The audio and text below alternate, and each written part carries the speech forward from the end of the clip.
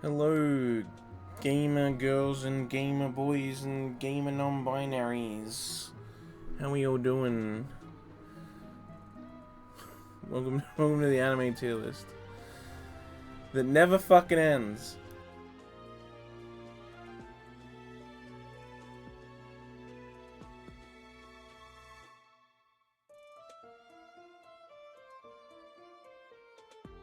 That was weird. I got something weird caught in my throat.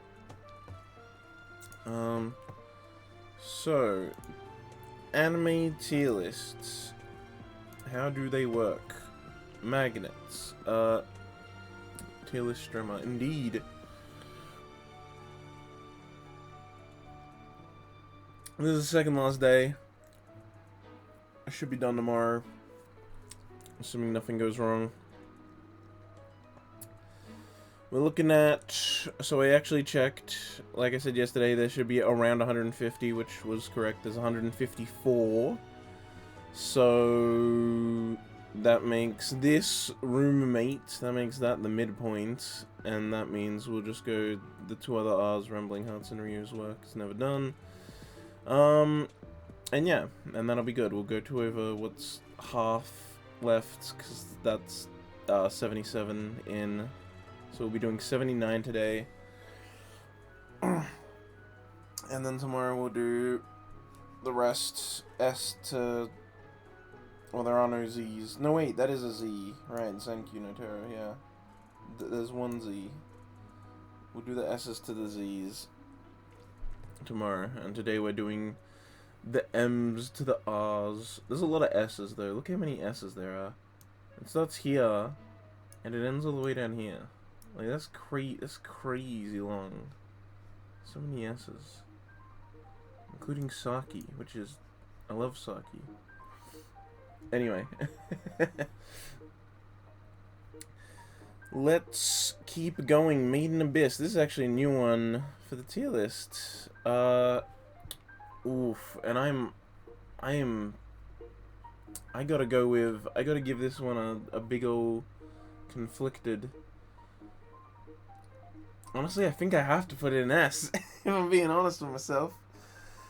So Maiden Abyss is new to the tier list this year, because although it had come out before, I didn't watch it till early this year. Like early this year, I watched it in the first, few months of the year.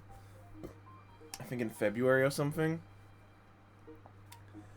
And, it was definitely before April. I know that much. So, February or March or something. And then I also watched the movie continuation. At this point in time, though, I have not seen season 2, so that can't be factored in, even though it aired recently, and I was up to date at that time. I am now no longer, because I didn't watch season 2 as it aired or anything, so just season 1 in the movie. But I mean, this show is fucking fantastic. It's like the epitome of adventure, you know? It's like exactly what an adventure story should be. It's like just a deep world with great world building that really builds up to like how do I describe this? It's just like the show is so good at constantly introducing new things. Like, you just never know what's gonna happen next. And so it's just this great, interesting, deep world, and I mean, it's also fucked up, but that's kind of the point. The point is that the Abyss is meant to be this really fucked up, dangerous place that humans are not meant to be in, and so going down, it's especially the movie, man. The movie's fucked. The movie's actually fucked up. It killed me. It literally killed me. I'm dead. I've been dead this whole time. Thank you, and good night. But yeah, I mean, S tier fucking show. I love it. Even though it's fucking horrific, it is some high quality messed up shit is what it is, you know? It really makes you think. It really makes you think, you know? Hey, it's Madoka Smadge and Home Run. Madoka Magic is an A tier. Not quite an S for me. It's funny, actually, because the first time I watched Madoka Magica, I didn't hate it, actually, but I disliked it, the first time I watched it. And then I rewatched it and I was like, oh, this show's actually pretty good. I don't know why I didn't like it so much the first time. I don't even get it. I don't even get why I thought that way, but I just did. But upon a rewatch, I was like, no, this is some good shit. I think I was just too much of a loser, you know? I think I was kind of turned off by how not normal it was. And I was a bit too much of a basic bitch at the time, because that was like pretty early on in my anime watching, that I was just like, ooh, different.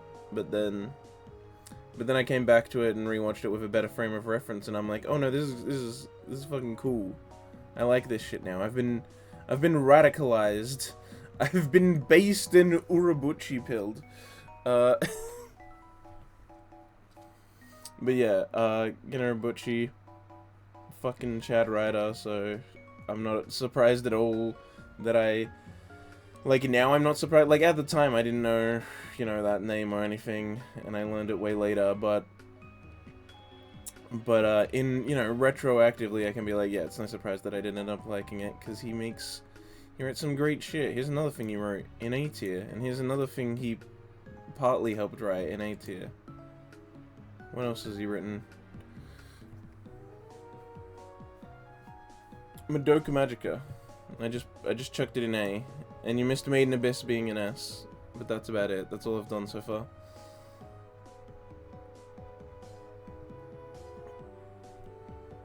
It was good. Yeah, Madoka Magica's fucking great. Fantastic. And oh my god. And when, I mean, it's weird to talk about the twist because it's like such a well-known show and I've been over the twist for so many years now, but that episode really did hit hard at the time. When you're not ready for it and they reveal everything about Homura and all that, like, it's like actually crazy at the time when you realize that. When the other shoe drops, you're just like, oh shit, it changes everything. Changes everything. I think maybe that's also partly why I like the rewatch, because I kind of knew that from the get-go, and so I could see the earlier stuff that really, like, when you know what's going on, it gives you a whole different perspective. Which is a good sign of a show. Shows with good rewatch value is, like, it's so understated by so many people. So many people that make shows do this weird thing where they're like, oh, we gotta surprise the audience, we gotta do a twist so that they don't expect something to happen, and it's like, okay, but is it good on a rewatch then? Or are you doing something that makes no sense just because people aren't expecting it? And I feel like there's a lot of stuff that do that try to, like, beat Reddit, or, like, beat the audience by being like, oh, you didn't expect that? Yeah, because it makes no fucking sense. If I know where the story's going, that should be a positive. That means you've foreshadowed and made a story that makes sense. Like, the only way you can have a good twist is, like, that someone didn't see coming is if, you know, you gotta be a really good writer to pull that kind of shit off. And you still have to foreshadow and hint at it anyway. Like, we all knew something was going on with Homura, we just didn't know she was fucking time looping. But yeah. I don't know, that's just something that bothers me, because I feel like so many things try to do that. They're just like, oh, surprise on the first time. It's like when people complain about a game or trailer, like, revealing too much before a thing starts. It's like, okay, but if it's good, it won't matter, even if it did reveal anything. It's like, what, do you watch a movie once or play a game once, and then if there's no surprises when you replay it, you're like, oh, this is bad now? Like, no. Like, if you just don't want those things, if you still want to have the surprises for the first viewing, that's fine, but I don't think it's anything to get mad at about. Anyway. Yo! Magical Girl Rising Project! I want to put this in A tier too. I have too many A tiers. I have too many A tiers. Can we get some more bad shows in here? Not even bad. Can we just get some more good but not great shows for B tier, please? B tier is really lacking right now. So C tier, actually. C is even less.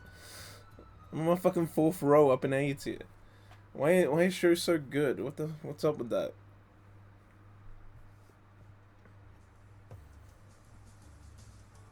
But yeah, Magical Girl Rising Project is fucking great. Magical Girl Battle Royale. There's too many Magical Girls in the one district, and so they all have to kill each other until there's one left. That's not actually how it works. They just have to fight for points, and whoever has the least amount of points at the end of the week, they die. And they don't know that they die if they lose at the start, so that becomes a big shock later. And then once they realize that and they all find out, they're like, oh, so losing is dying? Well, then maybe we can just kill each other, and then, yeah, and then it's revealed to work, because one of them kills the other one, and it's like, oh, because someone died, the person with the least points doesn't get, executed this week, and so they're like, oh, and then it just becomes a big battle royale where they all try to kill each other. Pretty good shit. We don't talk about Swim Swim. Well, actually, Andrew might not be here, so let's be real. Swim Swim, best girl. But if Andrew was here, I'm sure he'd be very upset right now. But yeah, it's just really good. I love like all the different like abilities that all the girls have. Like, it's actually pretty interesting.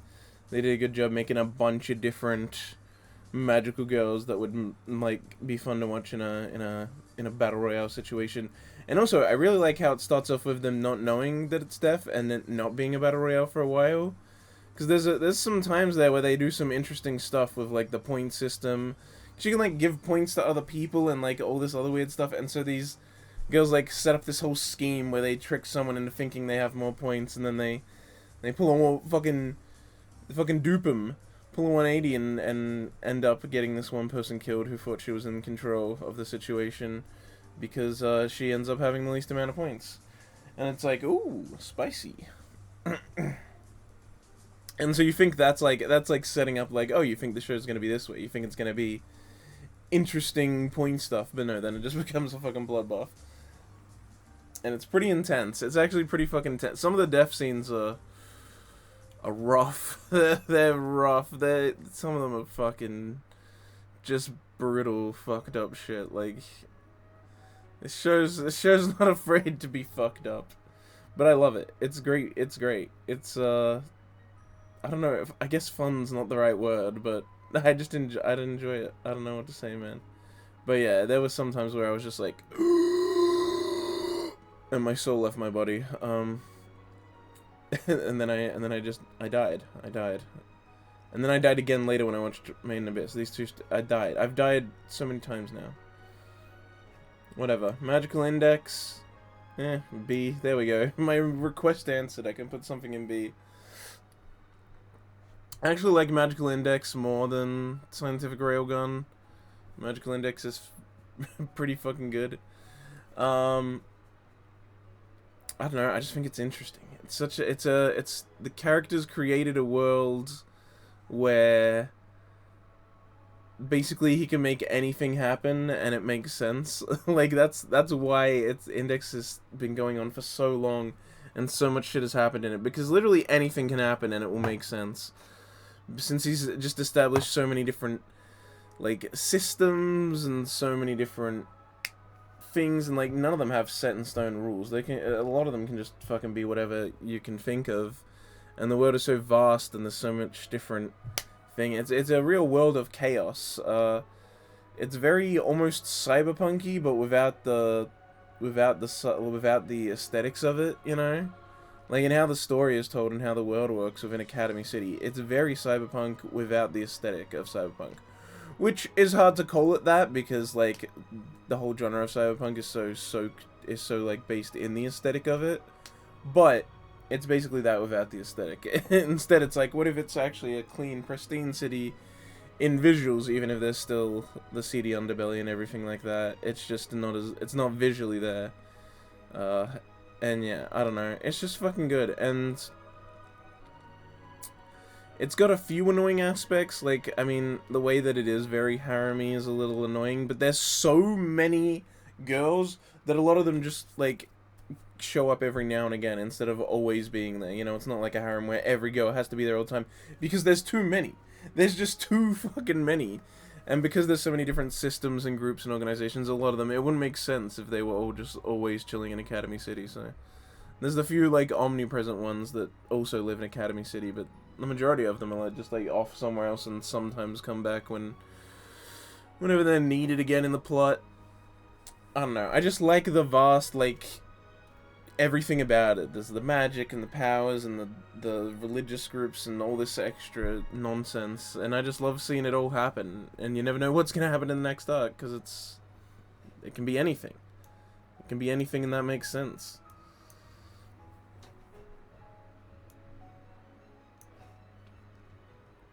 And I like that about it. Where's Railgun? Railgun's also in here somewhere.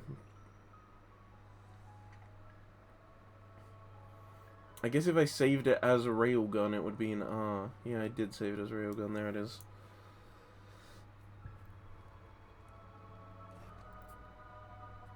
Here is... Oh, this is the other Madoka. The, Magica Record or whatever. The one based off the mobile game. It's fine, I guess. It's fine, I guess. Kaori Best Go? Which one's her? There's too many.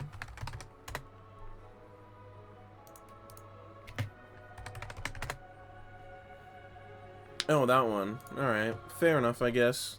Not my best go, but... Half of Season 1? What, for Index? And then what? Did you watch, like, all 3 seasons of fucking Railgun? Like everyone else? Like fucking losers that like Railgun and hate Index? The heretics of the world? Oh yeah, I guess I should actually say how much this is, because this isn't all 3 seasons that I'm talking about here. I heard Season 3 of Index was really bad. This is just the first 2 seasons in the movie. That's all I've seen of Index. I like Index, but Railgun is far better. Yeah, everyone says that, but I personally like Index more. I think Index is just more interesting and has more going on. Railgun's a little too limited. Like, all the stuff with Mikasa and Accelerated, then that fight, and all the thing with Sisters, like, all of that still happens in Index. It's just in Railgun it happens more, and you see more of it. That's, like, it. And, yeah, it's just too limited, because it's all Mikasa stuff. Like, with Index, you see all the magic, and the Esper, and all the fucking other nonsense. This is a ton of stuff. The only good thing about Railgun is, Uehara, who I really like. She might be my favorite girl from the entire Index universe. But she's basically never in Index. She's, like, only in Railgun, so... That's one really good thing about Railgun that I like over Index. But mostly I like Index more, because it just explores more of the world and its different systems. Just half of Season 1 of Index? Alright, fair enough. That's actually pretty rare. Most people have at least seen some more of it. But yeah, I've seen the first 2 seasons and the movie, and I haven't seen Season 3. I heard bad things about Season 3. Actually, that's not why I haven't... Right, I remember why I haven't seen Season 3. It's because I was going to wait till I was done with Season 2 of Railgun, and then I dropped Railgun. So, I just stopped. Yeah, Season 3 was so hard to follow. Interesting. Yeah, I've heard that a bunch, so I'll probably watch it at some point. And then we'll see if my opinion on the show changes. Did I put one in? Right, I didn't talk about this. Magica Record. It's whatever. I like, is her name, what is her name? The Hammer Girl? I like the Hammer Girl. She's pretty cool. Actually, all the girls are fairly cool. I like that there's a shield one. The idea of a shield magical girl is pretty cool. It's kind of like just a big tanky magical girl that doesn't have any weapons. She just has a big fuck off shield. It's like, I kind of like that. But yeah, overall Magica Record didn't do much for me. This is only the first season. I think there's like 3 or something all up. But I've only seen the first one, so... And yeah, it was fine, I guess. The girls are kind of neat. They have a kind of fun relationship. Seeing more Magica world stuff and the different, like, witch realms they go into and everything is really cool. But overall, it didn't do much for me. What the fuck is this music? Oh, I see, it's Animal Crossing. I was like, what the heck? Yeah,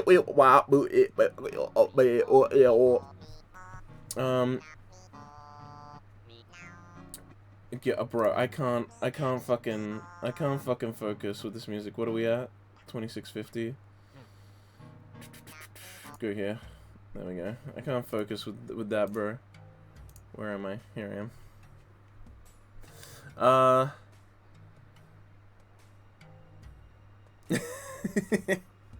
Bwap, weebop.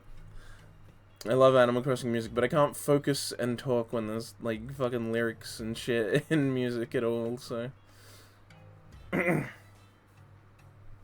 Also, I use video game music in the background instead of, like, anime background music because it's not gonna be hit by copyright. Very few video game music is on YouTube's copyright system, and none of it's on Twitch's copyright system because I could just be playing the game that music's in the background for, so... It's just what's most convenient for me. The VOD could be silenced and the YouTube video could be taken down if I was using anime background music. Possibly. Depends how harsh they are with it. Usually they'll just take the monetization, but I don't want to risk them taking the video down and no one being able to see it. Especially if it was just like one part gets taken down and the other parts are up. That's really awkward. That's what happened last year. Last year, I think part 2 is not on my archive channel. Well, it is, but it's blocked in it's blocked in all regions. Oh shit.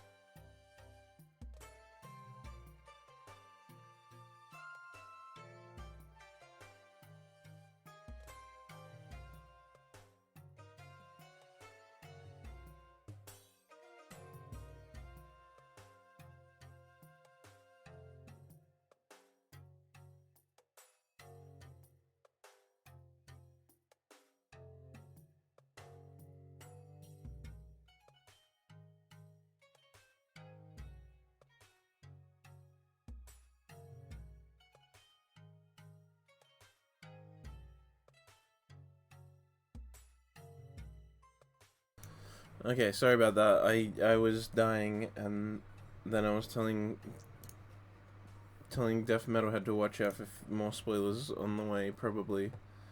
If I need to give an example, I'll fucking give an example. God damn it. I can't be contained. I'm out of control. Ugh.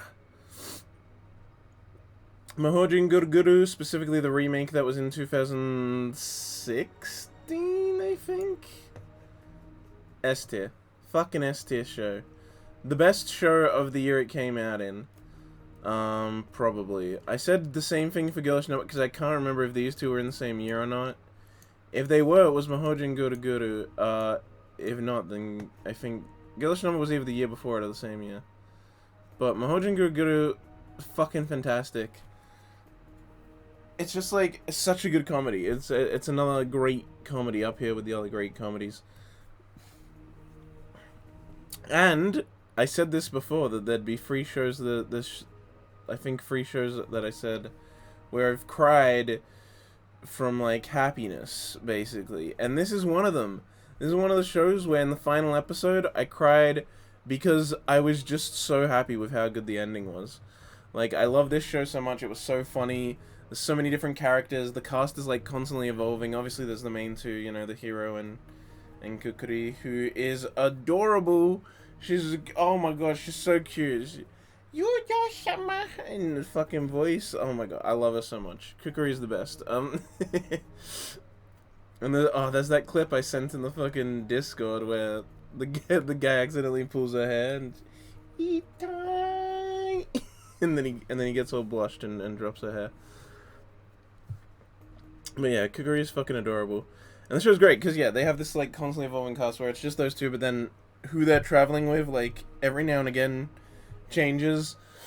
And so, like, they're with this person for a few episodes, but then they go away, but then later they can come back into the cast. And then, so there's all this, like, this really big cast, but it's never all of them there at once. Until the final episode, where, like, everyone throughout the entire show, all the supporting characters, show up to help him at the end to win the final battle.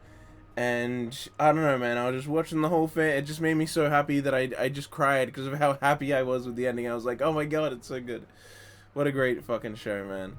Really knocked it out of the park. I don't think it's in my top 10 anymore, but it was for quite a while. Top 10 shows. I loved it so much. It was so so funny, so fun, so, like, interesting, and so many good characters. Need to watch it. I think I saw 3 episodes of it somewhere. Yeah. I watched, like, the first episode, and then I didn't watch it for a while. But then I decided to watch some more, and it just, like, it gets better as it goes. Like, honestly, it just keeps getting more and more better. It's, I absolutely love it.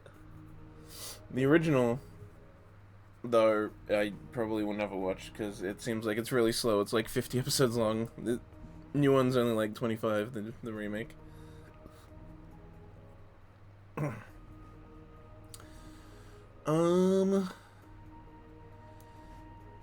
Right, Dragon Maid, that's what this is. I, like, didn't realize what this was for a second. I was like, huh?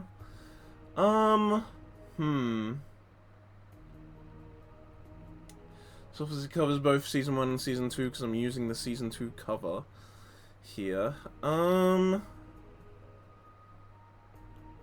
Definitely not S tier.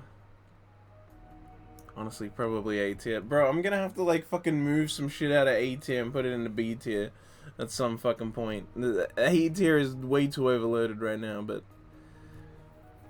what can I say? I like everything in A tier is so good, though. Like, I'm looking at this, I'm like, what would I even move down?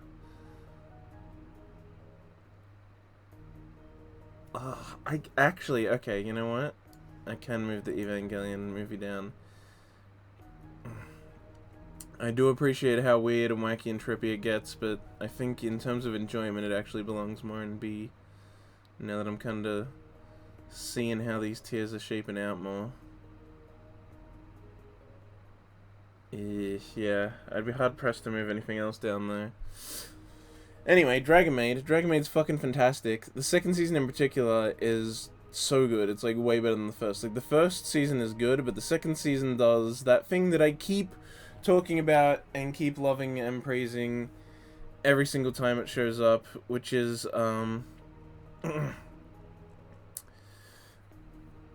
which is that I just, like, I appreciate when the world gets deeper and there's systems and people kind of know what's going on, and the world is, like, really interesting because of that. Like, in the first season, it's like the idea that little fucking Shota Boy's magic is, like, kind of a joke. But in the second season, it's just like, no, he's magic. And he just, like, he's, like, putting people to, he's, like, putting, what's her name here, Forehead Girl, to sleep and shit with, like, sleep magic when she sees the dragons, because they can't let her know that, like, dragons are going. But, like, everyone else just kind of, like, knows what's going on.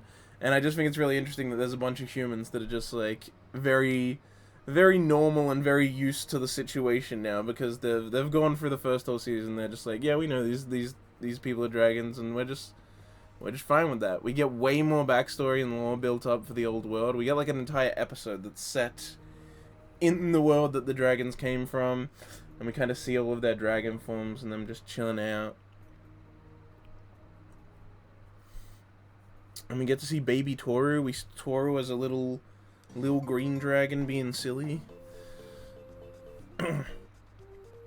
It's great. It's great stuff. And I love Season 2. Season 2 is so fucking good. Just expanding the world and making it, like, so much more, like, the systems of the dragons and everything and the magic so much more deep is just, it's shit I love. I love that. Keep it up is what I say to that. Yeah, Dragon Maid's great. I hope we get more.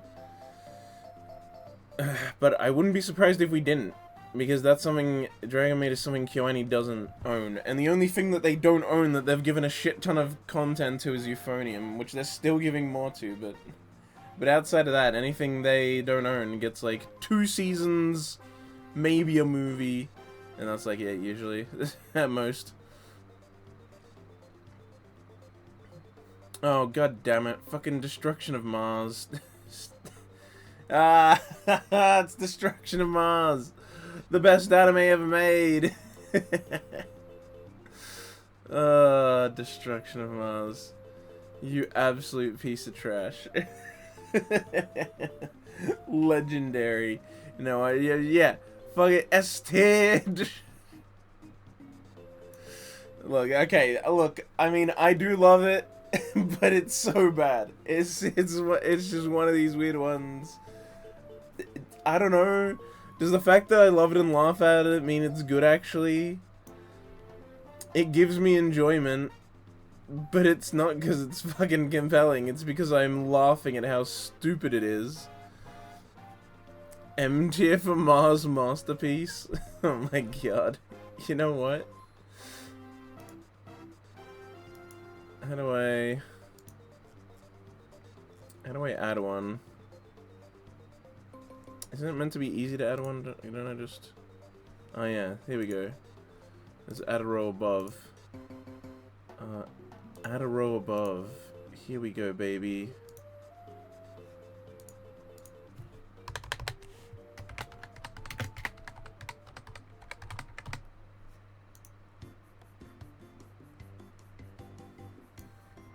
There we go. No further questions, please.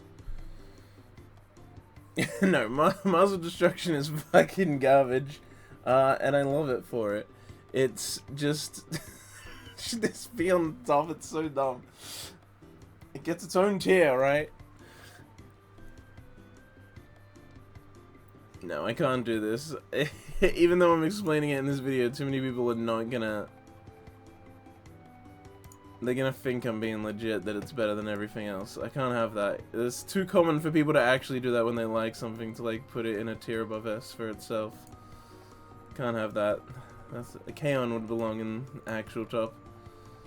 Mars of Destruction, I think I guess I'll chuck it in D.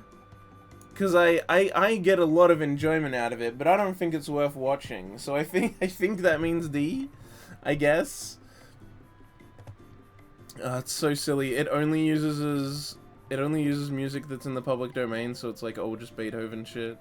And so obviously everyone makes the joke that like Beethoven made the music specifically for Mars of Destruction. That's what he composed it for, and shit like that. And yeah, it's just terrible. It's like an OVA for some PS2 visual novel or some shit that was made. I don't know why. I don't know why, but it exists and it's god awful, and I watched it because everyone else watched it for meme reasons mainly, and during the like 2 Mal hacks that have happened, it got like really ridiculous names. Man, I miss the Mal hacks. Ever since it got bought by DNA and never fucking gets hacked, its security's too good now. The Mal hacks back in the day. Those were a fucking fun time. I can't remember the guy's name, but he got in and just fucking, like, changed a shit ton of show titles. He set One Piece to, like, be finished, but it had, like, 9,999 episodes or some ridiculous shit. It's so funny. And, like, just so much other stuff that, like, changing the names of titles of shows and stuff. And Mars of Destruction always got called, like, the guy's name. I can't remember the hacker's name, but it was, like, his name versus, and then one of the mods. And then, like, the second time he hacked it, he called it, like, round 2 or something. It was ridiculous. And then people would review it as if it was actually, like, a show about the guy hacking Mal. And then those reviews would be deleted once the hack was cleared up, but... God, those were good times, man. I loved that shit. Hey, Patchface. I'm just here talking about the greatest show ever made, Mars of Destruction. Ignore that it's in D tier. It's actually the best show ever made. Oh, this one. This is called, like, Mary Witchflower or something. I can't remember her name. But it must start with M, because we're still in the M section. Something, her name and the Witchflower or whatever. It's made by, like, it's made by a bunch of Ghibli animators, when they thought that there'd be no more Ghibli being made, because Miyazaki was retired. He's since come back again, because we should have known he'd come back again. He always does. But during that, there was a long period where, like, a bunch of Ghibli animators had nothing to do, so they like made a new studio, so they could then make this movie. And so all the advertising was like from people that work at Ghibli, and it does. It looks like a Ghibli film. You watch it, it's like, yeah, very much a Ghibli style. I can see that a bunch of animators here are from Ghibli, but it's not good story-wise. So I really ended up not liking it very much. It looks good. It definitely looks great. It looks like a good, fun Ghibli movie, and the designs are on point for on point for Miyazaki stuff and everything. But it's just not actually that enjoyable to watch, really, and it just doesn't have that touch, you know. It doesn't have that spark that Miyazaki gives it. It's weird that his stuff's even well written because he draws it first. He makes the storyboards, and then he gives a script to it. His main priority is just making shit that looks cool. And, yeah, I don't know. I just think that spark, that attention to detail, that being able to make something that's beautiful looking and then give it a beautiful story as well, it's all missing here. And so it doesn't work. It doesn't work at all. I watched it in cinemas, and I left just kind of like, well, yeah, it looked good, but that's about it. It was kind of meh outside of that, so D tier is probably where it belongs. Right next to the greatest show ever made, Mars of Destruction. Oh boy, this one's new for this year. Masamune-kun's Revenge. I think just C, honestly. I watched it. I don't even know why I watched this show, man. I just had this random, like, I was just randomly like, you know what? I feel like watching a really shitty, trashy, like, kind of rom-com anime. And then I was just going through my, like, I was just thinking of shows like that, and I was like, Masamune-kun's Revenge. I haven't watched that, and it was in my Crunchyroll queue. And I was like, alright, I'll watch that. And it was so funny, because I was in the Discord call, and I mentioned how I was watching it. And I can't remember who asked. Someone asked, like, why. And I was like, I felt like watching a shitty anime rom-com. And then they're like, oh, okay, that's exactly what that is. And I was like, yeah, hit the nail on the head with that one, huh? But yeah, it's fine, I guess. It's a bit not good. I don't know. It's like, it's really generic rom-com stuff. Like, you can tell everything that's gonna happen from a fucking mile away.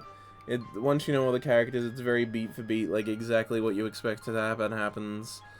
It's not really that good either, like, especially towards the end. Like, the last arc that happens in the first season it's not good at all. It actually made me really start to dislike the show, and I was liking it fine enough before then, but towards the end, that final arc of the show is just, like, really frustrating. It's typical misunderstanding nonsense as well, is what it is. Like, it's just completely fueled by fucking anime misunderstanding bullshit, and it's like, yeah, every fucking romance anime, bro. Every anime romance has to be like this, why? But, we'll get to another one soon that's like that as well. Fucking Nisekoi. But yeah, it's not great. It's also funny, because the second season hadn't actually been announced when I watched it, but then like, it was like just a month or two after I finished watching it, they announced the second season, and I was like, huh, I guess I'm caught up now to watch that if I fucking want to. Here we have Megalobox. I gotta chuck it in S tier. The first season is not S tier worthy, to be clear, but the second season 100% is fucking S tier worthy. Megalobox 2 Nomad is so fucking good. It's insane. Like, it's actually crazy how good it is. The first season's like a fairly standard, straightforward boxing story. The visuals are really nice, and I love its style. You know, the whole gear, robot arm things that people have and that Joe doesn't use and everything. It's like a very straightforward underdog boxing story. That concludes well, like, and it has all the typical beats that like a boxing movie or show would have. It's very straightforward, the first season. It's nice enough to watch. Pretty good time.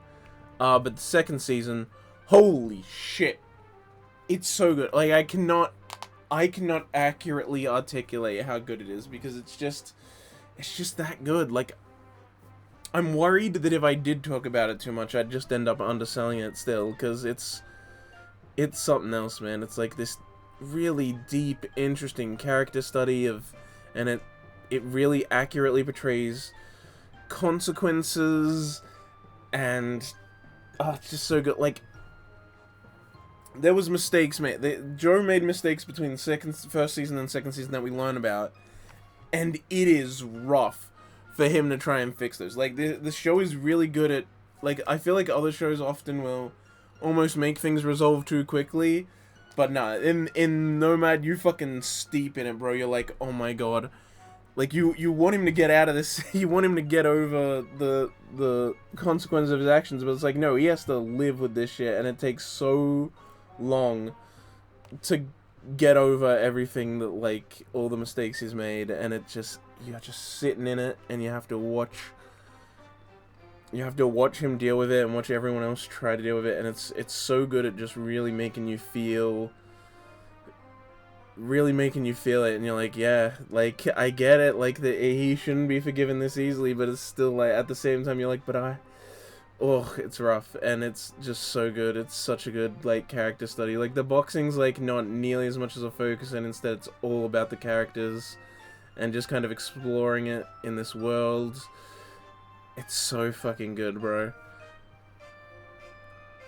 I don't know if there will ever be more, but it doesn't matter. Like, that second season's just so... Even though the first season isn't an S-tier worthy, the second one is so S-tier worthy that it pulls it up to S-tier. I don't even care. I don't even care that the first one's, like, lower. It doesn't drag it down at all. The second season is just that good that I have to put it in S and keep it in S. It's so fucking fantastic. Hey, Mirko-chan. I loved this, actually. I want to put it in A tier. Like, I'm looking at B tier, I'm like, it's better than everything in B tier. I'm putting too much in A tier. God damn it. But Mirko-chan is fucking fantastic. The main girl is... I love her. I have Miko, I think her name is. I fucking love her. She's such a great character. And, all of the side characters are great. There's a lot of great comedy in this show. It's good with comedy, it's good with emotional moments, it's good with, like, horror, because the ghost enemies are, like, really drawn in this really strong way that, like, really sells the horror of it. Like, the show's so good at doing a lot of different things really well. Cause, like, when it has the first, like, big emotional moment at the end of an episode, they set that up so well, and then when you realize what's going on, hits you like a fucking truck, bro. You're like, holy shit, that's what was going on the whole time. And you had no fucking clue. Ugh. But yeah, it's great. It does the comedy well, it does the emotions well, it does the horror, like, aspects well. There's so much going on, and it does it all so well. It's a great show. I freaking love it. Like, I really hope we get more, and I can't wait for more. Maybe the manga's good as well. I don't know if it would be as strong as the anime, because I don't know, there's something about the way they use animation in this is, like, part of what makes it work so well. But yeah, I really fucking love it. And also, the OP is an absolute bop. I love the OP. Oh, Mirai Nikki.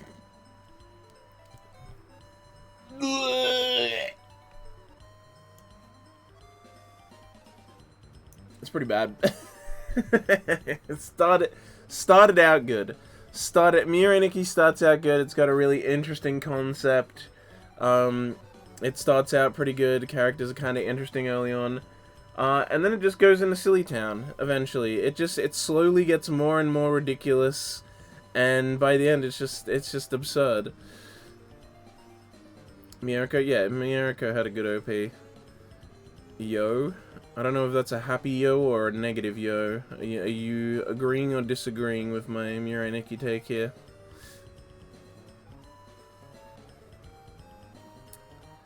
Yo, dreaming, don't give it up, Luffy.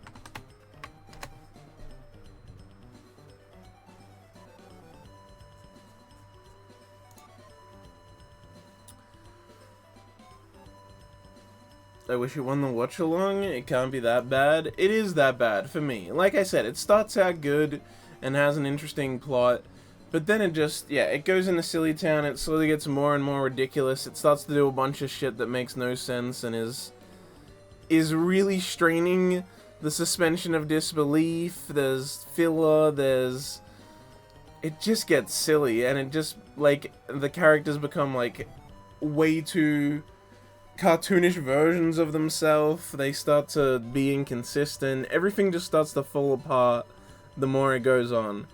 It doesn't feel like it was planned out very well, is probably the thing there. And then near the end, it just gets silly. Like, it's just like, it like does these twists that just destroy everything about it, and it feels like they're just there for the point of being there. It makes no fucking sense. It's ridiculous. Yeah, I don't know, man. It has an alright start and a pretty interesting concept, but it eventually just falls apart and ends up being really bad, and I quite dislike it. What's funny is a lot of people really like the ending, but also, like, it's weird because I've seen people say that, like, oh yeah, it did start to get bad, but the ending was so good, and then I've seen other people that are like, it was good until the ending, and the ending is the part that's bad. And so every time I talk to people and I say I dislike it, they're like, oh yeah, you like it because it started to get bad, didn't you? But then the ending's good, and I'm like, no, I think the ending was also bad. And then I got people who are like, it was good right up until the ending, and then that ending was so bad, and then I'm like, no, it was getting bad before it got to the ending. It's like I half agree with, like, half of the people, but for everyone else, you know, they like it enough that they kind of end up thinking of it positively.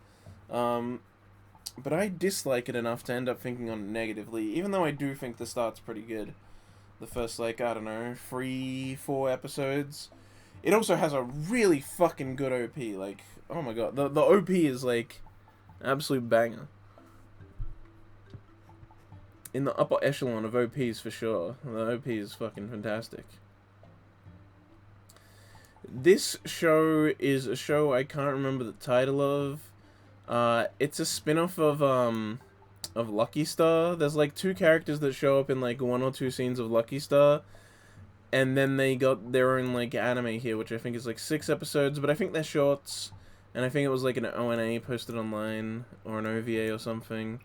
And it's just these 2 characters in the Lucky Star universe trying to get by. This chick wants to eat good food, but she can't because her older sister spends all her money on anime merch and games and stuff, which is great. She has like multiple jobs, and she actually makes like a shit ton of money, but she only has multiple jobs and works hard so that she can spend it all on like anime merch, and so all the food they get is like really crappy and cheap.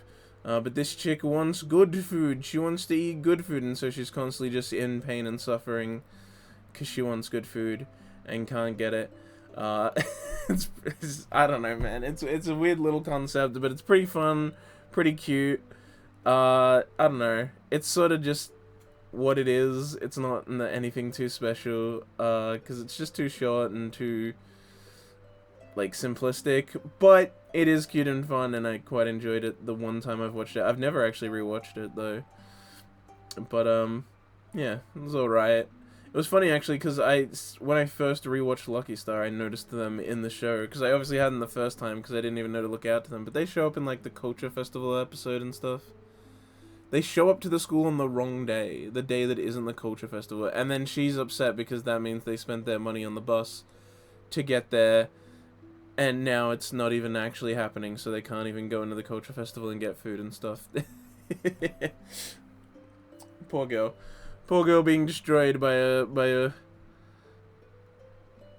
sister being obsessed with anime. It's pretty funny.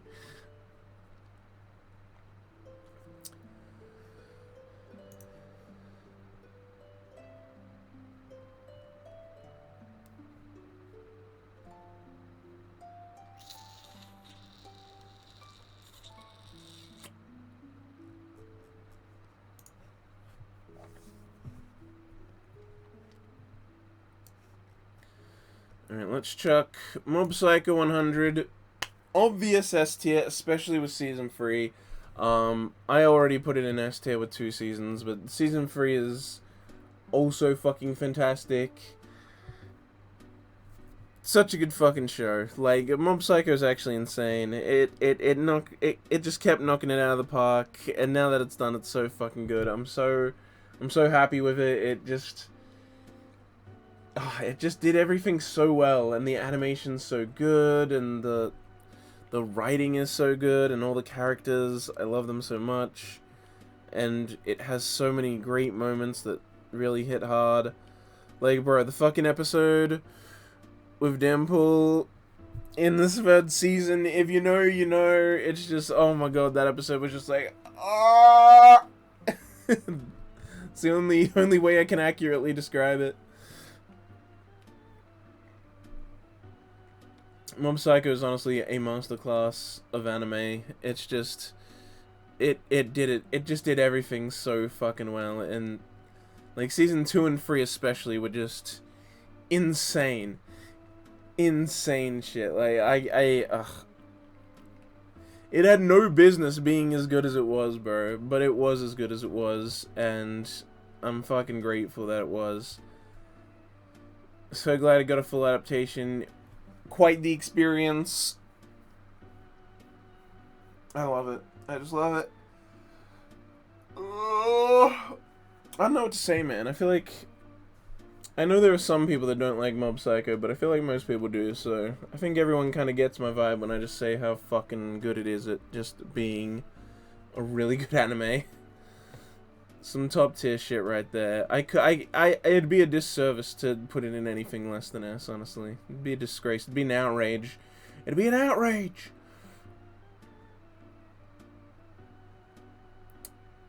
Here we have...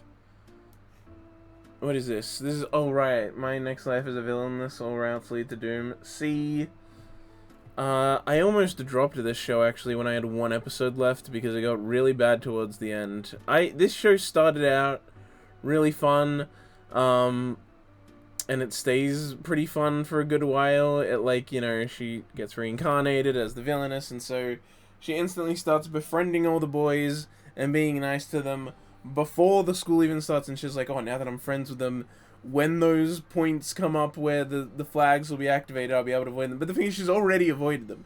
She's already completely avoided it because she's nice to the boys and they don't hate her. And they all are in love with her already. And so then when the main character from the Otama game actually shows up, it's like, none of them are interested in her.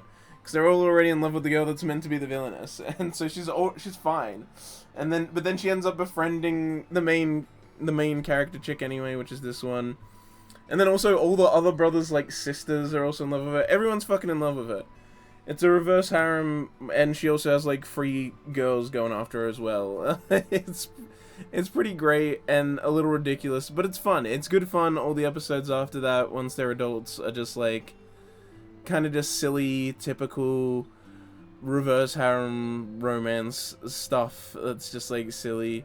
And overall it's a pretty fun show. And also the way that she like overthinks everything because she's still worried the doom flags are gonna be activated and she's gonna fucking die or whatever, or be exiled or something, is pretty fun.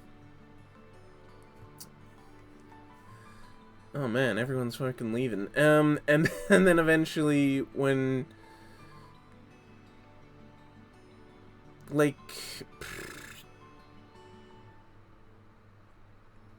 what am I trying to think? Right, towards the end, it like introduces like more of a plot, and they have this other guy be like, "Oh, now I'm a villain guy or whatever, and I was the secret route, and I'm gonna steal your powers or whatever." It's fucking weird. I can't remember it exactly. The point is, it was super boring, so I almost dropped the show, even though I only had 1 episode left because I just really didn't want to watch it.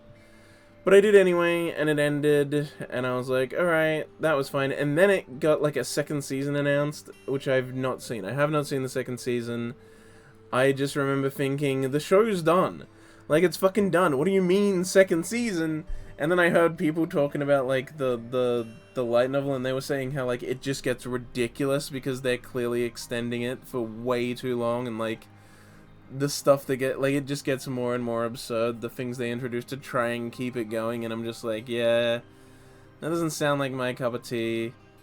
It's a good I get if the end of it wasn't so bad and it also didn't then keep trying to go, maybe I'd chuck it into B, but it's good parts, keep it in C, I suppose, but overall I don't have very fond feelings for it just because of the terrible ending and the ridiculousness of trying to extend it for way too long, but yeah, whatever. Whatever. Hey, teen romantic comedy snafu. This does not include the final season because I have not seen season 3 yet. I have not seen Climax. I've only seen the first 2 seasons. Double S tier? I mean, it's a good show, but I don't know if I'd put it in S tier. I'm not even putting it in A tier. I'm putting it in B. It's good, but I don't know.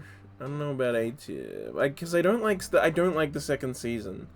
That's kind of my main problem at the moment. Maybe if I watched the 3rd season and really loved it, I would move it higher again as well. But I didn't like the 2nd season much. I liked the 1st season a lot, and I love the characters. Yui Gahama, best girl, let's go!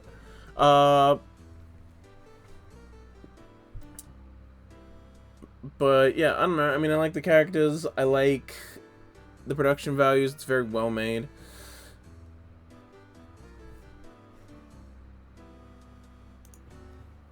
Yukino, best girl. Is that the fucking... Yeah, why would you like the generic loser? What's wrong with you? Oh, a generic cool girl with long black hair that doesn't fucking do anything. Yeah, great choice. Worst girl in every show ever, always. They fucking suck. Generic long black hair girls. They're the worst. Yui Gahama is a fucking Chad. She's Genki, bro. Yeah, fucking take her, bro. No one wants her. Take your hoe. The teacher, though, Krieger, I mean, yeah, that is a common sentiment I see, that the teacher's actually best girl. And I don't think I can argue it, if I'm perfectly honest. And I have no counters to that point. The teacher's pretty great.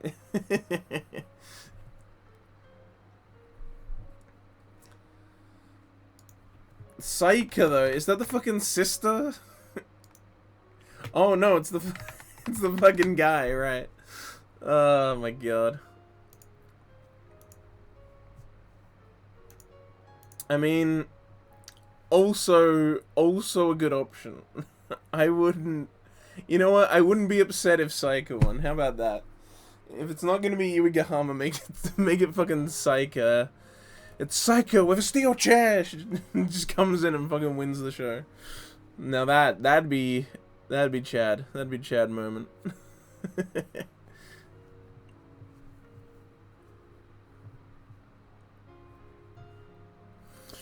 No, but yeah, I really like the 1st season. I just don't like the 2nd season as much. It just kind of ends up, I don't know, I feel like the whole, you know, like the whole getting on the council arc and everything, it just takes so long. It's just so long, and it's just like a constant back and forth that feels so pointless. And there's this new girl introduced who's like a fucking loser, and I don't know, it's like the show actually treats her like she's a possible fucking winner, and it's like, what the fuck is this shit, bro? Not a fan of the 2nd season, but I do still plan to watch the 3rd season someday, so if that's better, maybe my opinion will shift and I'll want to put it back in A or something, but for now, B, just cause, but hey, I mean, I still really like it. Even if the main guy is a bit too hardcore appealing to, like, everyone thinks I'm a loser, but I'm really smart and deep and think things, and everyone would, if I just opened myself up, everyone would love me, and it's like, appealing to appealing to some bad people with that kind of vibe, but it's whatever. Overall, I do quite like his character, even though I think, I don't know, even though it's a little cringe. Nagi no Asakara. Oof, what am I gonna do with this one, bro? more A tiers, I guess.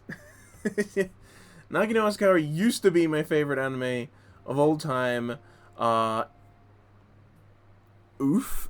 What, did you really hate it? Never watched it? Nagi no Asakura used to be my favorite anime of all time. It was for a really long time, and it also didn't get an official DVD or translation for a long time, which is why I will never be able to think of it as a lull in the sea, and instead I just think of it as Nagi no Asakura.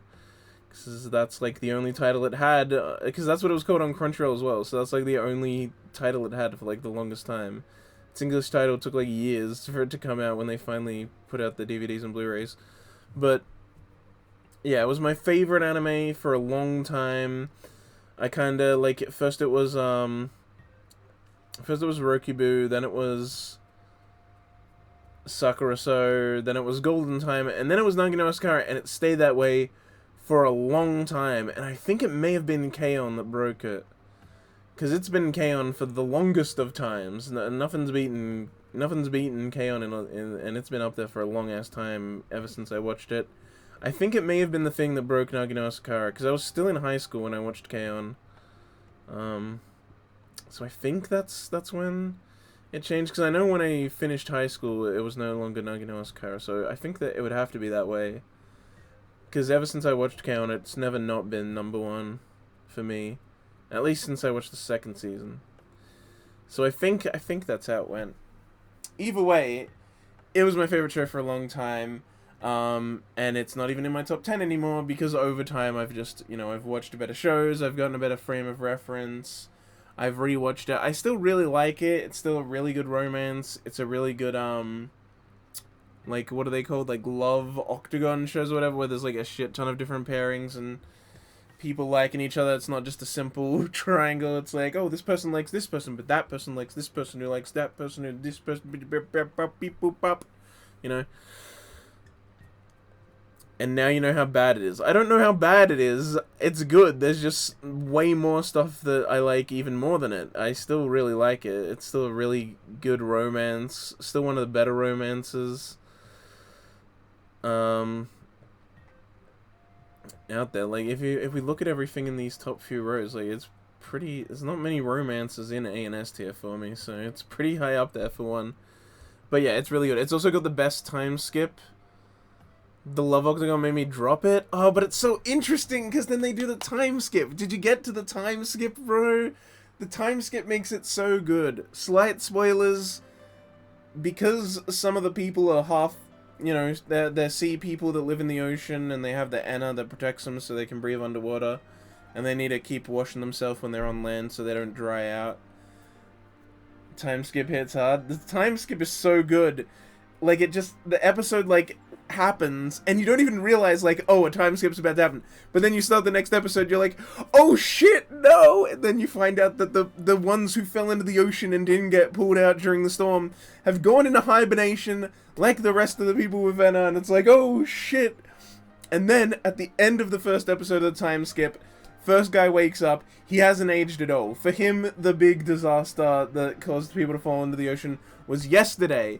And so, like, half the cast has aged up and had all these years to grow and change and develop and have new people that they like or have feelings for or whatever. And then the other half that went into hibernation start waking up, and for them it's been, like, instantaneous.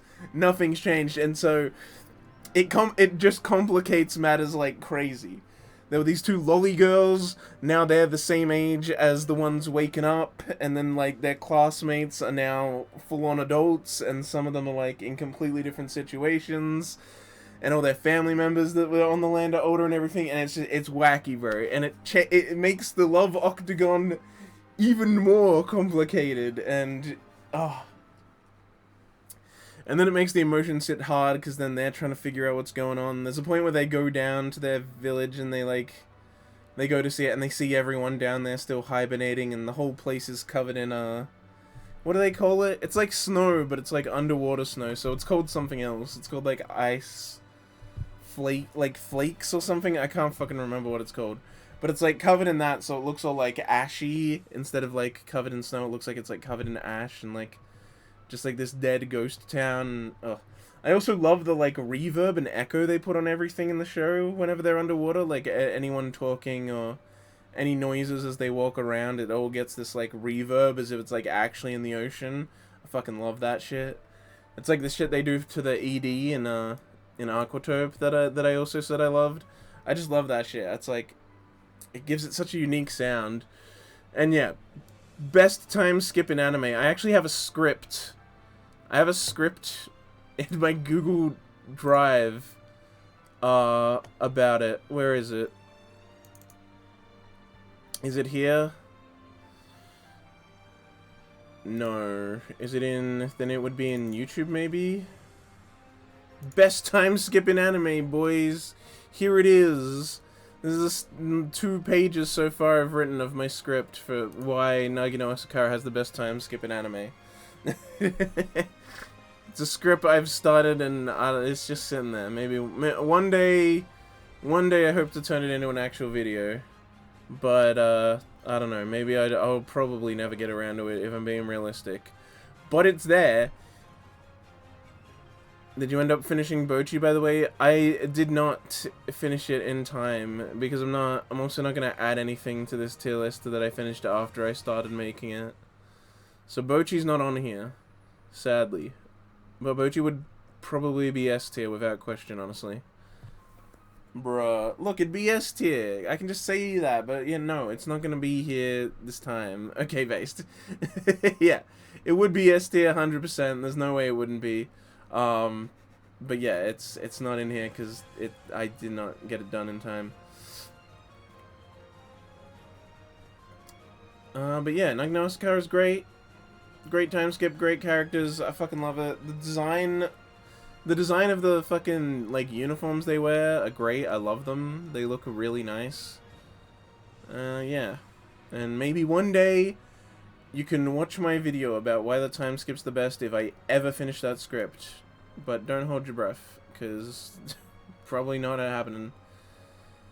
Now we have Nanana's Buried Treasure. Probably a B. A lot of people were disappointed by this show. I think it's alright. I never ended up, like, disliking it. But yeah, I wouldn't put it in A tier. I just like it more than a C enough.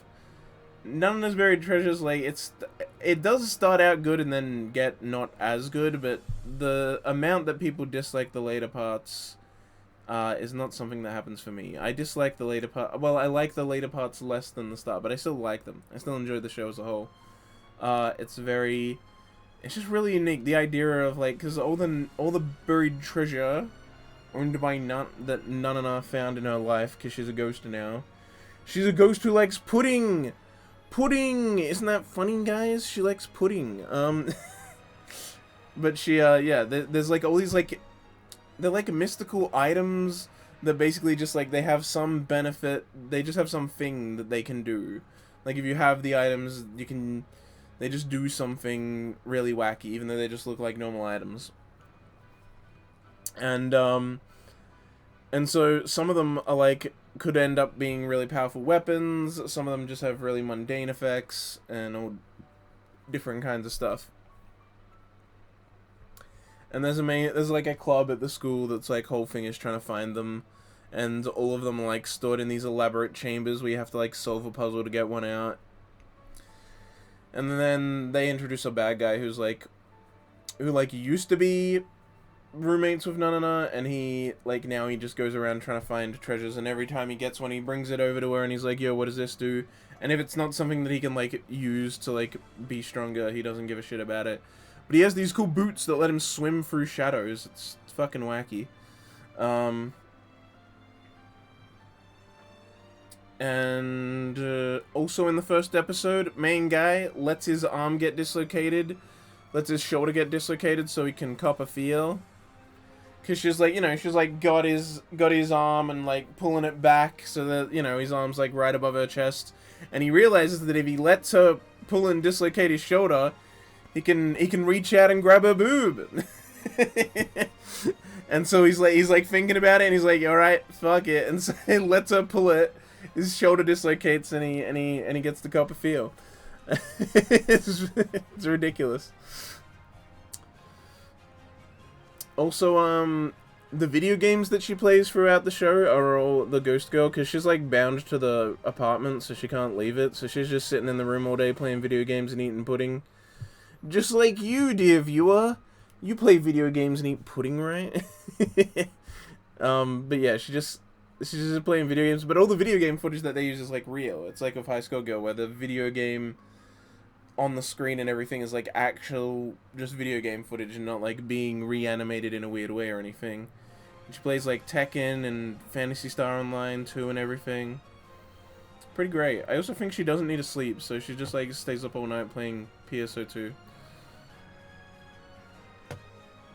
Toast's kinda girl, you know what I'm saying? Oh shit, it's the ghost cucking show! Let's go! Ghost cucking! What could possibly go wrong? AKA the greatest summary of my reviews that Toast has ever made. Toast, I made a review of this. Wow, she's just like me, for real. Exactly. Yeah, it's a real she's just like me for real moment. Natsuyuki Rendezvous sucks, and I wrote a review of it on my Mal page. And then Toast made a summary of that review, which is like the funniest fucking thing in the world. It's so good. So much like just don't like things that I just write like offhandedly, and then it's like he just makes a funny comment out of it. It's great stuff. But yeah, this show is bad. I watched it because I heard about the premise of it, but the problem is the premise I heard about doesn't even last for the whole show. It lasts for like 4 or 5 episodes, and then the show becomes something completely different. But yeah, early on it's about ghost cucking. Guy falls in love with this girl who works at a flower shop. He starts trying to put the moves on her, and then he sees some guy in her apartment, and he thinks like, oh shit, she's got a boyfriend. I had no idea. But then he finds out the boyfriend's dead, and it's actually the ghost of the boyfriend, and this guy is just able to see the ghost, and no one else can see the ghost. Oh shit, is this it? It is. It doesn't utilize its great premise. Ghost cucking. Do you like ghost cucking? What could possibly go wrong? Iconic. Iconic, honestly. Here it is. Here are some choice words from my review. The book world is fucking cancer. Azuki is goddamn shit useless, the source of my pain.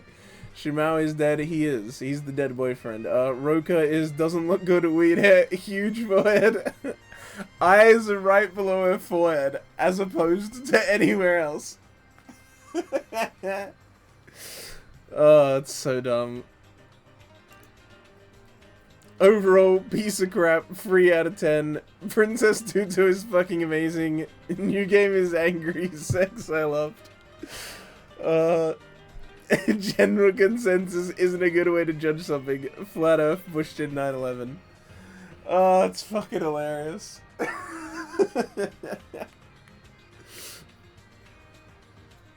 Oh my god.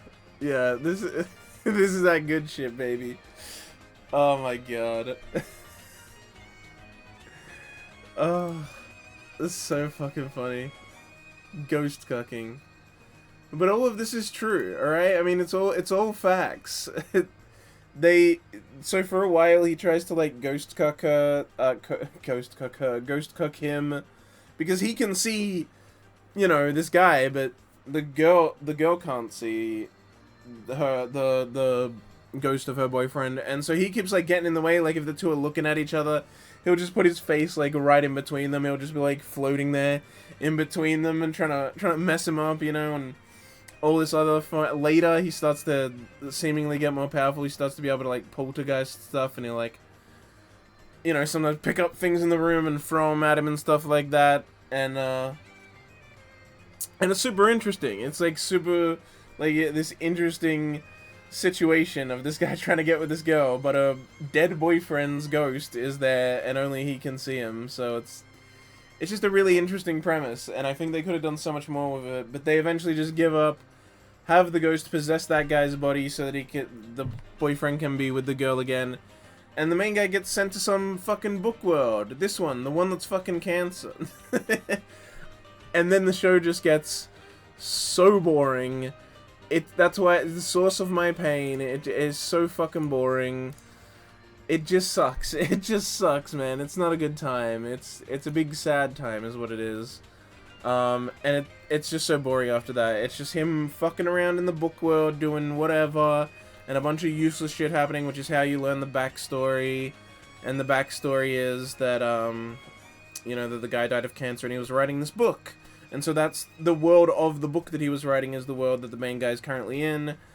And then we have the, you know, the ghost having possessed his real body, walking around trying to get with the girl, and she's kind of like slowly starting to realize that it might be her boyfriend's inhabiting him. And eventually eventually at the end he reveals like that he's her boyfriend taking over his body, but then he agrees to leave. They just get a final moment to say goodbye, and guy leaves the book world and gets his body back, and they decide to be together as well now. And she's like, I can move on now because I got to say goodbye again or whatever. He had cancer and was in hospital, so I don't know why she didn't get a chance to say goodbye. Sounds like that's like the kind of situation where you got to say goodbye many times, but alright. Anyway, it's just boring. It's just really fucking boring. It starts out super interesting. The ghost cucking stuff is super cool, and I wish they just did more with that premise. I wish they tried and just take that, keep doing it, try and do everything you can with that idea. Maybe they did do everything they had, and that's why they just then had to stop and just go into boring shit. But yeah, it started out interesting, because the only part of the premise I heard was that early part, the ghost cucking, and I was like, perfect, exactly what I want. I want a ghost cucking. Now I need a ghost cucking show that actually does it good. That's what I need now. Now I'm suffering withdrawals of ghost cucking. They made me go cold turkey. But yeah, it's just a shitty, boring show in the end. The majority of it is shitty and boring, with a interesting start that I wish they did more with. And now we have new game, now loading, now loading, now loading, now loading, New game's great. A tier all the way. I fucking love New Game. I love the girl from New Game. That's a classic line from my New Game review. I love the chick from New Game. I've mentioned that before. Yeah, I mentioned that when I was talking about Scorching Ping Pong Girls. How I call the girl with blue hair in there is Blue Game, because the main girl in Scorching Ping Pong Girls looks like the chick from New Game, and we called her the chick from New Game because in my review I said I love the chick from New Game. It's an elaborate string of inside jokes right there I had with a friend, but yeah, New Game's fucking great. It's got like the first episode has like a fan service scene, and so you feel like it's gonna be more ecchi, and then it just like never happens again. But yeah, it's just a bunch of girls working in a video game office, and it's pretty good. And also it's surprisingly accurate to how video game development actually happens. I remember there was some game developer in Japan who like gave an interview where someone asked him how accurate New Game was. And he said it was incredibly accurate except for one thing. And he said the one thing was that it was all cute girls. He's like, New Game is awesome. I've watched it 3 times. Damn, nice. Yeah, New Game's fucking great. But yeah, he said the only inaccurate thing about it was that every staff member was a cute girl. Which, yeah, I think it's pretty obvious that part is a fucking fantasy. But he said that the way they actually go about developing the game and the training and the structure and what everyone has to do, like, he's like, yeah, no, that's all accurate. All that shit would happen. Because I saw some people complaining, they're like, there's no way a new hire would be like, that someone just out of whatever would be hired for a job like that. Like, she has no experience. It's too important of a job. And then someone asked him, and then he's like, yeah, some companies do that. They'd hire them and train them on worksite instead of getting someone that's already got the experience. Like, sometimes companies hire people and then train them. It happens. And he's like, if they did do that, yeah, this is how it would play out.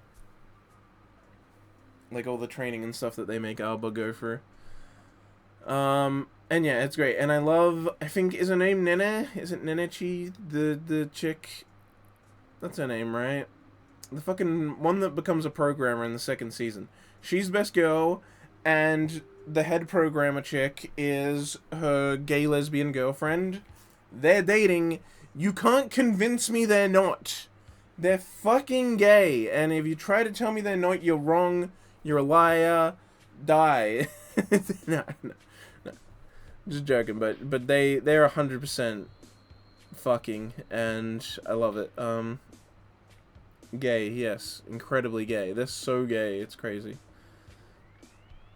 Better be gay. I mean, look, it's a cute girl show, alright? You can just assume all of them are gay. Unless otherwise stated, girls in cute girl shows are gay. That's the base assumption.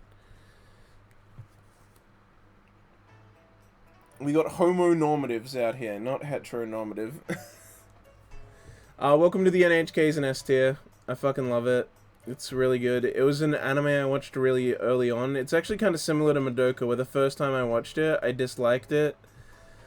I mean, I liked some of the middle arcs, but I kind of disliked the start and end. But then I've rewatched it so many times. I think it's my most watched show, actually, would be NHK. Let me check my mail. Because I think I've watched it like 5 times or something. And it's 24 episodes. Yeah, 4 rewatches. So all up, I've watched the entire show 5 times, and it's 24 episodes. That's a lot of lot of time spent on NHK. I really fucking love it. I haven't read the manga, but I want to one day, because the manga, like, I've seen the manga in Minotaur and stuff before. The covers look so freaking nice. I'm like, damn, I need to read this. I think my friend actually has the first volume, I think he also bought, like, the DVDs, even though he still hasn't watched it. I think he bought, like, a physical DVD of it.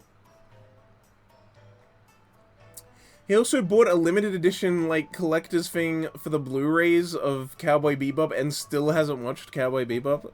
He's had it for, like, years, and he's just fucking not watched it. I'm like, bro, please watch it. But I also only got him to watch Evangelion last year, 2022, so maybe this year we can get him to watch Cowboy Bebop. That can be my New Year's resolution. Make him watch Cowboy Bebop. He's had that thing for like 5-6 years or something, and it's just sitting there, never been used. Anyway, NHK, great show. I love the characters. A lot of its arcs are super interesting. It's like got some pretty good explorations of a lot of interesting themes and stuff related to, basically just related to the kind of depraved parts of Japanese society, you know.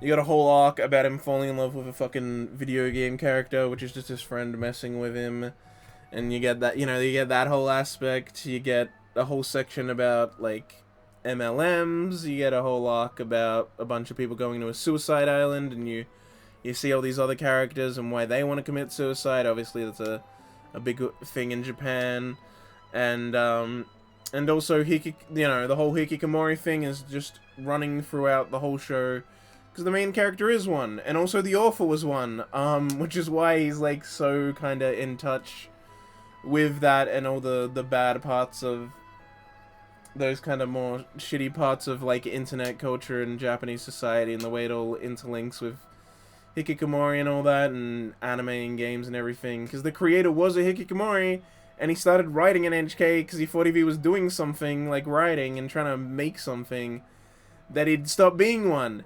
And it didn't fucking work. He's still one. The author's still a hikikomori. It didn't fucking work. It failed. The plan failed, but hey, he made a really good manga that became a really good show out of it, so, I mean, that's pretty cool, I guess.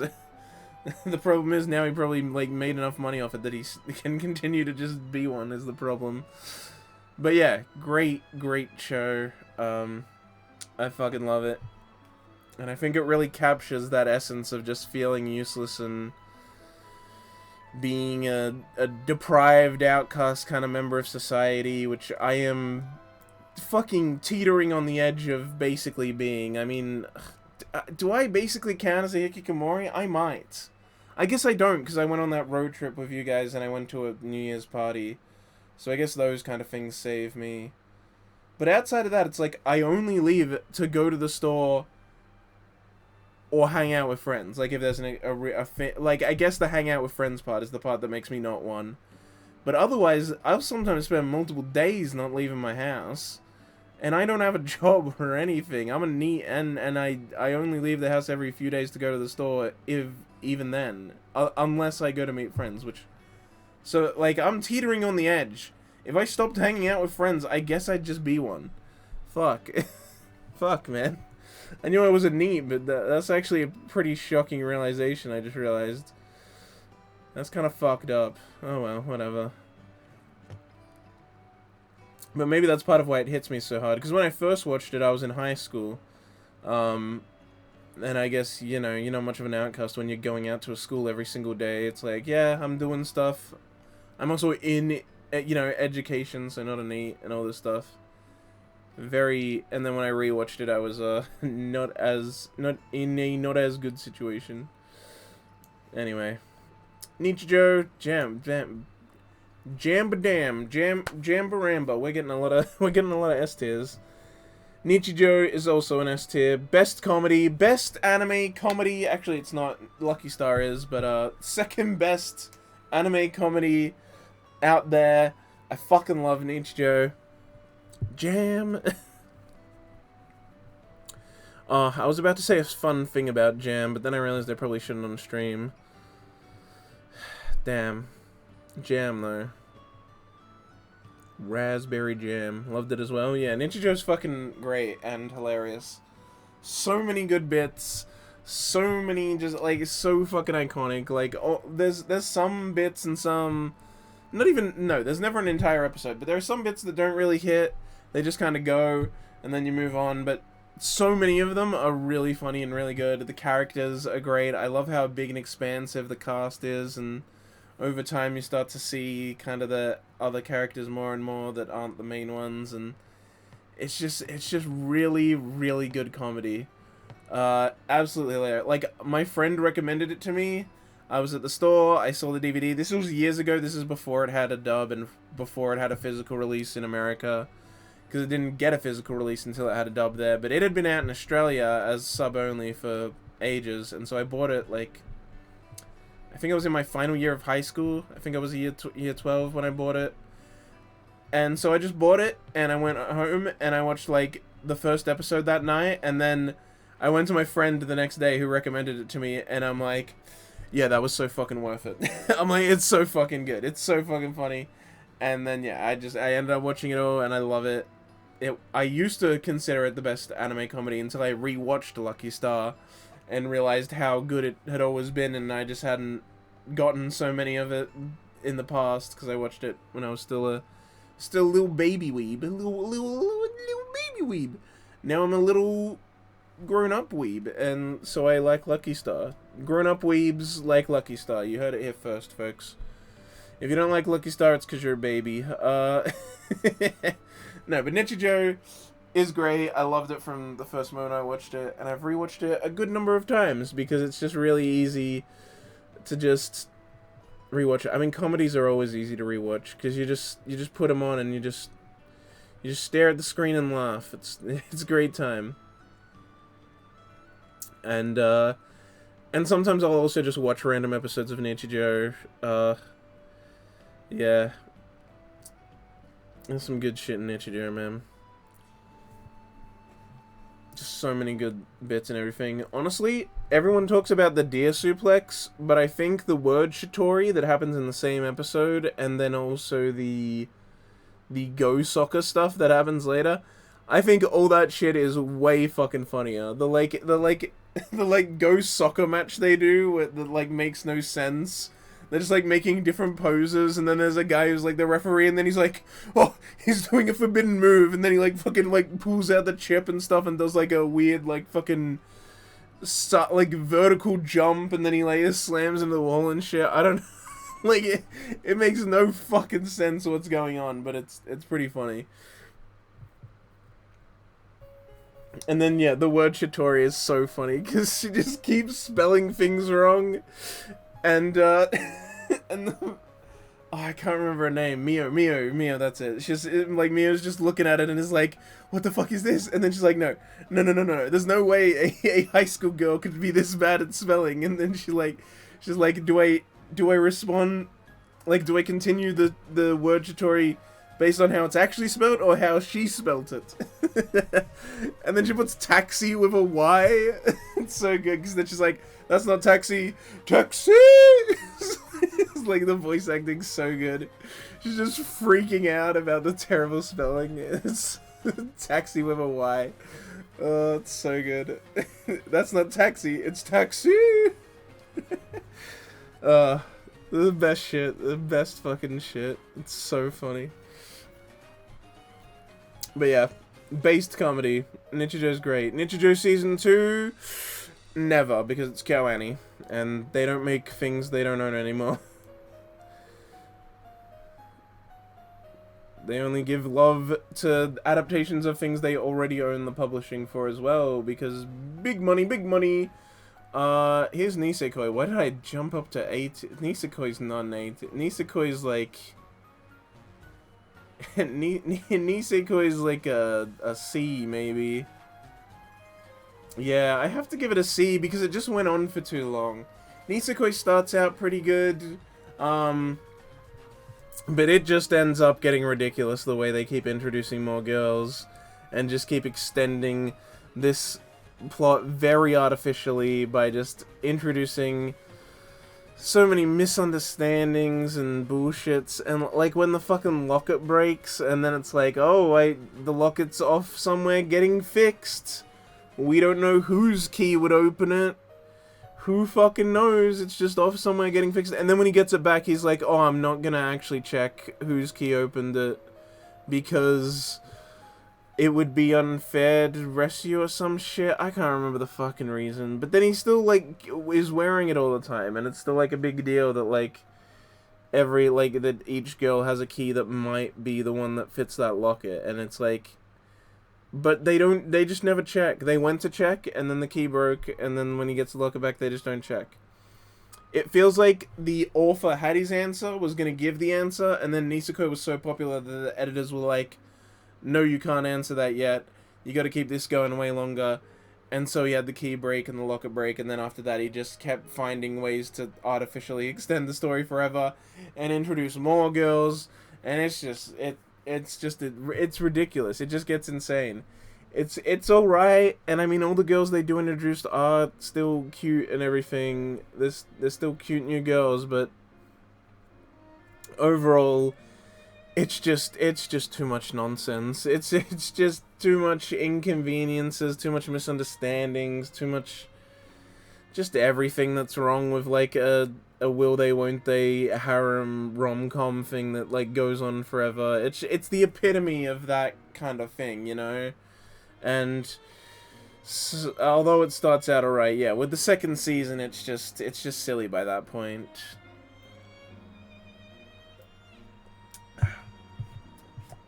And so in the end, yeah, I think C. I still enjoyed it enough. It still looks good as well, because it's Shaft being Shark. Shaft being Shark. Shaft being Shaft, but yeah. Just a bit too much nonsense. Oh, now you have no game, no life. An accurate summary of my life. I have no game, and I have no life.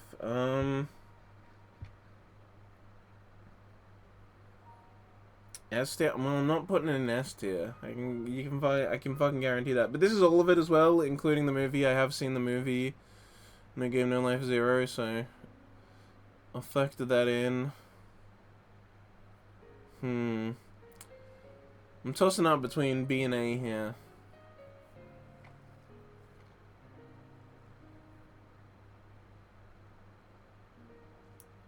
I don't think it's an A for me.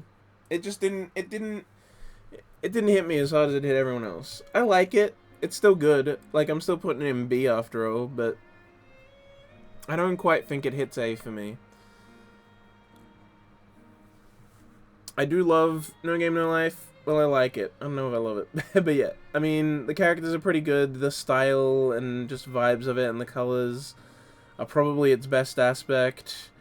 The movie was really good, actually. A very, like, really good made, well told, emotional story that is, like, it's just the establishing of the world and how it works and everything. But the way it's done is just really nice and beautiful. It's a really good movie. It's on Netflix. Go watch it. If you haven't. If you like No Game No Life and you haven't seen the movie, go watch the movie. Maybe it's not on Netflix in other countries, but it's on Netflix in Australia, so really easy to watch. But yeah, it doesn't quite hit A for me. It's fun though. It's a fun show. I don't care much for the fan service. I never found it too appealing. It's just a fun, simple show. For me, it doesn't get much deeper than that, you know? The games they play and the competitions and everything they do, it's fun stuff, it's kind of interesting, and sometimes it gets really good. And there is at least, like, one or two emotional beats that hit pretty well. It's just nothing, you know, super special to me. It's enough to be a B, but it doesn't quite hit A. It's just, you know, not for any big negative reason, it just doesn't really jive with me enough to be an A, you know? It's not a very deep reason, I know, but... Ugh, I need a fucking... I feel like my brain is melting. My drink's empty anyway, so let's go refill my drink and I'll get some fresh air as well, and then I'll come back. So it won't be too long, I'll just be a brief minute, and then I'll be back. See you.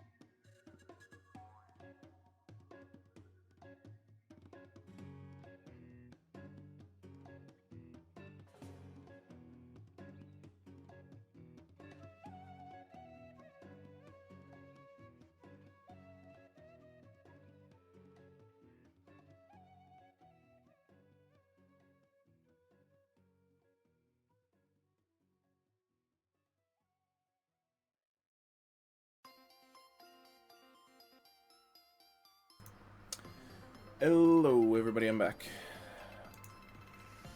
That break ended up being a little longer than I planned, but oh well. Oh. Alright,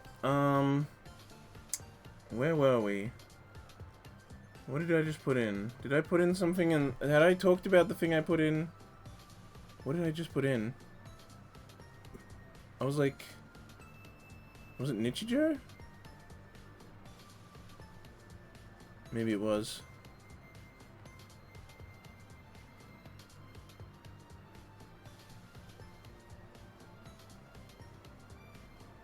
I don't know, whatever. No, it would have been something else. I did something else after Nichijou, didn't I?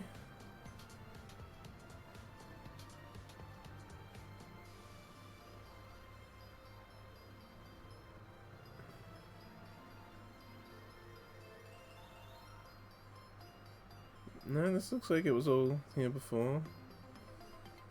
I guess I did just do Nichijou. Okay, whatever. Whatever. Non-Biori. Oh, I'm tempted to put this in S, man. I am tempted to put this in S.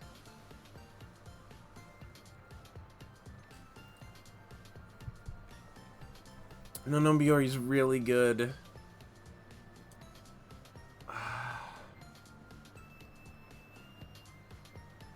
I'll put it in A. I'll put it in A. S might be a bit too much, but Non-Biori is really freaking good. Close to S. Keep that...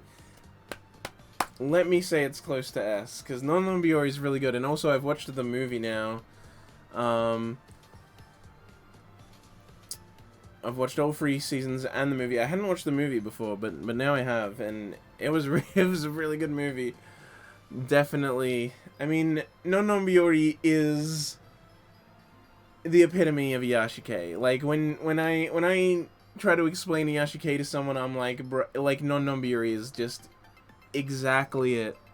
Set in the country, beautiful backgrounds and environments, characters just chilling around and vibing in this peaceful life out in the countryside, chilling in mountains. It shows a bunch of different seasons for and just chilling in the it's so good. It's exactly what a Yashike is perfectly. It's just, it is that exactly, and I love it so freaking much for it, bro.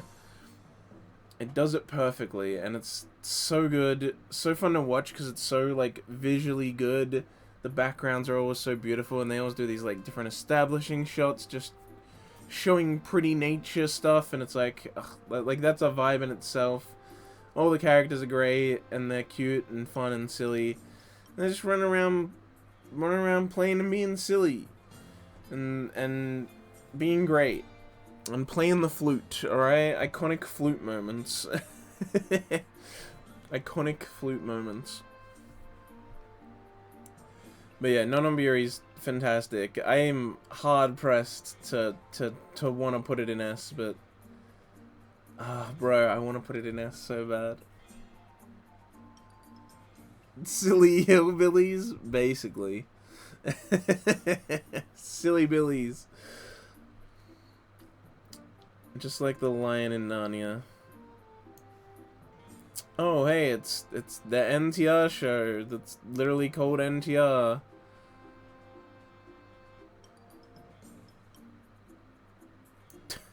Not great.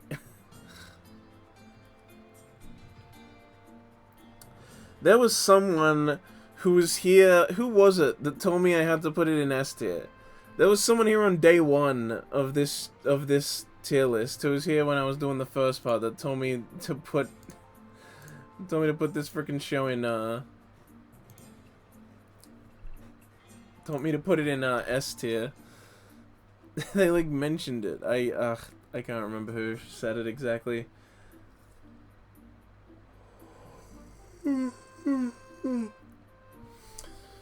Cause that was back in like Monday, but yeah, this show's not great. It's not good. Really, it's like it's lesbian NTR for starters. So like, you know, this goes with this guy, this goes with this guy, and this girl tries to get with this girl. And this guy's none the fucking wiser the whole time, although he does almost catch them kissing at one point. it's just a weird kind of show, you know, it's just, I don't know, it's just the NTR's happening. Lesbian NTR's happening right before your eyes, and one of them's not into it, and the other one is, obviously. And so it doesn't ever fully happen. I think they kiss a couple times, but that's about it. And, each episode's a short, so it's pretty short. Yeah, I don't know. I finished it at all because it was a short, really, is what it was. I was just like, whatever, I can just bash these out, get it done. It was kind of cute, the fans... not cute, it was kind of, like, hot, like, the fan service was alright. So I think maybe that was why also part of it. But yeah, there's not much substance there at all. I don't think it was really worth my time in the end. Nolan Peta, just see. There's another one that's shorts, so it's really easy to talk about. It's just, yeah, it's a short story. It's pretty cute and simple, nothing too crazy. They try to do a big twist thing at the end and be like, oh, one of them was in a coma the whole time. Which I actually noticed was possible. Like, I noticed something was weird about the world they were in, because, like, sometimes there was, like, some stuff that was carrying over into the next episode, and some stuff that was actually happening. There was a few other weird little things that happened in the background, and there's also this weird episode where, like, where they do this thing with a character, and so it's like, there's kind of, like, hints there that something is off, and I was kind of like, oh, I guess there's gonna be some, like, oh, secret darker thing going on that a lot of other simple short shows try to pull off sometimes. They just try to be like, ooh, what if there was... This music's a little loud for me on my end. Turn that down a bit.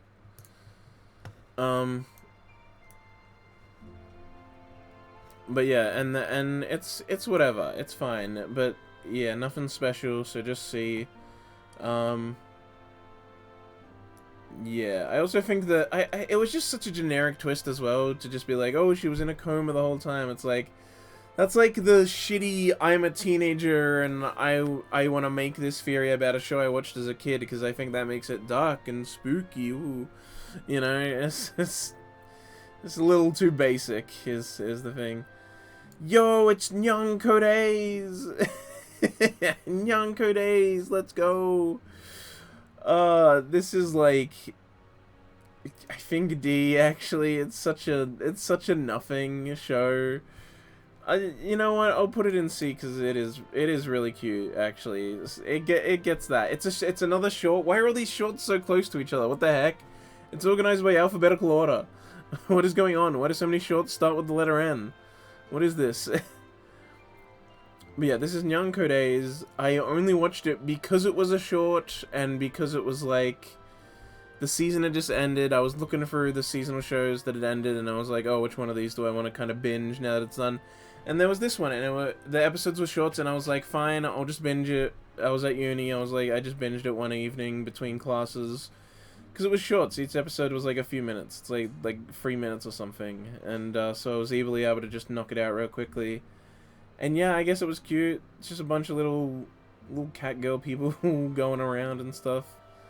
Yeah, I don't remember much of it, to be honest, because it was so just short and something I watched on a whim.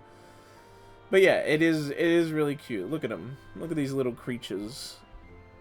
They're cute. They run around the house and do silly shenanigans while their owners are out. That's one thing I remember happening. So I guess it can serve as no substance caffeinated fucking show, you know? Here we have One Punch Man. Now I, luckily, get to put this in A because it's just the first season and not the second one. I have not watched the second season because I've only heard bad things. Third season's being done by yet another studio. Season 1's Madhouse, Season 2 is JC stuff, Season 3 is gonna be Mappa, so this, I mean, it's all over the fucking place. And Mappa gets everything in the end. No surprises there. Mappa employees aren't allowed to sleep. Everyone knows this.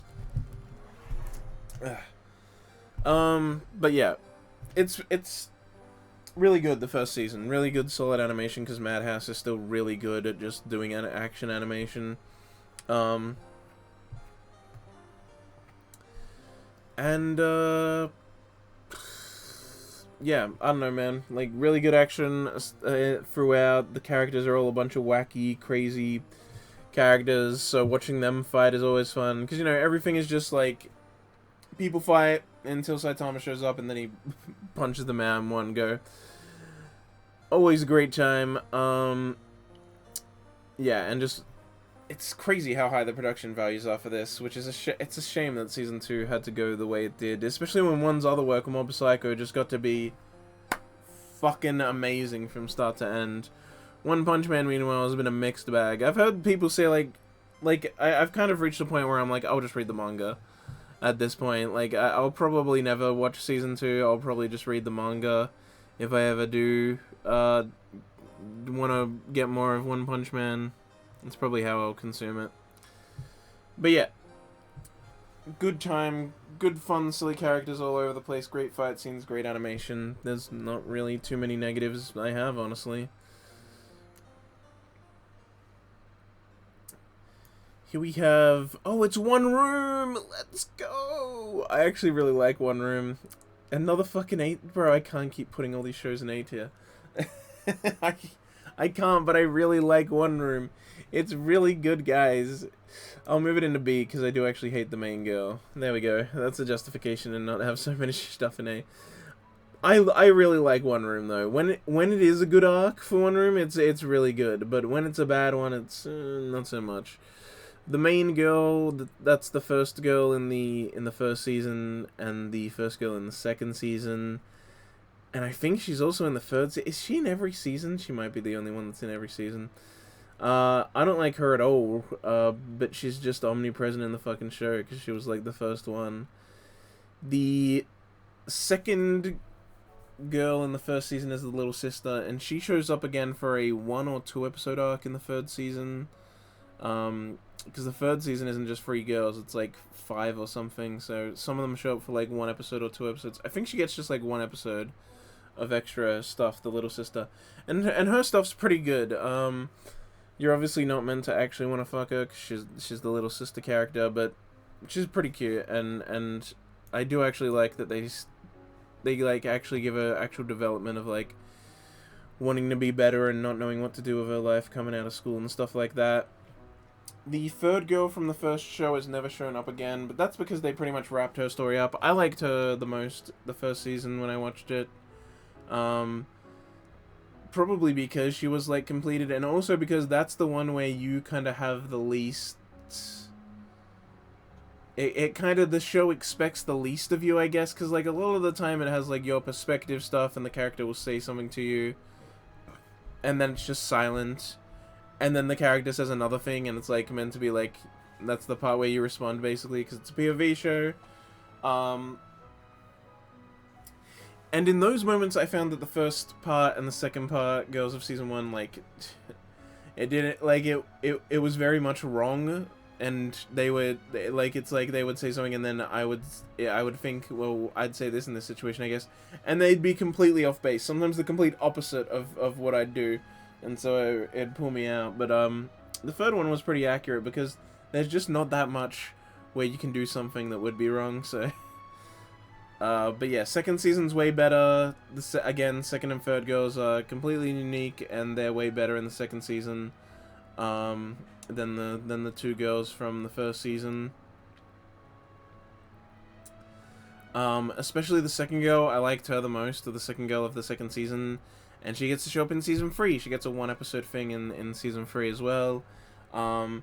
There's also possibly weirdness going on with her. I've talked about this before with past Tierlist, but I really want to rewatch her sections and see if I can write up a wacky game theory, a wacky ridiculous theory that's obviously wrong about the show, because there's hints in there that something weird is going on.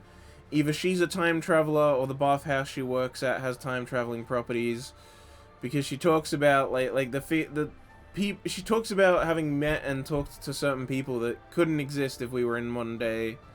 time, because everyone who would have experienced those things would be dead. But she's like, yeah, no, I took them. But they have smartphones.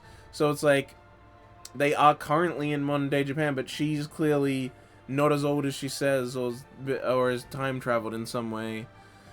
Or she's been able to meet time travelers, and so it's like, something's going on there.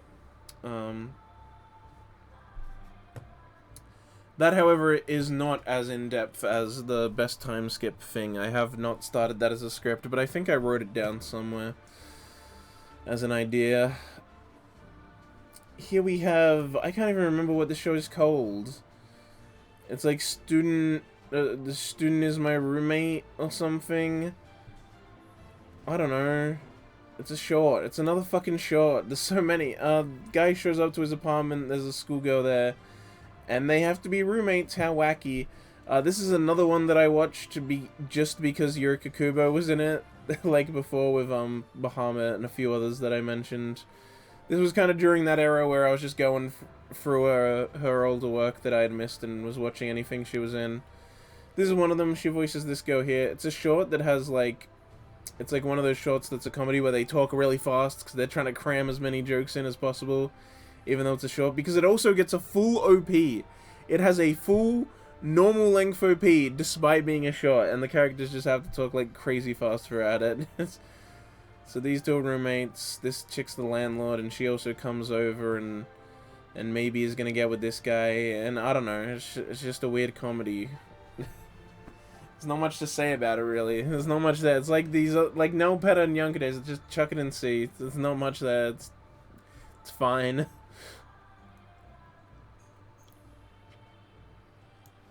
Oh, here's Orange. I'll put that in C2. Orange has kind of left a bad taste in my mouth by the end, because I don't think the ending was very good. And also, when they tried to explain the magic of how they sent the letters back in time, it broke my brain, and I started to dislike the show then, and the ending being bad obviously didn't help, you know, fix any of that. How much is left? I thought it would at least be on the third row. Fuck me. 2, 3, I need to be a little faster. I'm being a little slow than usual. Actually, I'm not, because yeah, the first one was 6 hours, right? Oh well, whatever. But yeah, Orange, I talked about this in, I think, the first stream, or the second one, or the last one. I talked about it at some point, where it broke my suspension of disbelief when they explained how they sent the letters back in time, and the way they did it was by throwing it into a wormhole in the Bermuda Triangle. It's like, what? The fuck are you talking about? Oh, Malachi, hey, here and lurking? Well, good to see ya. First time chat message, let's go.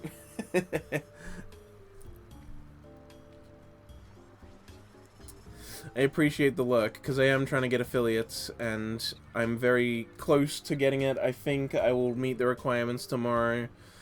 But then I don't know if there's going to be weirdness where, like, I don't know if they sometimes don't accept it, or I don't know if they'll want me to stream more days or anything. I don't know. I'm worried something will go wrong with it. But tomorrow I should meet the requirements tomorrow, assuming nothing goes wrong for affiliate. That'll be neat. But anyway, yeah. It completely destroyed my suspension of disbelief. It's like, either don't, like, when, before that I wasn't sitting there going like, man, I sure hope they explain how they sent those letters back in time. It's just a way to set up the plot. It can be literally anything at all. It really doesn't matter to me. But once you explain it, it's like, okay, now that needs to stand up to scrutiny. But if they don't explain it, it doesn't matter. They could just not explain it. I did as well. I enjoyed it until they ruined it by saying they threw the fucking letters into wormholes in the Bermuda Triangle. How did they control where it ended up? And the right time and everything. It's dumb. It's a dumb explanation. Just don't give an explanation. It's like the author was like, oh, well, I have to explain how they sent the letters back in time. No, you don't. You can just not explain things, and it's fine. It's barely a part of the plot. It's just like a way to get the plot rolling. I can accept if it's never explained. I'll just think up something in my head that makes sense to me, and not some bullshit about the fucking Bermuda Triangle. It's just, the Bermuda Triangle in particular is a pet peeve of mine anyway, because everyone, like, has this, like, they think there actually is some weirdness to that, because they only have a, like, really basic pop culture knowledge of it. No, there's nothing weird about it. Thousands of planes and boats fly through it and over it every fucking day. It's like right near America. One of the ends of the fucking Bermuda Triangle is the fucking Florida Keys. Like, there's nothing weird about fucking that area. It's just a few disasters have happened there that didn't end up getting fully solved with concrete proof. And heck, half the things that people say are part of the Bermuda Triangle aren't anyway. They're off somewhere else, and they're like, yeah, we'll just say the Bermuda Triangle did it, even though they're nowhere near that area. Just because, I don't know, I want more evidence to add to the fucking Bermuda Triangle being a mysterious place. It's like, fuck off. And so that, in particular, being part of the explanation is a pet peeve of mine more than usual. But even then, it's still bullshit and makes no fucking sense. And I wish they just didn't explain it. And then I still thought the ending was bad on top of that. So it's whatever. I wrote a review for it on Mal, but I gave it like a 7, I think, which I definitely don't think now. Now I think I'd give it more of a 5 or something. I wrote that review like the day I finished the show, so I still had some recency bias in me. Like, it was literally like I finished the show, and then I was in the library of my university when I finished it, and then I just went bam on my laptop. I typed the review, and then posted it before I even left uni for the day. I wrote that thing really fucking fast and right after finishing it, so I had some recency bias on it.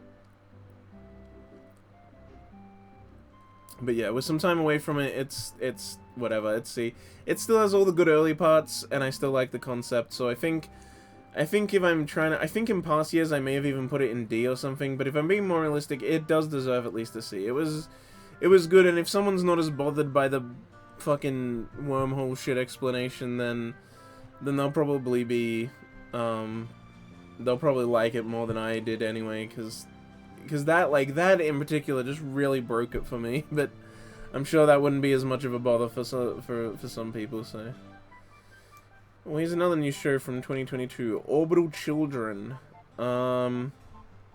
Just see, it's fine. It's pretty good, and the main characters are alright, and it starts out really interesting. As it goes on, though, it has the same kind of problem Deno Coil has, which is just that it gets a bit too God of the Machine type crap. Like, at the end of Orbital Children, they're fucking, like, he's talking with, like, a god, and he talks about, like, the 11th dimension and shit. It's just, like, it goes a bit too far. It's kids in space trying to get home and we're slightly in the future, so they have some cool advanced tech stuff. You don't need to take it so far every time, but the author always does. Cause yeah, Deno Coil and Orbital Children, like, by the same guy. Also, I just really hate the, like, bunny mascot character with the old guy in it. It's just, I don't know, that shit's always just weird, and I don't know why Japan is, like, so into it so often, but it's just, it just puts me off, honestly. But overall, when that character's not doing anything, and when, like, it's not towards the end, it's pretty interesting, because, yeah, it's like we're on the space station, there's disasters happening, a lot of, like, survival movie type scenarios where they gotta, you know, oh, they're in danger and they gotta try and do this thing, but they're on a spaceship, so it's really hard to, like, do that, you know, be safe, specifically because they're surrounded by the vacuum of space. And there's a bunch of interesting stuff that happens with that. Overall, I fairly enjoy it, but it does start to fall apart towards the end. It's good enough. It's good enough to be in C, and it does look quite nice as well. It also has a lot of interesting lore that's kind of, like, mentioned, hinted at, but not fully explained, which I like. I like when that's done. It's like, I can connect the dots, I can figure it out, I don't need a fucking exposition dump, and I'm able to get it. Oh, here's the show that lies to you in the fucking title, The Scumbag. I don't even hate this show that much, but it has to be an F because it lied. The title lied. It tricked us. They bamboozled us. This is Osamake, a show or light novel, whatever, where the childhood friend will actually win. That's the fucking title. And so you think, oh, finally, instead of the generic, boring, cool girl with long black hair winning, the best friend Genki, happy girl will win. And also, Otsumaka harem casting. Matsuoka harem casting. Did I say Otsuoka or some shit? Matsuoka. Whatever. So, all great signs. All pointing in a very positive direction. And then the show comes out and they're like, oh, you know, they're showing off the characters and everything, and you're like, that's the childhood friend, she has to win, right? You said, that's what you said! And then, by the end of the first episode, they're like, oh, but secretly he hung out with her for, like, one day when they were kids, so now that counts as childhood friend, I guess, even though it fucking shouldn't. Childhood friend is, like, a huge concept of... it's like meant to be a whole thing, that they were your childhood friend for all your childhood, and so they always hang out, and they're a boy and a girl, so it's assumed they'll be married when they grow up because of old-time small Japanese villages. That's, like, the whole concept. That's why it's a whole thing in Japan, right? Back then, you had a small village, you had a guy and a girl who were friends. It's like, obviously, you're just gonna assume that they'll get married when they grow up. But now, and they're like, yeah, he hung out with her once when they were children, so now she counts as a childhood friend, and we can make the fucking boring character win again. Just do the same shit. Have the cool girl with long black hair, who isn't a childhood friend at all, win and say the childhood friend won because we're pieces of shit liars. It's so annoying. It's, like, so fucking transparent. It's like, how can you have so little fucking integrity? It's actually just horrendous. It's like, just... if you want to make a generic romance, just make a generic romance. Don't lie and say it's gonna be this, like, it's actually gonna do something different when it's not. It's just silly. And then there's also this girl who also is a childhood friend for some reason. I didn't watch more of the show. Apparently every character they introduce is a fucking childhood friend in some way that doesn't make sense and is just a bullshit stipulation so that they can make it be a generic harem where anyone could win. Brr, brr, brr, brr, brr. Wow, cool, very cool. I wouldn't have watched it if it had just been straight up about it. And maybe that's the point. Maybe the point is to trick people into watching the first episode or buying the first volume, and then they drop it and burn it in hell for 1,000 years. So mission succeeded then, I guess. I hate your fucking show, and I'll make sure to never read anything by this author ever again, but... or watch anything that this author made. I'll make sure to steer clear of his entire fucking career, but sure. Go off, I guess.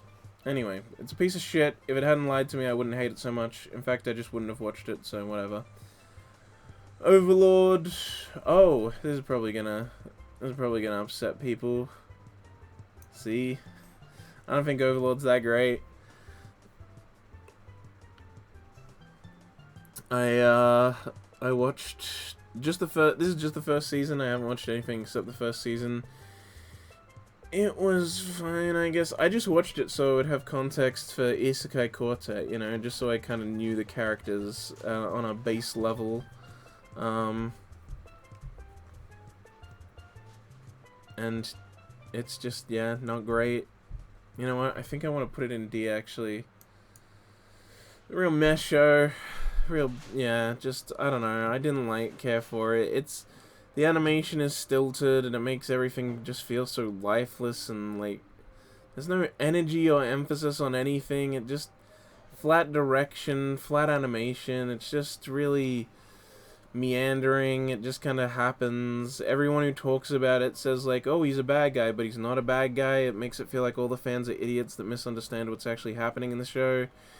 He's a good guy that's pretending to be a bad guy because he has to so that his minions will actually follow him. But literally everything he does is things a good guy does. He just then gives an explanation to trick his minions, and then I guess every fan of the show is as dumb as the minions and actually think they're watching a show where the main character's a bad guy, when he's not. Yeah, I don't know. It's alright. It has some alright fight scenes in it, and... I guess it's got a kind of interesting world. It seems like the most people that like it kind of like the more world elements of it. I don't know. And like the main character, I just I find him kind of boring, so probably just not for me in the end. But yeah, it's just really kind of boring, in my opinion. I'm surprised Aaron didn't get angry about that. I want to eat your pancreas. That can be a C. That's a C. See, I need to remember that C's like stuff I actually think is worth it.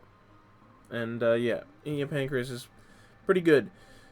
Not quite a B because it does have its problems. Some of the animation's not great, and I think some of the dialogue writing's a little weird. Some of the character moments are a little weird. It's not quite all coming together to be a great movie. I watched it in cinemas with my mom, and I'll always remember that because after we watched it, she's like, "Oh, I thought it was like cartoons, but they're like real people." She's like, "I was surprised how close to real people they were," and I was like, "That is that is such a fucking like mom reaction." Like, I thought it was like cartoons. So fucking funny. But yeah, it's good. It's all right. It's got some interesting stuff in there, and but there's also just a bunch of weird stuff in there that kind of made me, I don't know, just like be like, huh, like, yeah, like weird in that I really don't get it or understand why they're in there. But overall, I think it does what it's trying to do well enough. I just have a too few many moments with it to put it any higher.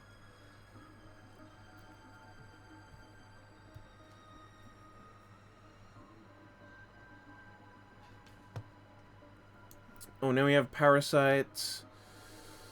Parasite, probably a B. I would put it in A, but towards the end it kind of gets bad for me, and so that drops it down to B. Overall, though, still a really good show. Amazing direction, great animation, a lot of good writing, at least early on. Later on, it starts to kind of have some moments that are bad in the middle, and then towards the end, it just becomes fucking garbage. Um, it gets really bad at the end. It just like, and it just gets really like preachy. It's like very like, oh, humans are the parasite. You know, it's exactly what you'd fucking expect. Very generic, like hammy message, preachy. It's like it doesn't feel like it actually is trying to say anything. It's just generic talking points being thrown at you. It's a lot more interesting in the earlier stuff with yeah, and like the transformation the main character goes through is super interesting, and the way he tries to fight against becoming less passionate, and like there's still part of it there, but part of it's not there, and there's one great scene that I remember where he's trying to tell the girl that he likes that he has like the whole parasite thing going on. He wants to tell her and explain everything to her, but the parasite guy, Miggy, was that its name? Because it's his right hand. Um, it like there's this great shot where he's like trying to tell her, and then she looks away, and it's got this like Dutch angle fucking shot where the girl's like looking away and looking sad, and then because she's looking away, Miggy's like got in this huge fucking stance, like overpowering him and about to like attack him if he tries to tell her, and he's gripping his hand trying to hold it back, and you hear his thoughts, and he like says it, but it's just in his thoughts. He can't say it out loud, and it's just this really intense shot, and I always remember that when I think of Parasite, as like, because that moment I feel was really really good, and it's like that's kind of one of the best moments for showing how good the directing and animation in that can be. Yeah, overall, good fucking show. Pretty good show. Just has a terrible like ending part. All the last like handful of episodes are just freaking terrible. Really ruins the like way to ruin what was such a good build up before that. I also think the anime in particular actually needs to be commended for like adapting in a really good way instead of just being a straight copy, because the manga's from a very long time ago, and so the anime being more modern, instead of like in the original manga, when like Miggy in his hand stays up all night trying to learn about humanity, he does it by reading encyclopedias. But in the anime, they're like, just have him be on the computer. Just have him be on the computer using the internet. Like, yeah, it's like that's a very accurate translation of that to make it more modern and actually adapt it instead of just copying it verbatim. Same thing with like when his hand first starts freaking out, you know, in the manga he like looks through books and tries to like read up on like figure out what it is, but in the anime he goes on Google and he starts like trying to Google search specific things like weird hand and like all this stuff and like yeah, like go through multiple searches like you would when you're trying to find something and you're not getting the results you want, so then you put in different keywords and stuff. It's like it's very good at, and yeah, it's just really good at adapting it and thinking like, well, they wouldn't do this in one day, they'd do this instead, so actually have them do that. It has the balls to do that. I feel like way too many shows are like kind of scared to modernize something when they're adapting something that's like way older and like throw in stuff that makes it more modern, because but like that's part of adapting it with the new version. Like it's modern times, you can add that stuff in. And then there's some stuff that's too okay with it and it has a negative effect, but you know, you still got to make it make sense. But I'm just saying. I'm just saying. You can do it wrong, but you can also do it really good and make it basically seamless, you know? Like you wouldn't even think about that when you're reading when you're watching Parasite, even when if someone says to you like, "Oh, this manga's like super old from like the 70s or whatever." They still wouldn't think twice about it because it's just integrated so naturally. But then, you know, you stop and think about it for a bit, you're like, "Wait a minute. There wouldn't be there wouldn't wait a minute, this is before like internet was like widespread and people use like Google and shit." It's like, yeah, it was. The adaptation's good like that. It just slides it in ways that make sense and doesn't break anything. Here we have Padma Inverted. Probably just another C. I like it, but I mean, it's nothing crazy special. It was the first like anime movie that wasn't first anime movie I watched once I started knowing what anime was. Obviously, before that, I'd watched like a bunch of Pokemon movies and stuff, but this was the first one that was like, yeah, like I know that it is what it is. I know what anime is now. And it is interesting. I do think it's actually really interesting and has some cool moments. But overall, it's just a little flat. Like, I really liked it at the time when I first watched it, but that was back in, like, 2014 or 13. Since then, you know, it's been, like, almost a decade since then. I have a much better frame of reference now, and so I'm able to see that, well, it's a interesting concept and has some cool moments. It overall doesn't really go into it enough, and the villain in it is just so generic. Like, it's just, I'm bad because I'm bad, and there's like no good explanation given. It's just... they could have done so much more with the concept, and it could have been so much better. But as it stands, it's a perfectly fine movie. It has its moments. I just yeah, it could be better. It's just kind of fairly standard the way that at the moment, the way it is. And so that's why it gets put in C. I don't have any particularly strong feelings for it. Oh, right. Why did I even include... I always regret including this in the fucking tier list. It's just... It's Persona 5 the animation, but it's not. It's not the animation show. It's the, like, one episode special thing they put out before that. That's, like, not even the length of a full episode. And I watched that. And for some reason I was like, sure, let's include it in the tier list. But I never even watched Persona 5 the animation. It's like one episode OVA thing that like no one even remembers existing. It's fine, I guess. I remember it being really wet. The problem is I don't remember it too well. But what I do remember is I remember it being really well animated. And flashy and everything. And so I suppose it can be in C. I don't really care for it though. And I'm not like a big Persona guy. I'm a big SMT guy, but Persona in specific is like one of the more less touched on parts of the world for me, so I don't know. Put it there, I guess.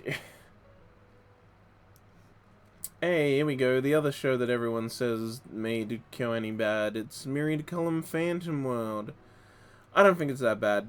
Put it in C, because it's like, I think it's fine. It's nothing, like, it's not crazy good. It's definitely not up to the caliber of their usual stuff, but I definitely don't think it's the worst thing they've made. They made Clannad After Story after all.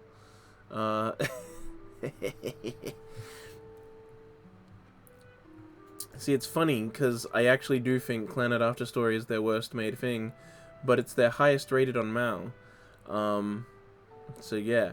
Anyway, Myriad Color and Phantom World, it's alright. It's got some cool ideas in it. But it is just kind of boring sometimes, and it's very flat. The characters aren't as interesting, and the world isn't as interesting as it could be. The magic systems within it are like kinda neat. What? Yo, Airhorn's gif of guy who isn't a rapper? What?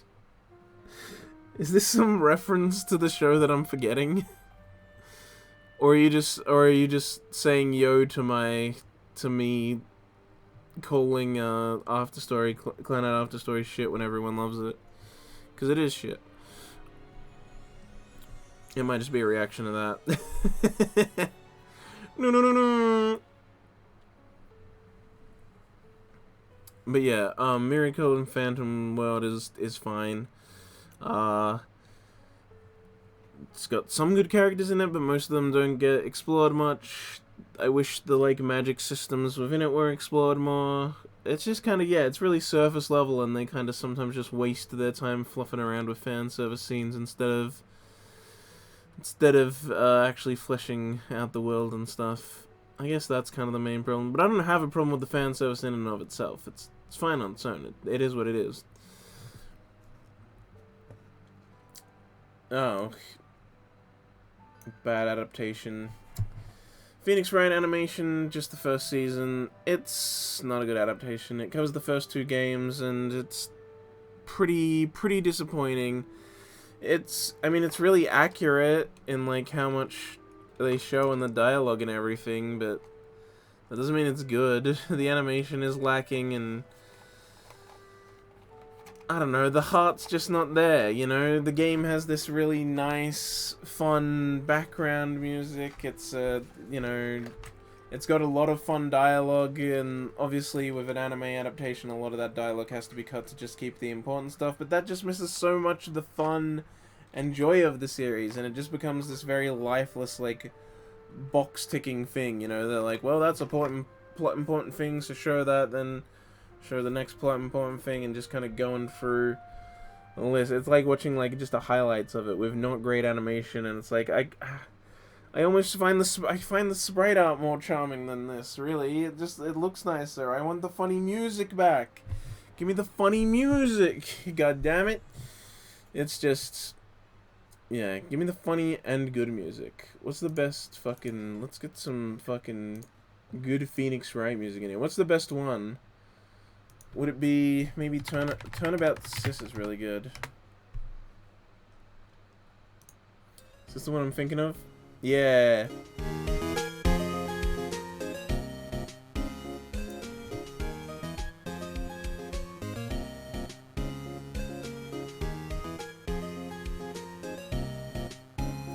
Yeah! Okay, turn that back down.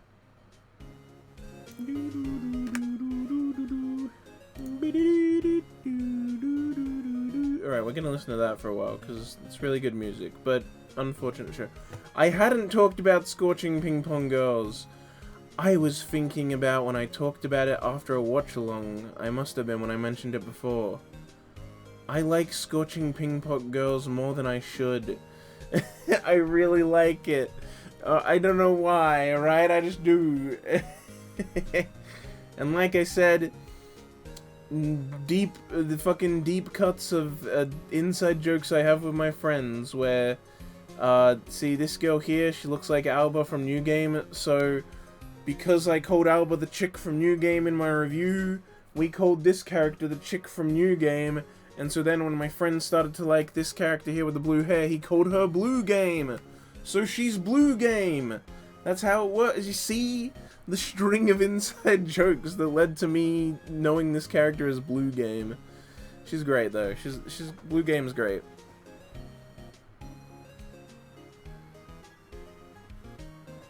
I watched both Phoenix Wright games, never played the games. I assume you mean anime. Yeah, the games are so good. They're so good. They're so fucking fun. They're actually the best. And listen to this music. It's so good.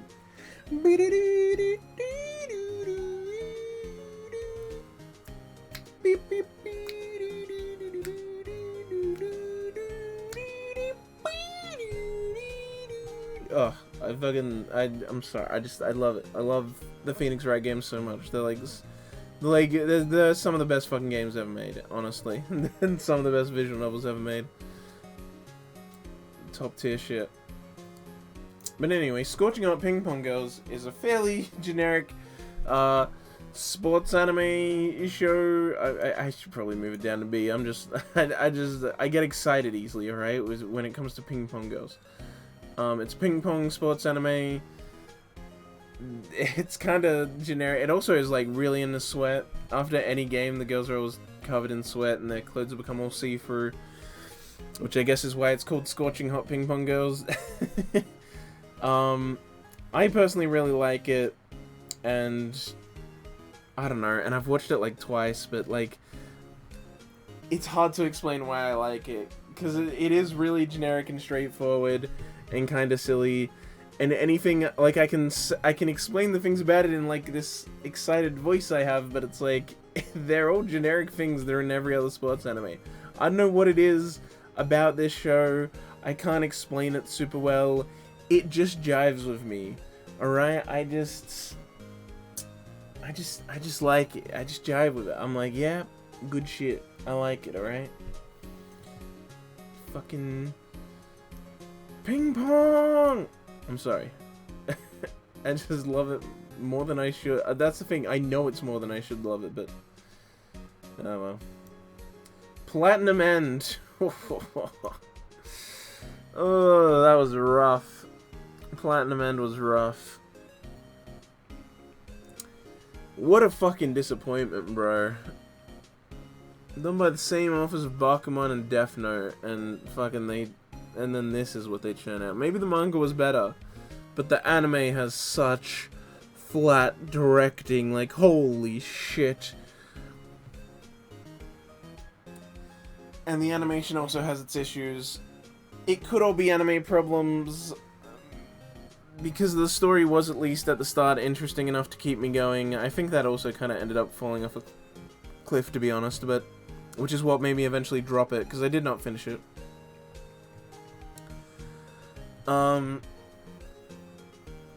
But like,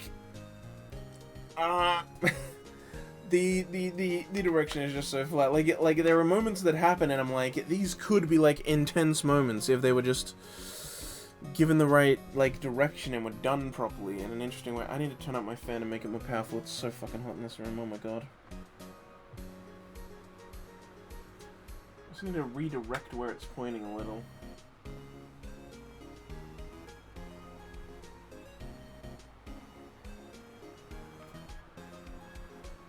There we go, that's perfect. Alright,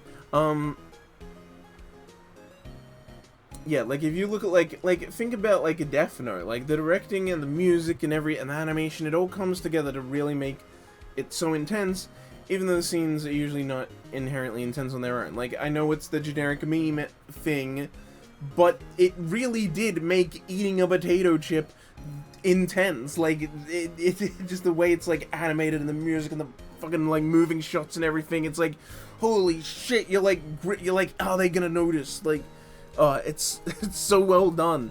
And then it's like, this is the follow-up work, so like, take that manga. If it had a good director and a good animation studio, maybe, but it just comes out really flat because it's just very straightforward, not great animation, characters aren't being drawn very well. And yeah, it's just the story and the premise and the rules and everything kept me interested for a while. And then eventually that started to fall apart. I ended up hearing somewhere that, like, the end is, like, way better, and, like, it gets really good a bit after when I dropped it, which might be true. I heard it's kind of a reverse of Death Note, where, like, Death Note started out really good, and then eventually became a mess in its later half, where Platinum End started out bad, and then got really good in its later half, but, I was just not having a great time, and I don't want to go back to it, so I dropped it, and it's a bad show, so it goes in E. It's just really not fun to watch, because everything is so boring. All I've heard is the ending is terrible. Okay, you heard the opposite of what I've heard, then. Apparently the ending's terrible. Pokoroso, this is Miyazaki's worst film. I give all of his films A's and S's, I think. I don't think there's any I'd put in B. But Pokoroso I'm not huge on. I watched it once, and during that Ghibli marathon that I keep mentioning I did with a friend, it was alright. It had a really fun ending. At the end, there's a like a race that these two guys, this plane race, the kind of main enemy and the main guy do, and that moment was fun. But outside of that, I found the whole thing to be pretty boring and uninteresting.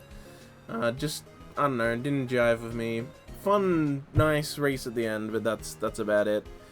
Maybe I'd like it more on a rewatch because it was boring and because I had like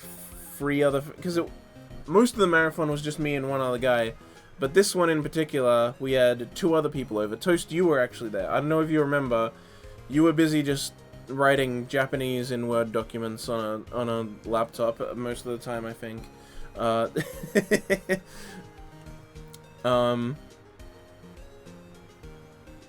But yeah, so maybe I was paying less attention to it, definitely, but that's because I wasn't really finding it gripping or interesting anyway, so maybe I gave it an unfair watch, but yeah, I have no real motivation to go back to it, so actually, I will probably put My Neighbor Totoro in B. Yeah, I don't find that to be an A show. Oh, now we gotta do all the Pokies! We gotta do all the Pokemon!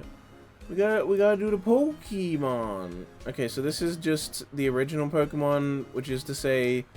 So the way that the series is broken up on MAL is that both the original and all of Johto is the one thing.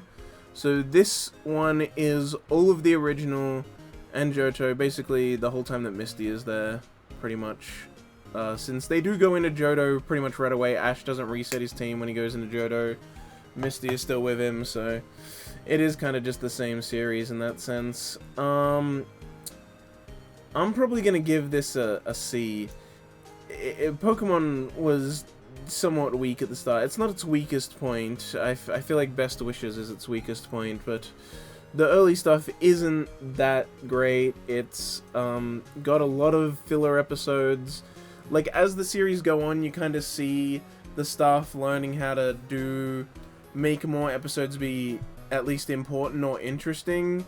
But early on, they don't know how to do that, so there's just a lot of episodes where, like, nothing happens, which is fine. There's always going to be some of those, but there's a lot, especially in Johto and Master Quest.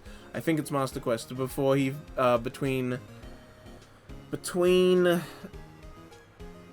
whatever the fighting gym leader's name is and Jasmine. I remember that section in particular being really long, where there's just no interesting episode, because, like, back then it's like, unless there's a gym battle happening, it's not much going on. Later they found more ways to make more episodes be interesting and not just have there be a bunch of useless filler, but at this point there was not much of that, and some of those gaps between gyms were long. But, yeah. And the League parts aren't even that great, which are usually the most exciting parts of, like, every other series. Speaking of Hoenn, this is, Advanced. Advanced is better. They start to get better with it. I'd put Advanced in B. I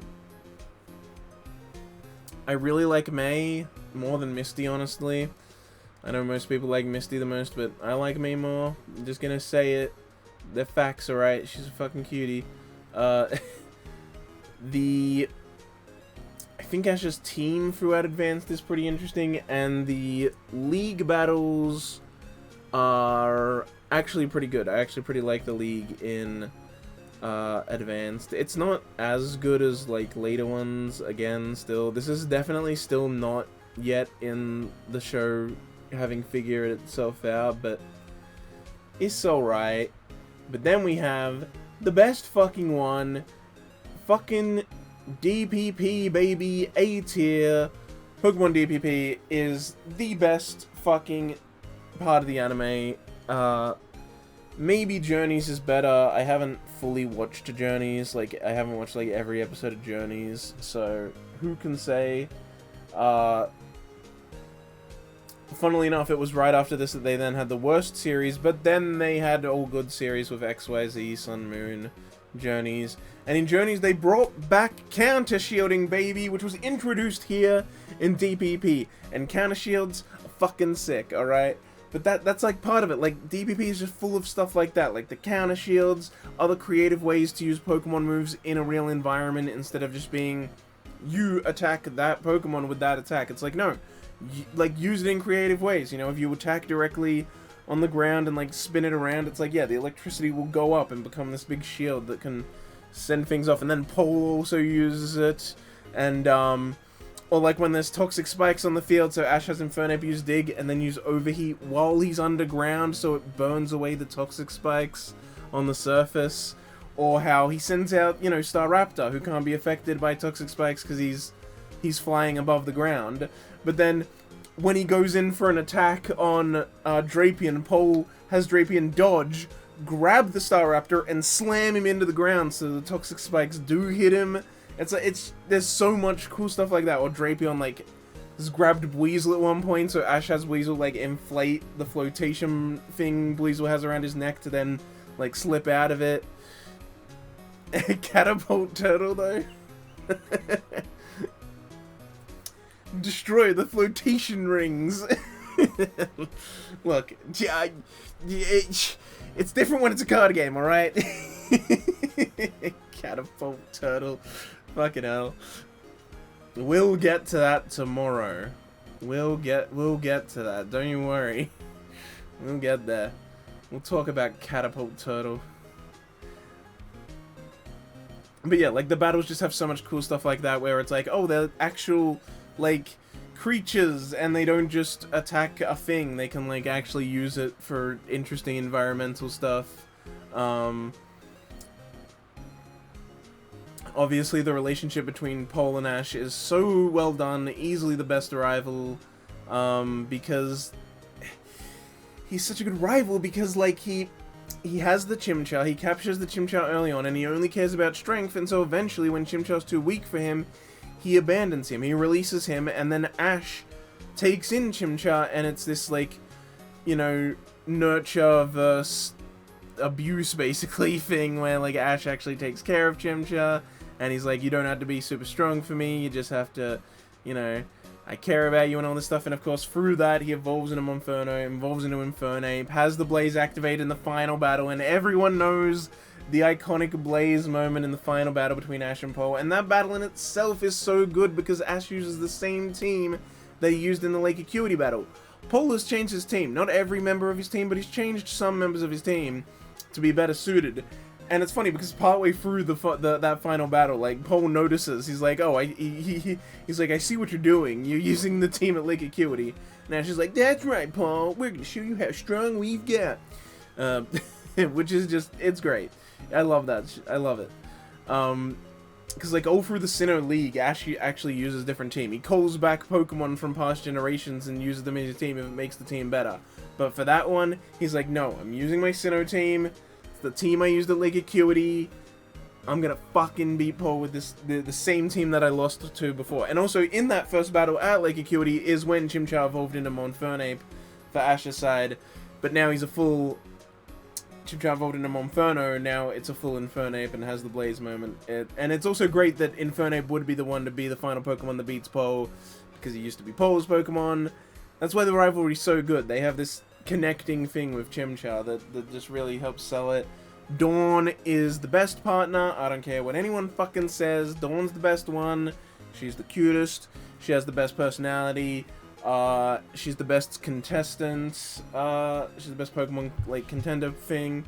And also, because her personality is just the exact same as Ash's personality, it's a kind of personality that bounces off itself really well.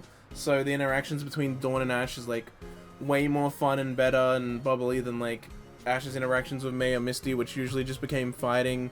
With, like, Ash and Dawn, it's like they're really, like, fun with each other and they support each other, and they usually don't end up having as many fights as, like, May and Misty do. May and Misty are much more Sun types. But Dawn is, like, very go-getter like Ash is, you know? all of the Team Galactic stuff is great. Like I said, this is where they started to really know how to make multiple stuff interesting. In the past gens, they'd have like, oh, if this was a part in the game where a fucking big event would happen with one of the enemy teams, they'd have it happen, but it would be like one episode. But like, no, they turn them into straight up mini arcs in DPP. You just get like multiple episodes in a row of them, you know, at the Team Galactic hideout or at Mount Coronet, dealing with that stuff. And then because they also introduced the Hunter J character, that adds another element, and it becomes so interesting because you got Ash and his friends, you got Team Rocket, you got Looker, and usually Looker works with Team Rocket, because, I mean, Team Rocket are bad guys, but they're still against Team Galactic, they're still enemies to them, and so then you also have Team Galactic and Hunter J's on their side, but also kind of her own separate entity, and sometimes they just have episodes fighting Hunter J. It's just, it's good stuff. They found ways to keep making the show interesting for way more episodes instead of just inserting a bunch of filler, because they need, you know, they need it to be so long. Ash's team is great. DPP also has the best movies, because Darkrai, The Rise of Darkrai, best movie across all of Pokemon. I don't care what anyone says. Power,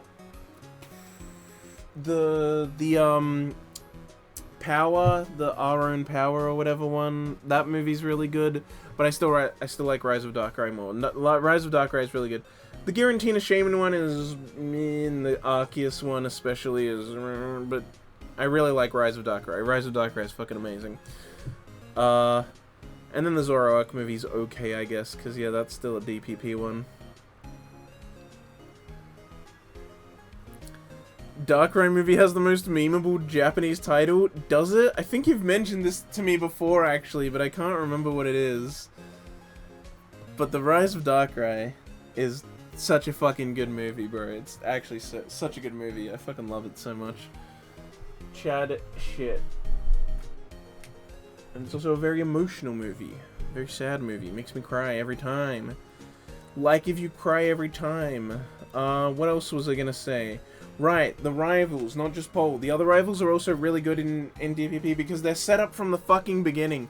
So many of the other seasons, it's like, especially for Ash, like in Advanced and in Johto and stuff, they're just thrown in at the end. It's like, oh, you're at the league, here are some brand new characters, and they're your rivals that you have to beat. But no, DPP has them from, like, Ash meets them throughout the journey, and they're recurring characters that show up at multiple different points, and so then when in there, his rivals at the end, it makes sense. And some of them don't even end up having fights with him. Like, Barry is shown throughout the show, and then at the end, it's instead Barry and Pole that have a fight, and Pole beats Barry, which then leads to Pole versing Ash. But it's still good, because then we can see the full match of Pole fighting Barry, because we know Barry's team, he's a full character, and so we can watch that fight between these two characters, even though none of the main characters are involved, and we get, like, it's just another fight that we can watch, and it's so good that way. And also, Dawn has a ton of rivals. May was alright with her rivals, because Drew and that other guy whose name I can't remember, and also Jesselina, they're, like, there from the beginning still, and then May fights them in the Grand Festival, but it's even better in DPP, because there's more of there's just so much more of them, so there's, like, no one that Dawn has to run out of fighting in the Grand Festival. And also, Jesselina actually being good is something I really like.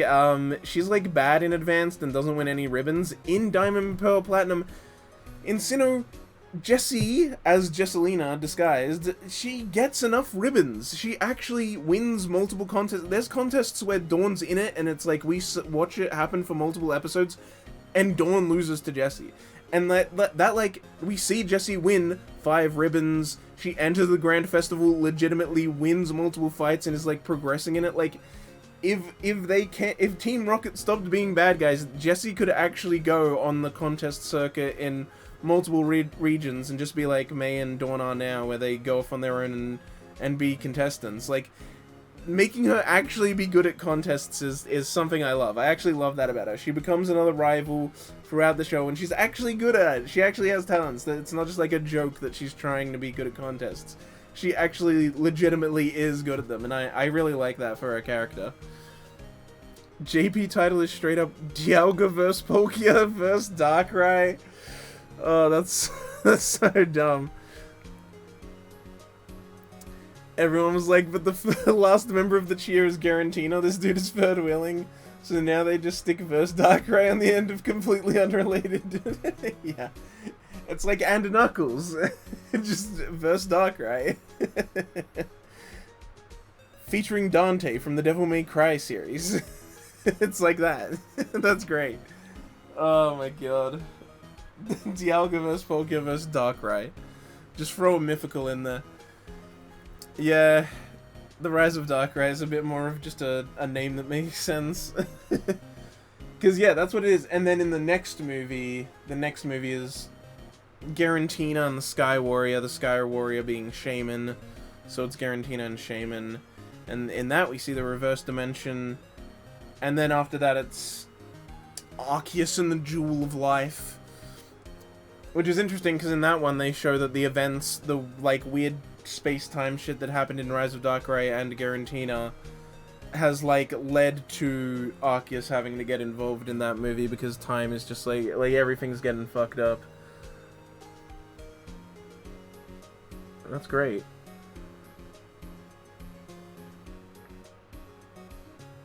Yeah, I love Verse Darkrai and Knuckles featuring Dante from the Devil May Cry series.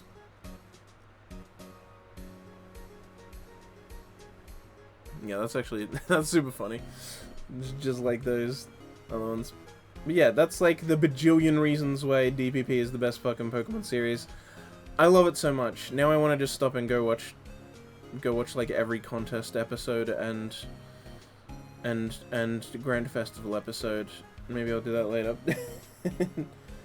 Daddy Arceus coming down to ruin the kids' fun. Yeah, well, everything got fucked up, bro.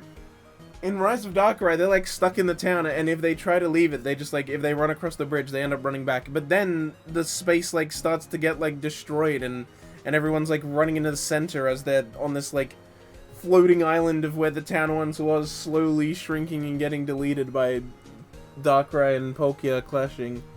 'Cause two entities that never should have met cross paths in the space-time rift. They say that line so much in the movie. Because it's like a prophecy that then comes true when that happens. And Darkrai's like trying to stop it. Like everyone thinks Darkrai's the bad guy early on, but then they realize Darkrai's trying to save the town. And at one point he does a big like boom and he locks both of them in it and he's like, "Go away! This is everyone's garden!" And at one point they fucking hit him back and he falls in the water and they go over and they're like, "Darkrai, you okay?" And then he gets up and he has a cool shot where he fires off and the water goes everywhere. And there's also a cool little bit of animation in that, which is like when Darkrai does that and the water splashes up everywhere. Brock is there with his Sudowoodo and Sudowoodo like freaks out and starts running away because he's a rock type, so he's scared of the water. It's like a little thing in the background that you might not even notice, but I've watched the movie so many times that I just love the Sudowoodo. He like freaks out in the background, trying to get away from the water. But yeah, so that was like a big time thing that fucked everything up, and then of course with Garantina, they go to the reverse dimension and that gets opened up. I think Darkrai and Palkia actually might show up in the Garantina movie as well for some reason. Either way, like everyone shows up in the Arceus movie, but yeah, in Arceus shit's just getting fucked up. And they even call back and show specific scenes from the older movies to be like, yeah, like everything's been getting fucked up with you guys when you guys are around. Like, of course this was gonna eventually be a big problem. You can't just have time and space and alternate dimensions just happen and not think it's gonna be a problem. But I also like that. I like that they like tie the three movies together, because usually the movies are so disconnected from the series, and in this case they still are. But usually they're also all disconnected from each other as movies. But this one is like, no, these three movies are like, they're their own little series of events as well. Now they've just gone now the movies are like full-on disconnected completely. Now it's like Ash like isn't even with the partners he's usually with. He usually has a different design and like is just off doing something somewhere on his own with unique characters. Like at this point they're just like, yeah, let's just use the movies to do whatever the fuck we want. The pain continues. Something to chill with while editing Mushoku Mondays. Oh, nice. Yeah, I'm just, I just went on a big rant going through all the Pokemon series. Diamond, Pearl, Platinum's the best one. Also, you have no idea how much I almost lost it at you guys when you did the podcast the most recent podcast and you talked about Pokemon, it was just like, because I'm a big Pokemon guy, and I was just like, oh my god, they don't know anything. When Chris kept saying May instead of Misty, I mean, respect, because I like May more than Misty, but I was like, but he means to say Misty though.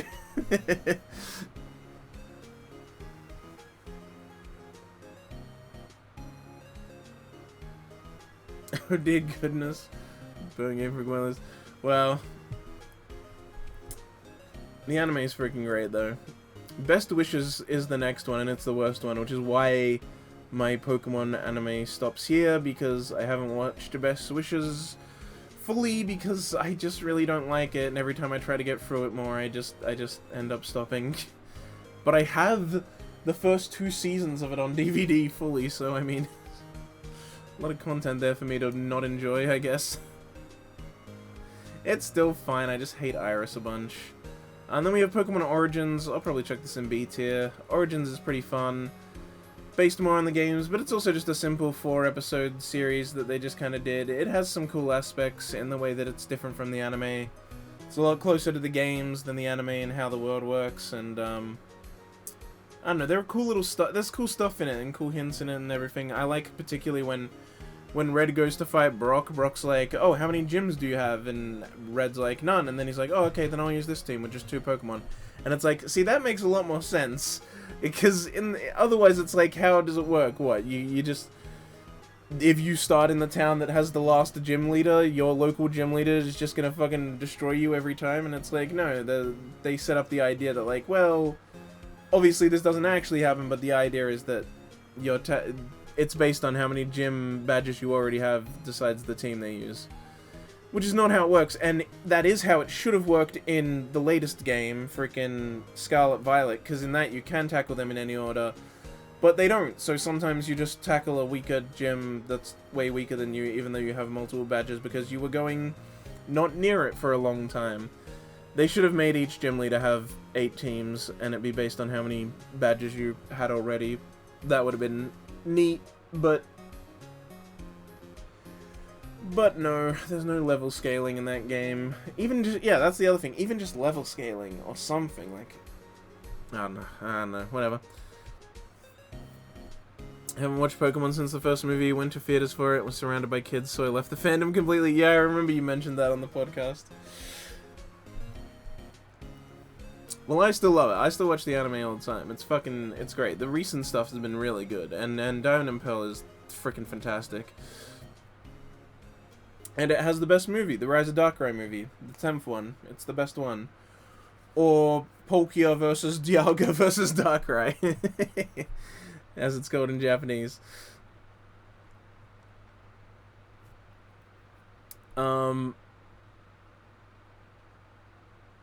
But yeah, if you go to it in a theater, probably going to be surrounded by kids, then that kind of makes sense. That's going to happen.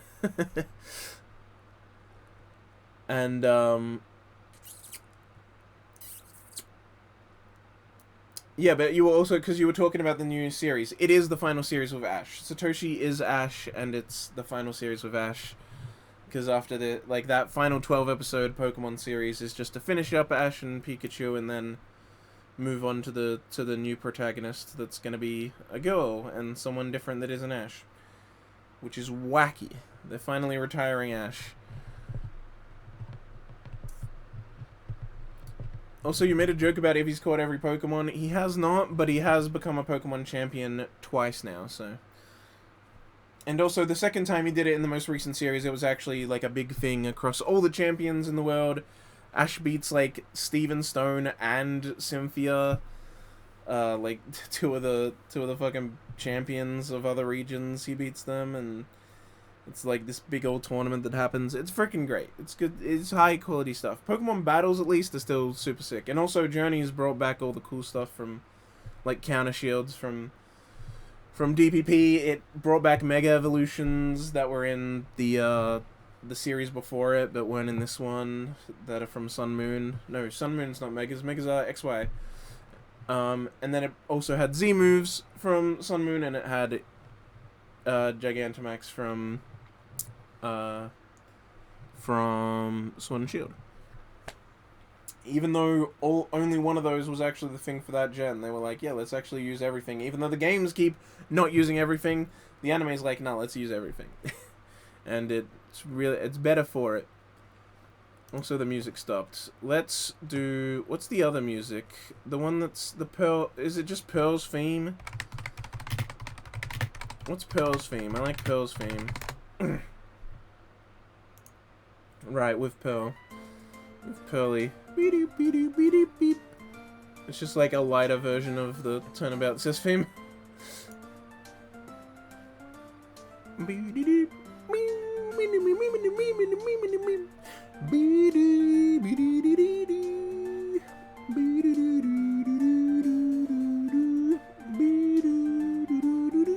I'm sorry. Anyway, big Pokemon rant over. Oh, Pompoko. This is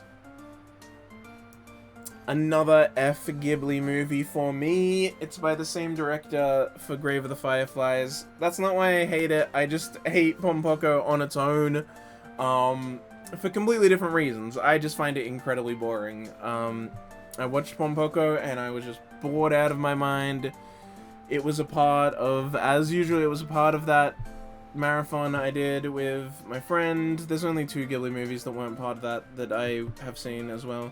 And Pompoko was just incredibly long, incredibly boring. I remember at one point my friend was sitting there and he like reached forward and moved the mouse with his foot to like get to see how much was left on the time bar, and he was like halfway, and I was like, oh, are you bored too? And he's like, yeah, and I'm like, so am I. It's yeah, no, B's good, or do you think it's do you think it's bad? What's wrong with B? If you think it's good, then it should be like one off what you think, unless you actually think it's a S tier. I mean, S would be kind of insane. Just surprising. Hated CGI. Oh, okay. I quite liked it. The CGI, I can understand the CGI, but I mean, it's only during the like dungeons and shit battle I hated. Fair enough. I just really like the concept of like the little buried treasure items and how they have like different abilities and stuff. I also like the characters. Girl who eats pudding and plays video games, you know, I can relate. I do that. I play video games and sometimes eat pudding. But yeah, Pompoko F, it's just boring. I watched it and I found it boring the whole time. Every now and again it had a kind of nice moment. Like there was one moment where these two, like these 2 drunk guys are like at a ramen store or whatever, and they start like saying, they're doing the thing in shows where like 2 characters like say something and then it's like that thing, like they're like, oh, that doesn't happen anymore, and then it like happens right behind them, or like some ironic thing between what they're saying and what's happening in the background. They do that, and we were like, and it's like, it's kind of funny, but then it goes on for way too long. It's like, oh my god, they're just like, yeah, that and that, and it's like, you're dragging the scene on for way too long. Why is this movie so long and boring? I just found it incredibly boring, and it's really long as well. It's really long, which makes it even worse that it's such a boring film. It has some alright moments, but overall, I just hate it. It's boring through and through. Other stuff on here is boring, and there's even some stuff that's kind of boring that I don't put in F, but if something's just boring and nothing else, like, just full boring F tier. You're meant to be a piece of entertainment. Like, what are you doing? Just terrible. Ugh. Next Ghibli movie, though. Ponyo S tier! Let's go! Let's have all the Ghibli's next to each other, organized by how much I like them. Lapuita's the best one. Kiki's the 4th best. Ponyo's the 3rd best, and we haven't gotten to the 2nd best one yet, but... Ponyo, Ponyo, Ponyo, fishy in the sea. 10 maid, best maid. True. See, you couldn't say best girl because we have no idea what her gender is, and it's hilarious. Magical Circle, Guru, Guru, Guru, Guru. Yeah, it's up here, an S. We've talked about Guru Guri. You know I love it. Not enough people, man. Not enough people have seen it. It's so fucking good. Kukuri is adorable. You're Yoshima. I love her voice actress. But yeah, Ponyo, Fishy in the Sea, I fucking love Ponyo. Ponyo is just a fantastic movie. It's just a joy to watch. I love it. I love like all the water stuff. Ponyo's such a cute little weird fish human thing.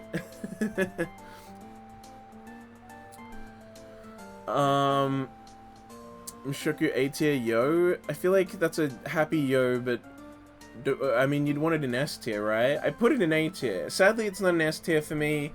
But I very much expect it will with more seasons. Like, the building blocks are all there in the first season. I'm just getting caught up. Fair enough. Yeah, nah. I'd probably put Mushoku in... I did say I'd probably put it in S tier in the future with more seasons, but for now it's in A. But yeah, Ponyo, it's just a joy. It's a blast. I love the adventure, you know, with the kid and Ponyo, and as they go on their adventure to try and get to their mom and everything, and it's just a great fun time filled with delightfully charming animation. I love it. I love fucking Ponyo. It's so good. I think it's my most watched Ghibli film. I've watched Laputa a good amount of times, but I'm pretty sure Ponyo is the one I've watched the most. I really love Ponyo.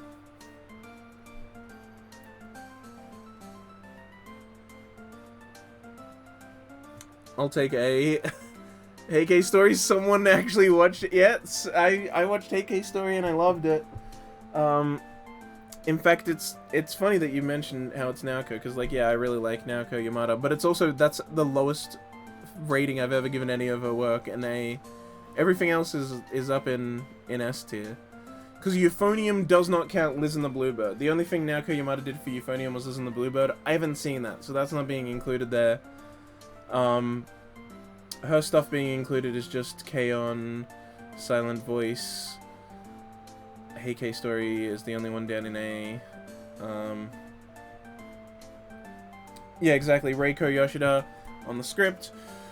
And Ushio on the music, which is what it is for Heike Story, that's what it is for Liz and the Bluebird, that's what it is for Silent Voice. Those three are the dream team. I love all three of their works independently, and so all three of them working together is great, and I love that they keep working together, because they make great stuff. Their next movie that they're making is going to be all three of them as well, so very excited for that. Which is meant to come out this year, 2023. It'll come out. Yeah, it's exciting. The Dream Team doing another movie. I love it. I love them so much. Here we have Pop Team Epic. Probably a B. Maybe even a C. I might move it down to a C later. We'll see. But yeah, we'll see. But yeah, Pop Team Epic's alright. Sometimes it's really hit or miss though. If you don't get the comedy, then it doesn't work for you. If you like don't get the reference, basically, like Pop Team Epic just has moments where it's a lot of reference humor, and so if you don't get the reference, it falls fucking flat. But when you do get the reference, it's some of the funniest shit I've ever seen. So I do really laugh out loud a lot when it's time when I actually get the reference. But sometimes there are entire episodes that weren't funny. And also, this isn't season 2. I've only seen season 1. And also, I just really like all the different animation stuff it does. Like, there's so much different animation styles it does, and it's so unique in the way that it has the show, like, each episode happens twice with different voice actors, and sometimes there's even differences in the visuals that happen in the different parts, and, you know, there are points where it, like, cuts away to the studio recording with the voice actors, like, doing the voices and stuff. Like, it's just wacky. It has other live action stuff. It has a moment where they do, like, they have a, like it's a recording in real life, but they have, like, paper where they, like, flip between it quickly and do different stuff to, like, make a scene happen. There's claymation parts. There's that French guy that does all the claymation stuff, and then he did more of that claymation in the Dinosaur Roommate show as well. He's really cool. And there's also, like, the dolls and just all this different animation stuff that they do that I really appreciate. It's like, wacky, fun stuff. I don't know. I appreciate it. Also, I didn't do this on purpose, but I just realized that all these three in B, I put in a row and all of them have like white outline borders, so it's just like a big mesh of white between them all. I didn't do that on purpose. It just kind of happened. I don't like it. Rearrange it. It's like when I had I had this under Haikyuu and it makes it look like it's like weirdly elongated because it connects with the white. Oh no, this has white on the top too! Get out of there! There we go. God damn it.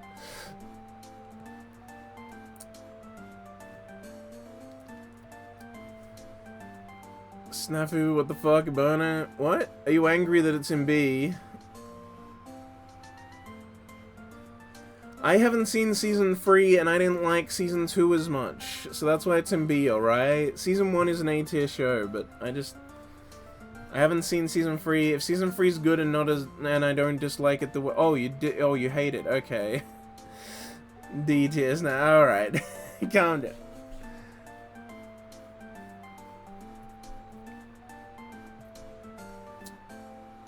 Maybe you also hate it for Season 3. I don't know, maybe worst go on. Well, I haven't seen Season 3 yet, so I just have a really good Season 1 and a not as good Season 2. Prince of Stride Alternative, just a C for me. Not who won, just how he wrote it. Fair enough. Prince of Stride Alternative is gonna have to be a C for me. It's kind of bland. I had trouble finishing it. I did finish it, but it took me ages to finish it, because each time I'd watch like one episode, and then I'd never feel like watching another episode, and so I'd just have to eventually just be like, just watch another one. I liked it fine enough while watching it, but something about it just meant whenever I wasn't watching it, I never felt like watching it. Cool sport and music, characters, blah. Nah, yeah, I can kind of get that. I don't know, it just felt like there wasn't much with it. I actually don't mind the characters too much. The sport was cool in like the way, like when it shows characters doing stuff, it is cool, but it rarely ever felt like an interesting sport to actually watch, because it's like, if someone falls behind, realistically, they're gonna have a rough time catching up if they're just generally slower, but like, somehow there's always like a pull ahead moment, even though they're both just running on flat ground at the end parts. It's like, gosh, I don't know, it's fine, it has some cool stuff, so it has some interesting style and other stuff, but for the most part, yeah, I just didn't find it too interesting. For some reason though, like, everyone watched it. Isn't it like,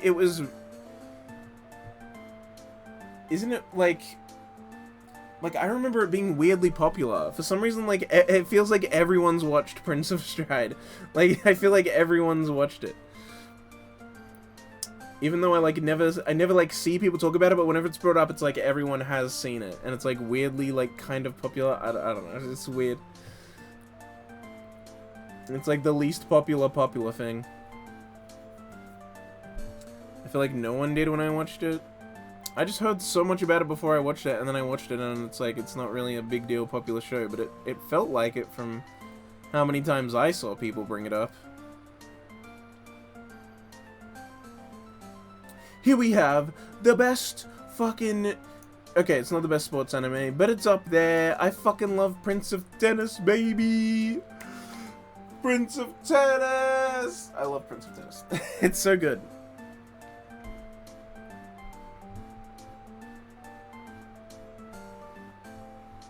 Yeah, nowadays I never hear anyone talk about it, but when people bring it up, it seems like everyone else is like, yeah, I saw that.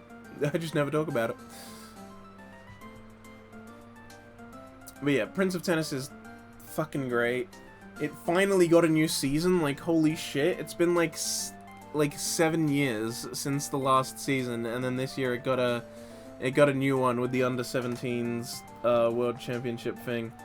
Like, god damn, it took them forever to bring out a new technically, we'd have got new Prince of Tennis content in between there, but it was like side content or content that, like, happened at a different point in the past, and it wasn't continuing...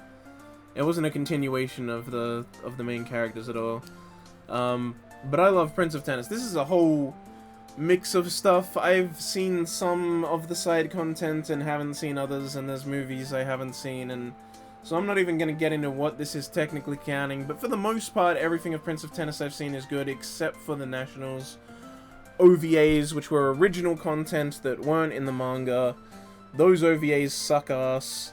Even though the other OVAs that I've watched that are original content are really good, for some reason just the national parts suck. But Prince of Tennis, I just love it. It's got so many characters that are really good, that I really enjoy. I mean, that's a lot of, like, sports animes, just having a shit ton of pretty boys characters that are all the rival teams and everything, but there's just a lot in Prince of Tennis that I really love and really like. Best boy is Akiya Kirihara. He's the best. I love him. I love the, like, emotional arc that he goes through and the way his powers have changed and developed over time. He's just a really cool character.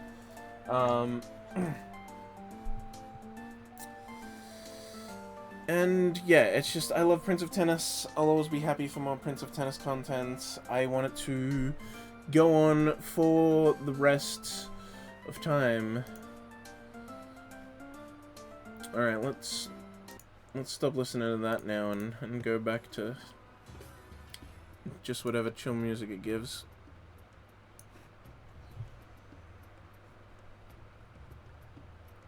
But yeah, Prince of Tennis, really great. I really love it. I love the way it develops its characters via their power moves and everything. I just love the evolution it goes through.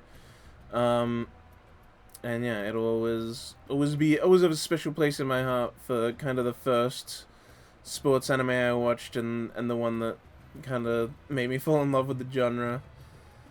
It's good shit. And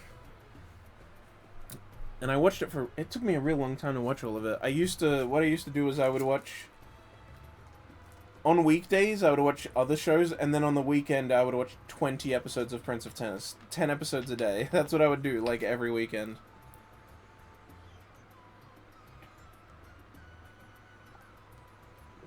Because, like, when I was a school student, I had nothing else to do, so...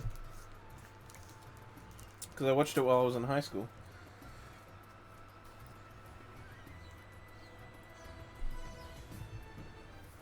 So I just, yeah, I'd be binging other different shows during the week, and then every weekend, 20 episodes of Prince of Tennis. And it took me like 200 days to watch all of it. No, it took 100 and something days. There's 200 episodes, though.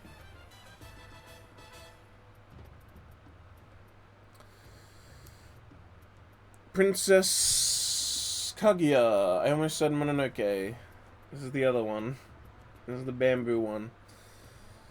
Princess Kaguya, I think I can check that in B tier. This is the best movie by this director, because it's by the same director, and wow, look at that. It's not an original story, but one that already exists as a well-known Japanese tale. It's almost like that's why it's good. But yeah, I actually really like Princess Kaguya. It's got beautiful animation all throughout it. The style they used is just breathtaking. It's absolutely gorgeous. And of course, the tale of Princess Kaguya. I mean, it's very well known, but I think this is a pretty good full one of it. I feel like a lot of anime fans don't actually know the tale fully. They just kind of know the parts that are referenced in other shows. This one also has its own stuff added and its own flares here and there. But for the most part, this will give you kind of all the basics of the story. Looked good, sadly boring. I liked it. I didn't actually find it that boring.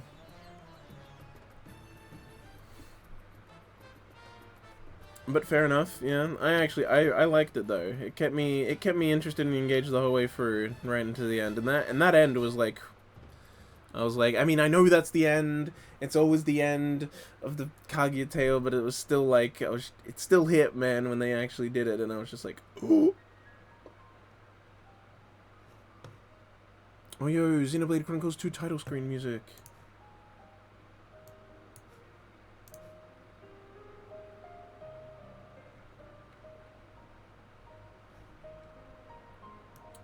Now we do Princess Mononoke, and Honestly, I think I'll also just chuck it in B. I'm not that big of a fan of Princess Mononoke. I know a lot of people really like it, and I know it's one of my friends, it's his favorite Ghibli movie, and we usually agree a lot, but I mean, it's good, it's still good, it's just not great to me. I found some parts of it boring.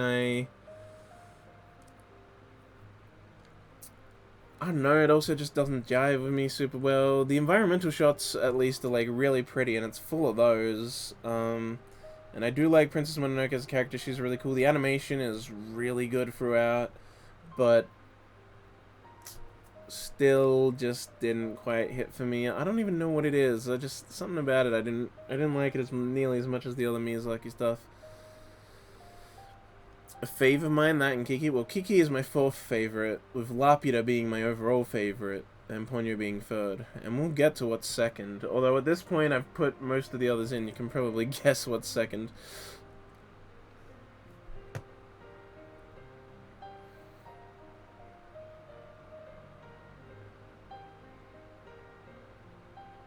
You know what? Fuck it.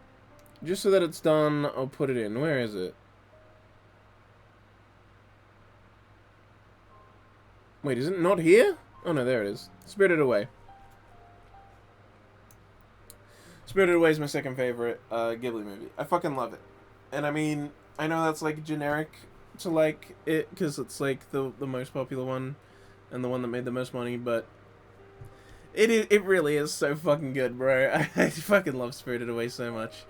The animation, the like the world that it is, and all, like, it's just such a beautiful movie through and through. The whole thing, I love its vibes, I love its style. The bathhouse, like, is such a cool location and has so many wacky characters all throughout it, and the animation's just constantly going, and I just everything about Spirited Away I love so much. Not a favorite, need to rewatch though. I almost got to see it in cinemas, but I didn't because I was just really tired that day. Like, every movie that was shown in cinemas during the anniversary was only for a few days. So I went and saw Laputa, had to get that one because it was my favorite. I saw Howl's Moving Castle in cinemas with a friend just because we were both free that day. And I wanted to go see Spirited Away, but I ended up being too tired. I, like, got home and, like, collapsed in bed, and then later my mom came to me and she was like, "Didn't you say you were going to the movies? Like, shouldn't you?" And I was just like, I'm too tired. I think I kind of regret it now. It would have been nice to see it in cinemas, but honestly, I don't know. I probably was super tired then and wouldn't enjoy it. It's just because I'm not tired now that I'm like, damn, I wish I went. But I was really tired that day, so I just ended up not going. But so, hey, I got a physical copy. I've seen it like 3 times. I love Spirited Away. It's absolute fucking great movie. What the fuck? This is some weird music. What are we at? 242.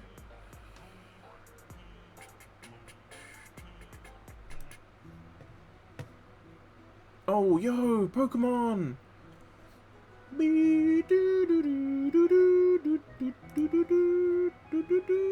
I don't know what specific place this is, but it's definitely from Black and White, I can tell that much. Anyway, let's keep going. We got Princess Principal! I watched that this year. This is just the series and not the movies. I think there's like 2 movies out, and there's gonna be more, but I've only seen the series. I think B is fitting for it. Yeah, good, but not crazy. I quite enjoyed it. It's a good time. It's told out of order, so pretty good. Yet, because on streaming services, they put it in air order instead of with Haruhi, where they put it in fucking... I hate how every streaming service and every torrent and every pirate site puts Haruhi in fucking chronological order. No one's meant to watch it that way. It's ridiculous. If it was on streaming services as it came out, it would be on them in airing order, because that's the fucking order it came out in. It bothers me so much that people watch Haruhi in chronological order. Drives me up the fucking wall. Like, way to ruin one of the best anime. Anyway. Princess Principal, though, is told out of order, and yeah, it's actually on streaming services in that order, because they got it as soon as it came out. Wow, imagine that. But yeah, Princess Principal is pretty fun, pretty great. I really like the characters. There's a really good twist in there. That episode, when they reveal the twist, is like such a good episode. Like, even just on the whole, the way that episode is directed and told and everything is just a really good episode. And yeah, it's an absolute blast. Absolute blast to watch through. I don't know, it's just fun. They got their magical powers and they do fun shenanigans, and I like all the characters and they're all really cool. It's just a good time. I look forward to watching the movies when more of them are out. I'm probably gonna I'll try and watch all of them like close together once they're all out instead of with huge gaps between. Because the first one and maybe the second one are on High Dive, but there's just more to come, so I'm gonna wait on that. It's kind of like how I'm waiting on the Girls and Panzer movies to also all be out and on High Dive, because I'm just like, I'll just wait. But yeah, Princess Principal is fun. Oh, next we got Princess Tutu. Yes! S tier. I fucking love Princess Tutu. Where was it? We see it. Princess Tutu is freaking amazing from my Natsuyuki Rendezvous review. It's true. Princess Tutu is fucking amazing. I love Princess Tutu. It has inspired a ton of written work that I did when I was in uni. I've watched it multiple times through. Fakir is one of the best characters in all of anime. It's one of the few shows that has a dub that's actually better than the subs. And that's coming from me. I fucking hate so many dubs and so many English voice actors. But I actually think that the English dub for Princess Tutu works better than the Japanese one.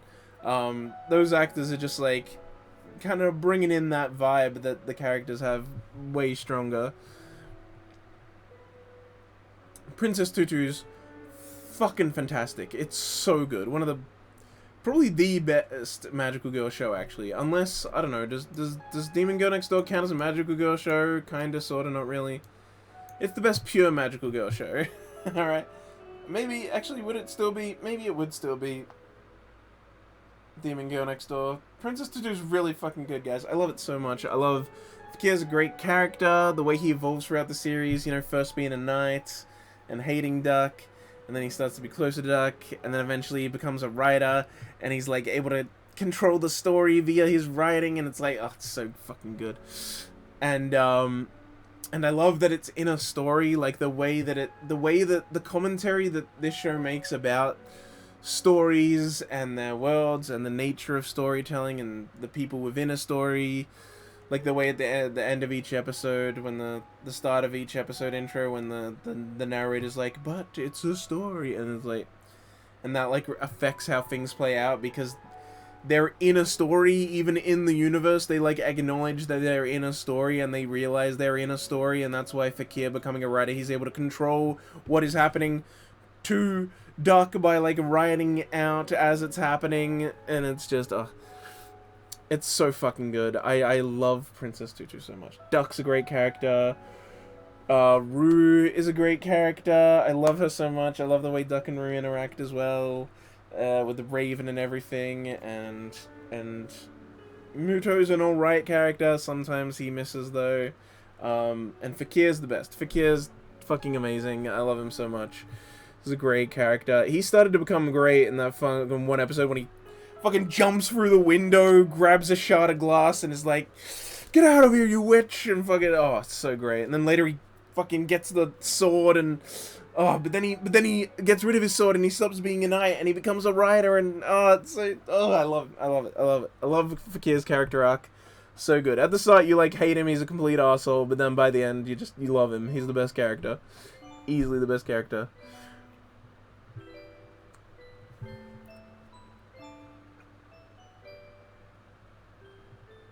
What is this music from? What game is this from? I'm sorry, I need to know. Piranha's Plant Lullaby in Super Mario 64, right, yeah, when you creep close to the piranha plants, this music plays. Right. No wonder I couldn't think of it. I was thinking like Paper Mario or something. But yeah, Princess Tutu is just So good, one of the best shows out there. My friend recommended it to me, and I'm so glad he did, because, like, I don't think I would have realized what kind of show it was and how good it was if he hadn't told me about it, because I don't hear it talked about that much, honestly. But yeah, I love it. It's so good. It's also got great, and it uses a bunch of, like, obviously stuff that's now in the public domain, like orchestra music and stuff, but it's like classical music, and it's so good, the places it uses it in. I listened to one of the commentaries where the guy who, like, decided all the music and where it would go, and it's like, it's crazy. He has, like, a degree in, like, classical music, and so he's like, oh, this is, like, this song that was made in this period, and it's usually used in place for this moment, and so we wanted to use it in this scene for this reason, and it's, like, really interesting stuff. And of course, all that classical music is just beautiful. It's great stuff. Princess Tutu is great. Anyway, Premiere. Premiere's pretty fucking cool. And it also has good music. Pretty good trigger movie. I saw it in cinemas with a friend, and it was just an absolute blast from start to finish. I love the animation style. I love the way they, like, animate the fire with, like, all the fucking, like, triangles and shit. It looks sick. Yeah, the music is just phenomenal and sells so many moments so well. It's, man, the fucking Premiere music, bro. It's like, it's so good. That was probably a terrible impersonation of the music, but whatever. Yeah, I don't know. There's not much to say about it because it's a movie. It's good. I love it. I like it. I don't love it. Good animation, good music, just good trigger shit all around. It's the same group that, you know, did Gurren Lagann and Kill la Kill and everything, so big solid respect. Promised Neverland. Well, here's the thing. This is just the first season, because I have not seen season 2, so I'm just gonna put it in B. If it was this, I heard so much bad things about the second season. I was like, this is another one. I'm just gonna have to zip that away, not watch the second season, and do what I'm gonna do with One Punch Man, which is just read the manga someday and not watch the second season. That's bad. Not gonna give him the satisfaction of having even one more view, even all this time later, when no one cares about the Crunchyroll views who originally made the anime. I'm still not gonna give him the satisfaction of an extra view. I'll go read the manga, for God's sakes.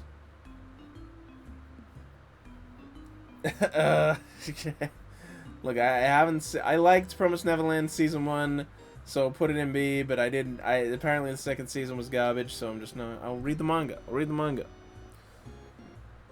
I know the anime changed a bunch of shit and cut a bunch of shit and cut some of the best arcs. It cut out one of the best characters that, like, everyone agrees is one of the best characters. He's just not in the show anymore. Which means all the great moments he has later on won't be included. Like, I have a friend who read the whole manga and was really into it, and yeah, they butchered it. They just fucking butchered it, man. And apparently it was all at the behest of the original creator. I don't know what he was fucking thinking. I think he had the wrong idea about why people disliked the manga. No one hated the entire manga, bro. They disliked the ending, and he's like, okay, I'll get rid of a shit ton of arcs for some reason. And for some reason, it's all the things people that are actually fans of it keep telling me are the best parts, but, like, I don't know. Or maybe he's pissed at them and he's sabotaged the anime. I don't fucking know. Because then they started going original, and then his name wasn't in the credits anymore, the original creator, so I don't know what the fuck happened with Promised Neverland. I bet there was a lot of fucked up shit going on behind the scenes. It looks like it was a mess, just from what I can glean. But yeah, first season, I thought they only gave him one season more to work. Maybe, but I don't know. If that is the case, then I understand why they cut a bunch of stuff, but I don't know why they cut the best stuff and left in the not as good stuff, you know? And also, because they also did the arc that has that character that everyone says is the best character, but they just left him out of the arc. They still did the arc, they just didn't include the character that everyone likes. It's like this older guy that used to be at one of the farms as well, and then he grew up and he escaped, and now he's like grown up to be an adult, and so he like helps them survive out in the world now that he's an adult. Yeah, I guess. Like, I can kind of understand then why they'd want to go with the anime original ending as well, but it's like, I don't know, it just seems like such a messy way to do it, just to, like, butcher the work completely. But yeah, the manga still sold well. Even though it finished in 2020, it was still one of the best-selling mangas of 2021, so I assume people just kind of were like, wow, I'll just go read the manga, because it still kept selling really fucking well, even though it's been done for like over a year. It's still selling well, so I can just hope that's what most people are doing. And because like the thing about a bad adaptation is I'm always worried that there's people that won't go check out the really good manga source, like with Lucifer and Biscuit Hammer and I don't know, other stuff like that. Like, I'm always Record of Ragnarok. It's like I always see how good the source is after the fact when everyone, like, all that manga fans go, hey, the anime sucked, but the manga's really good, come read it. And then I'm like, I'm worried that there's going to be so many people that don't see that, and they think that the manga's also bad just because the anime's bad, you know? It's always a worry. Especially because so many people are just anime-onlys and don't even read much manga or light novels, you know? It's whatever. Promised Neverland first season's pretty good. I like that it's a battle manga. You know, it's one of those battle mangas that's not a battle, where instead it's about outsmarting and outwitting the enemies, since they're just kids and all the enemies are bigger and stronger and tougher than them and have more control. So they have to be really tactfully and smart and outsmart them, or just be really quick on their feet, and it gets pretty brutal that first season, but yeah, it's a pretty good time. Good solid length as well. Like, that's a perfect like length of like an arc to become a single season. Then like when they leave is when season 1 ends. Yeah, it's good stuff. It's a shame season 2 sucked. Because also the only reason I watched season 1 is because I was like, oh, season 2 is coming up, I'll watch season 1 in prep for it. And then I ended up not doing that because everyone said it was bad. So yeah. I guess it has given me the like, I'll probably read the manga someday. I won't buy it, I'll just read it on the Shonen Jump app, because it's on that, but yeah. Ah, Psycho Pass, you poor, poor bastard. The most I can justify is B, sadly. The first season of Psycho Pass, S tier. 100%. This is another one where the seasons are mixed. God damn it. Season 1 S tier, Season 2 F tier. The movie's good though, so I guess that means overall there's more good than bad. There's definitely more good than bad, because the first season's double the length of the second season, and then the movie's also good, so it's just the second season that's bad. So maybe I can even creep it into A, I guess. There's a lot more good than bad of Psycho Pass, alright? But it's just... God, that second season's fucking terrible. Hard F tier on the second season, for sure. Obviously, you know, the first season was like Gen Urobuchi and a bunch of other great people. They made one of the best sci-fi anime ever with the first season. It's so freaking good. And then they went to start working on the movie, so the fucking B team was given season 2. Season 2 and the movie were being worked on at the same time, so instead of Production IG doing the animation for Season 2, a lesser studio that's under them was given it, like Tetsunoka Production or whatever, the one with the seahorse in their logo, that studio. They work under Production IG, and so they did Season 2 animation. A different writer was doing it, a different director was doing it, like every creative person, every animator, everything was a different person. So Season 2 looks horrible, it's poorly written, it's written by people that didn't understand the systems of the world that were established in Season 1. They completely butcher it and misunderstand it. Animation's such lower quality, it's horrendous. And then the movie was good again, because guess what? All the people that made Season 1 were working on the movie when it came out. I know Gen Urobuchi was involved in the third season in some way, but I don't think he was writing for it. I think he was just like overviewing it or something. Maybe that means it's good. I haven't seen the third season because it's in Amazon Prison, but maybe the third season's good. And another interesting thing about the third season is all the episodes are like 40 8 minutes or whatever. Like, it's a fucking live-action drama. It's crazy. Anime never does that, because, like, yeah, it takes so much longer to animate things. If you made every episode double length, you'd probably just end up having half the episodes, which Psycho Pass Season 3 does. It has 6 episodes that are just double length, so I don't know, but I guess they wanted the episodes to be that long for some reason. Still neat, because, yeah, you rarely see that in anime, but... Yeah, and I haven't seen any of the other movies that came out. I know there was a series of, like, 3 movies that came out that were prequels, instead of just the main core movie, but I haven't seen those. Haven't seen Season 3. So there's also been more Psycho Pass stuff announced for even later than that. I've kind of fallen off, but yeah, Season 2 just left a really bad taste in my mouth. But the movie was already done when I watched it anyway, so I just right away went and watched the movie. But yeah, Season 1 is legit one of the best sci-fis ever fucking made. Just period. Not even best sci-fi anime, best sci-fis ever. One of. It's like up there. Season 1's so fucking fantastic. Everyone should check it out, honestly. It's so good. Great characters, great dark cyberpunk world, great just... Oh, everything. It's like the Sybil system is so interesting, and we spend a lot of time exploring the people that don't fit in with it, and it's like what happens when society, you know, turns its back on those people. It's just...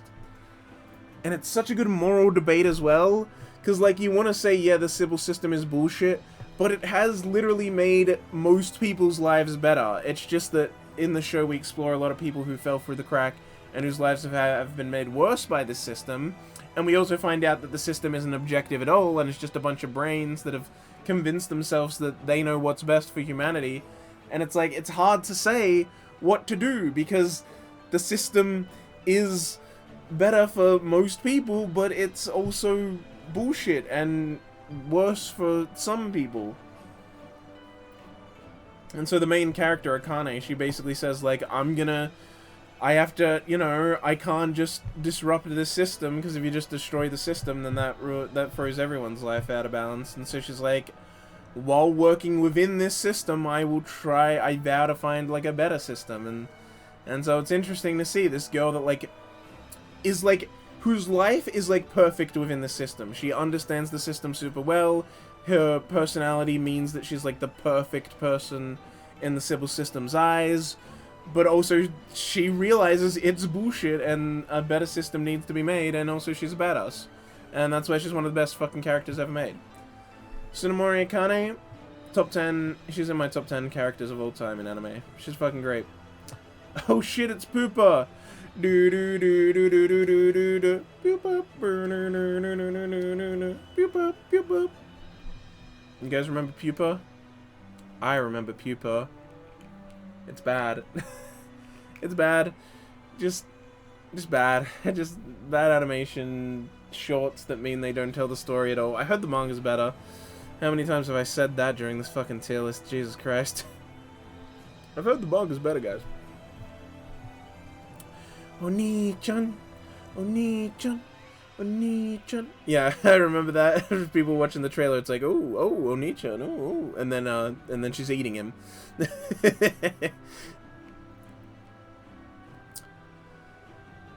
Anime of the year it came out in. Fuck Kill la Kill. No, I'm just kidding. they did come out in the same year, though. But yeah, Pupa's just weird nonsense. It's not very good. It's short, and so it doesn't get to explain itself very well.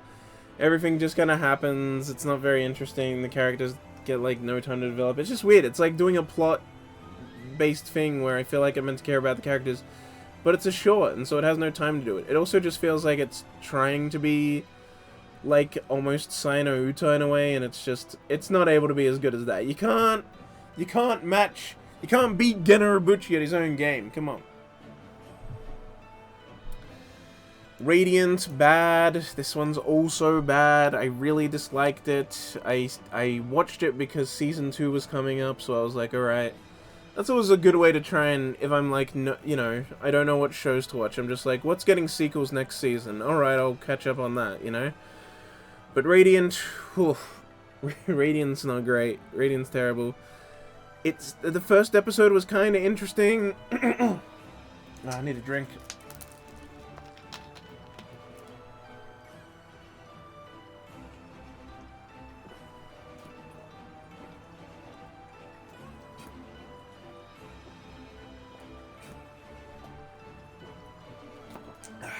My fridge ran out from all this talking.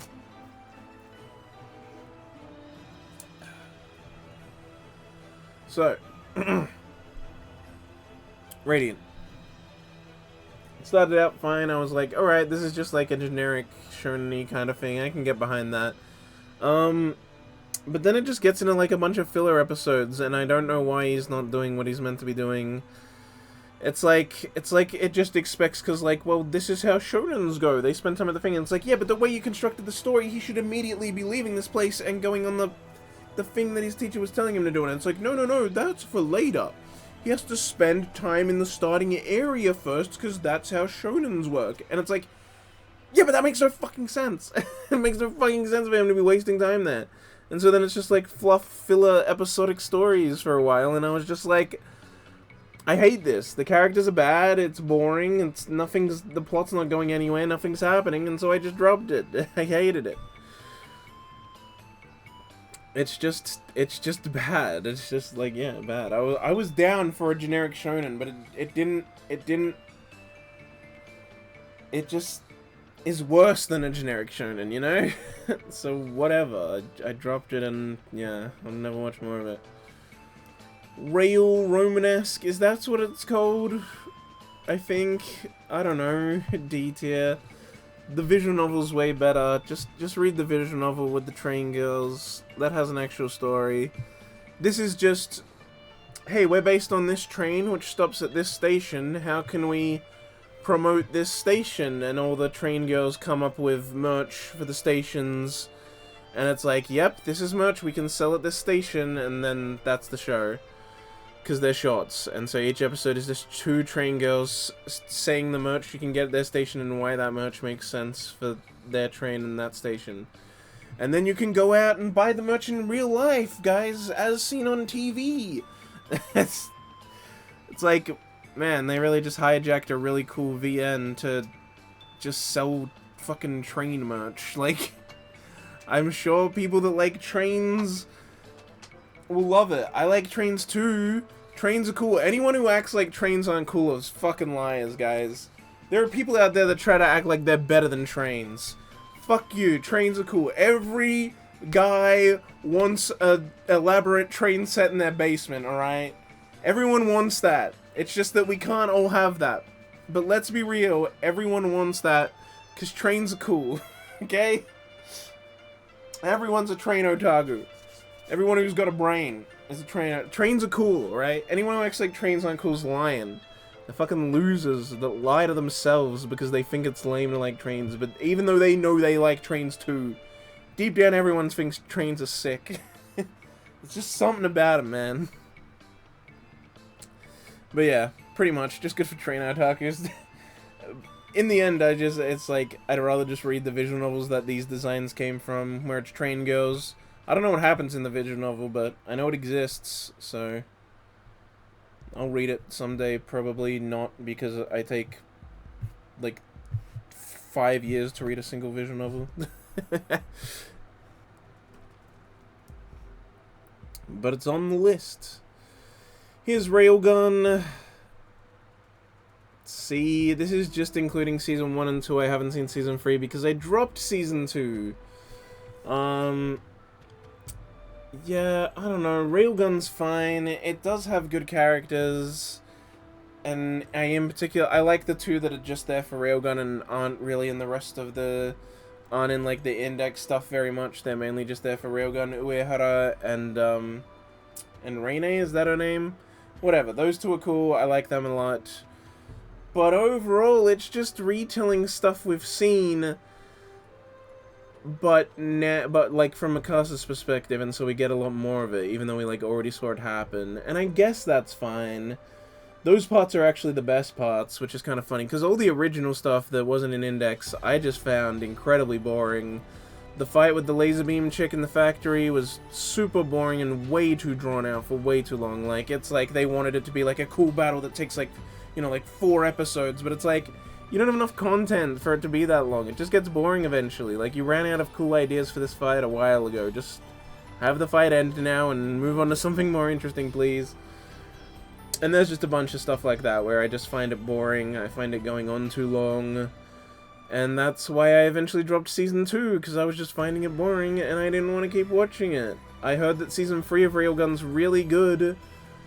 So maybe I'll force myself to finish Season 2 one day and watch Season 3, I don't know. But I found it just gets boring for me, and so I just dropped it. Like I said, I actually like Index more than Railgun, so Index gets to chill up in B tier, because I quite like it. Railgun just doesn't do it for me the same way. Still some good stuff in there, still gonna put it in C tier, but not for me. I got the Switch, the Switch version of the Train VN, Train Girl VN. I didn't even know there was a Switch version of it. Because the last time I checked up on it was like ages ago. I just always have it sitting in the back of my mind. I didn't even realize it was on Switch. Remain, yo! I love Remain. I'll put Remain in A tier. Remain sucks. Fuck you, Aaron. Andrew's on my side about this. Remain's fucking great.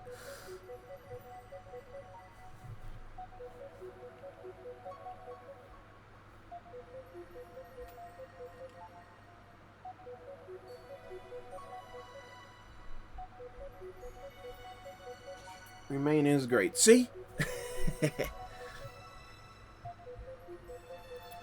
Remain is great. Yeah, I fucking loved it. I was really surprised by it, because, like, early on it's like, you know, it's kind of fine, it's kind of generic, like, oh, this guy used to be, like, really good, but now he doesn't want to play, but it's because he got amnesia, and so there's, you know, there's that little extra element to it, and also he like ends up doing it anyway, but he's not as good as he used to be because he has amnesia still.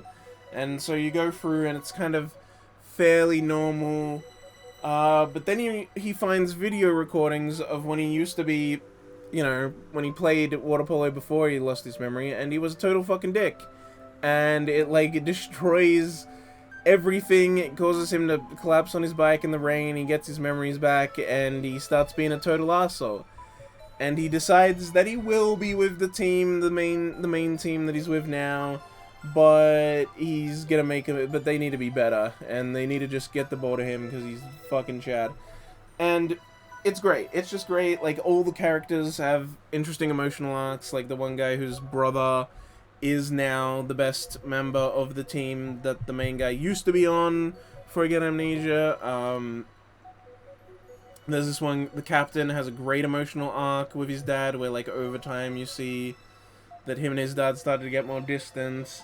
And it's because he was trying to help his dad. Like, he started trying to make, like, eat ramen and do other stuff for dinner instead of having his dad's cooking, because then his dad wouldn't have to cook for him.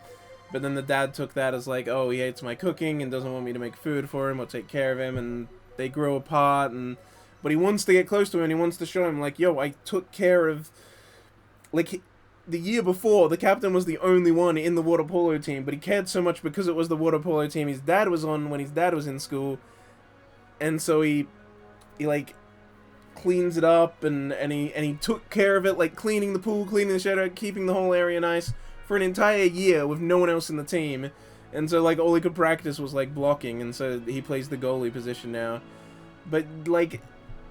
And then eventually he just, like, leaves a note. He kind of, like, tells his dad quickly, like, leaves a note saying, like, oh, I'm going to be playing at that game, I guess, if you want to see. And then his dad actually shows up, and, like, it has this great moment when his dad sees him and starts cheering for him. It's like, oh my god, that moment, yeah, it broke me too, man. I'm getting teary-eyed just thinking about it. That was,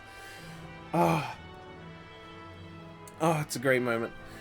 It's great stuff. That captain's, like, arc throughout the show was great. And, like, the main guy, they never do the golden time thing. They never do the golden thing where it, like, flip-flops between the different memories, or he gets his memories back, but then he gets his new memories back at the end. They don't do that. He stays in his asshole form, and even at the end, he's still a bit prickly. He's still a bit of an asshole, but he finally does start to accept his teammates, because, like, they... You know, he's like, he admits that the captain's good. He's like, you're a good goalie, I got no problems with you. Everyone else, you suck, you need to get better. And then he's like, first of all, there's the guy that can swim really fast, who's the brother of the other guy. And so he's, like, kind of okay with him. He mainly has problems with the two that are, like, wimps, and the fat guy as well.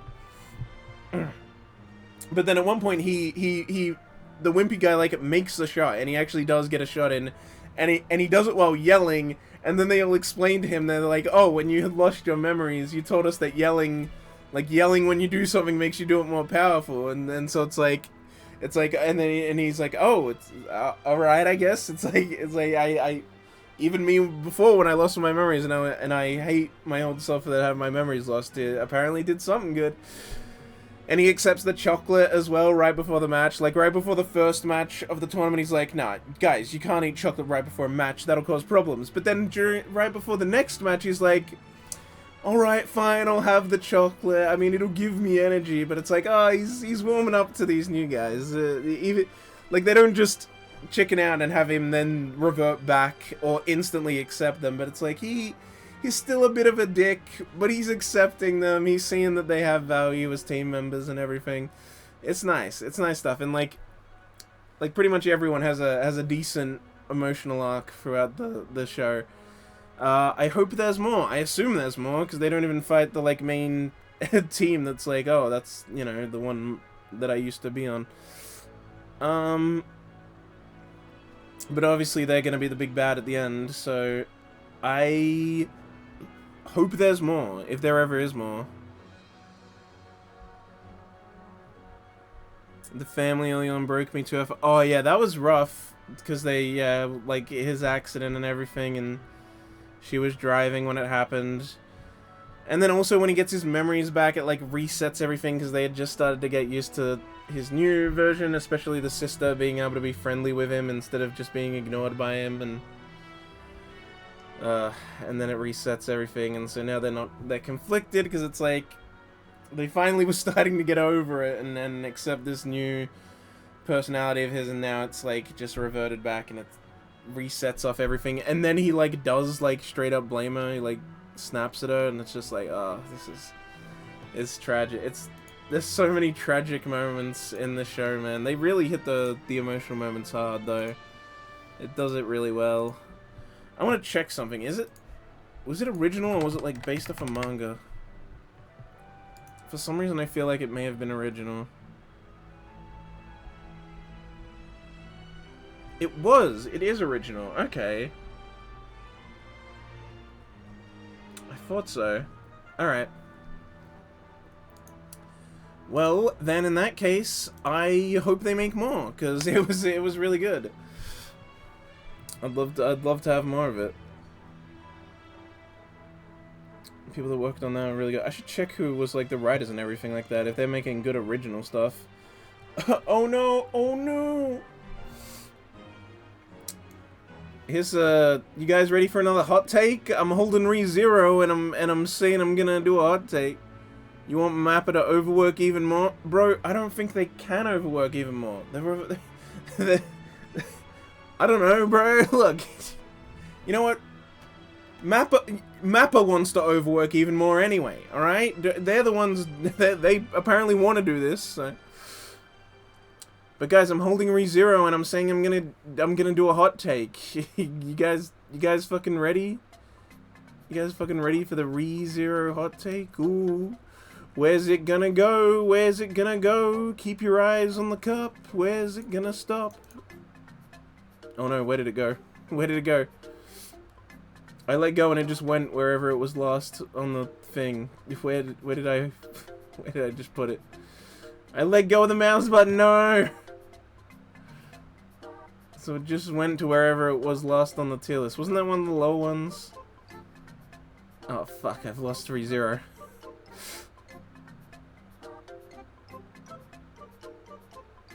No, there it is. Okay, it went to D. Got it.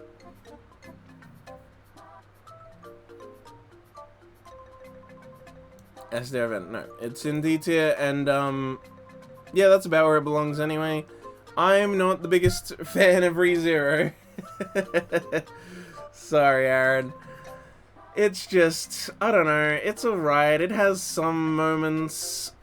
Some of the girls are cute. I really like Amelia. I really like Ran. But it's just not for me. It's just a lot of characters yelling about the plot, and yelling about their feelings, and yelling about each other. It's a lot of yelling. It's just a lot of people yelling about things, over-explaining everything. And I feel like I mean, that's why, I know that's why some people like it. Like, if you get gripped by the idea of the premise, which the premise is interesting, you know, the death loop thing and the saving and all that, and you're gripped by that, and you like the characters, and you end up caring a lot, it's probably not as big of a problem for you, because you're like, yes, I care about these characters, please explain more about yourself and yell about your feelings all you want.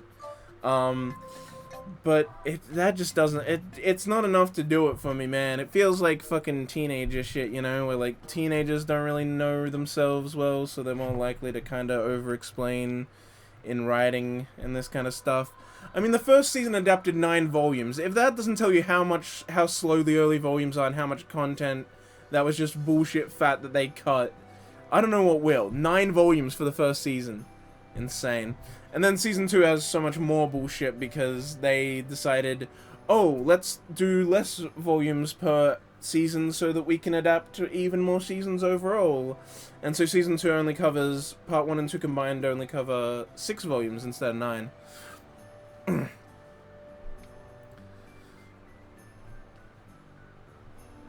There are shows with worse yelling. I guess, yeah, but I'm not complaining about the yelling because it's like an annoying noise. I'm just saying the characters just, you know, they spend a lot of time yelling at each other about their emotions. I could just say talking and it's the same thing. Whatever. I'm just saying they're doing a lot of that. I'm not complaining about yelling as a noise or anything.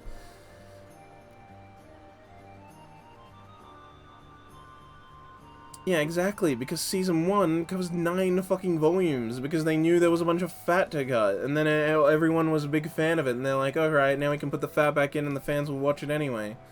Because a lot of the fat is just people explaining things a bunch. I'm mainly complaining about season 2 when I talk about all the... Everyone's just talking at each other and explaining their feelings and explaining what's going on way too much. Blah, blah, blah, blah, blah, blah, blah. Season 1 does it a fair bit too, but not nearly as much. The pacing's a lot better in Season 1 because they decided to adapt 9 volumes. It's still not great, but I mean I still don't like it, but very much. It's fine. It was enough that I watched the whole thing, really. I only started watching it for Isekai context, same as Overlord. That's also why I watched Shield Hero and Cautious Hero and other things at the time, but I liked those more than ReZero and Overlord. ReZero and Overlord, and I wasn't too hot on. I like ReZero more than Overlord, though, actually. I will say that much, even if we're within D tier. We talking about ReZero, right? Yes, we are! What feelings? Bro! Are we ignoring everyone's favorite episode where the entire episode is Subaru saying I am sad and Rem explains why she loves him and then he says I love Amelia and that's one episode? An entire episode is one conversation? Yeah, they do a lot of talking about how they feel, and then in the second season they do it even more. That's why I said I'm mainly complaining about the second season with that, because they do it even more there. But they did it a lot in season 1 as well. Like... There's just a lot of talking in the show, honestly. There's also so many things where they, like, stop what they're doing to talk, which is really weird because, like, when Subaru and Ran are running to go save Rem, they stop walking and then turn to each other, and then they talk where Ran, like, explains their backstory and stuff. What a weird choice. Just have her start talking about it and go into the flashback while they're still running. Like, why are you going, no, they must stop to have the conversation? Did the light novel do that? Did the light novel go, I then stopped running and turned to Ran, and then she said yada yada yada? No! They probably just had her go into it, and you can just assume, oh, okay, they're running while having this conversation, because anime does that stuff all the time. Just have it be that they're running while... It's like so many weird little choices like that, where I'm like, it's like you want me to notice more than usual that all that happens is that characters talk, and then action happens. It's like... Of course I do, but I'm just saying every anime does that, and if they're trying to rush to save Rem, why would they stop to talk? There's a disaster happening. I know it's just a little thing, but I'm saying it's a lot of those little things that happen, and each time that they do, they draw attention to the talking. It's like, oh, we can't be running, we can't be going to save Rem, because this is the talking time. We'll talk now, and then we'll run and go save her later. And action can happen. And it's like... It's like it's trying to draw attention to how much talking there is. I know that specific instance is a nitpick, but I'm just saying it points to a greater issue because they do stuff like that all over the show where, like, everything else stops so that people can talk. D tier is your worst tier. Yeah, I know. You like ReZero, you like Overlord, you like 86, you like Erased. I get it. You probably also think Hero Arca should be higher. You like Demon Slayer, I guess. I get it. D tier is where a lot of my hot take shows go, where it's like, I kind of like them, I don't hate them, but I like them less than most people, and I think they're subpar. Yeah, that's where a lot of my hot take shows go, because I still admit, you know, they're not so bad that I'd put them in E, but I don't like them very much, so they go in D. It happens. Obviously, shows like that, where they're just so massively popular, I'm like, well, I'm going to watch it because everyone's always talking about it, and then if I don't like it, well, yeah, it's probably going to end up in D or E. Usually D, though, because there's usually enough there that I'm like, okay, yeah, it's just not for me. It is what it is. But that just means it ends up in D tier if it's a massively popular show that I only watched because it was popular and then didn't really enjoy it. That's Hero Arca, that's Demon Slayer, that's Overlord, that's ReZero, that's... It's actually not 86, because I watched 86 like as it was coming out. I was just actually interested in that one. Well, I'm going to bed. Relife, S, Rent-A-Girlfriend, F tier. By the way, you asked earlier and I never said, Ryu's work is never done is my ending point. So, I'm just going to finish off the R's. And then I'll be done. Have I not done Rent-A-Girlfriend? Right, Rent-A-Girlfriend's an arts right here. Well, we can put Rent-A-Girlfriend in F. I could do that for you. I agree with that. There we go. My most uncontroversial take yet. Rent-A-Girlfriend in F. It's the one everyone can agree on. We can all be happy now. Everyone put away your torches and pitchforks. Just to wrap up ReZero, it's got some good characters I like. I think the world does have interesting elements. I just wish it moved along quicker.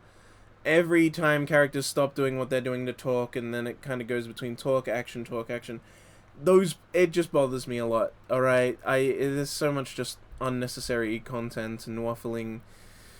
Over-explaining things, you know? The conversations could be shorter, or they could just explain themselves better a lot of the time. But yeah, if you're super into the characters, then I'm sure you don't mind that they're just talking because you're into it. And so I get that, like, that's why fans of the show don't really have problems with it.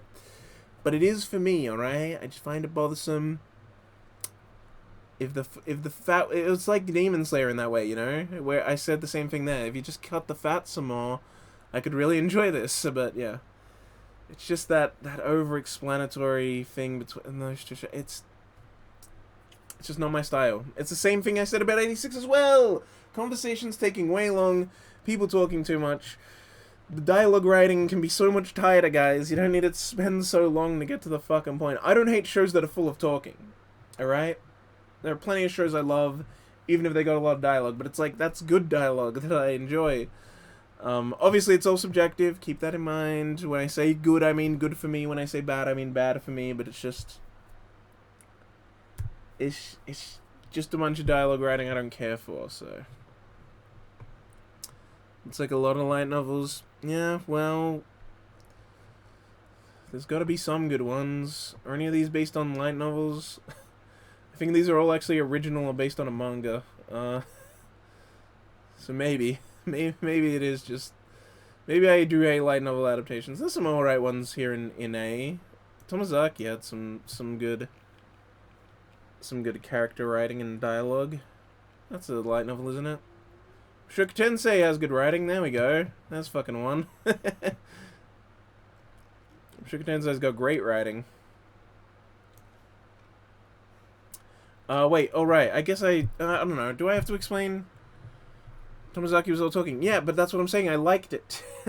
That's what I'm trying to say. I'm trying to say, yeah, exactly. I don't have a problem with all talking. I just have a problem when it's like, talking doesn't lead to anything. It's like, by the time they get to the point, I'm like, that was the point? You could have got there so much quicker if you just explained yourself better.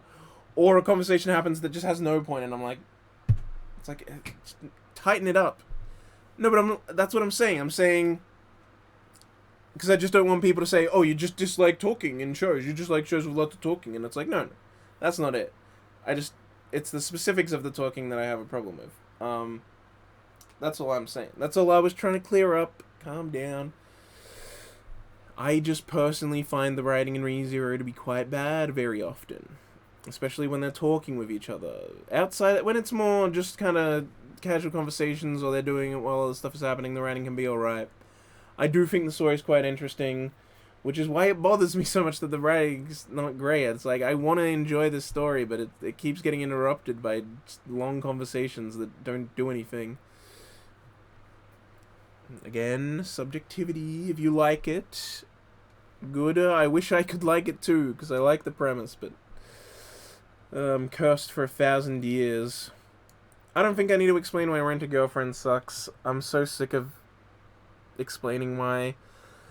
I explained why last year. I explained why when like season 2 was airing like over and over, and everyone always says the same things about it. It's just I just hate it. All right, I'm sick of talking about Rent-A-Girlfriend at all. I haven't even talked about it that much, but it's just such a bad show that I'm already fucking sick of ever bringing it up. It's bad show for many multitude of reasons.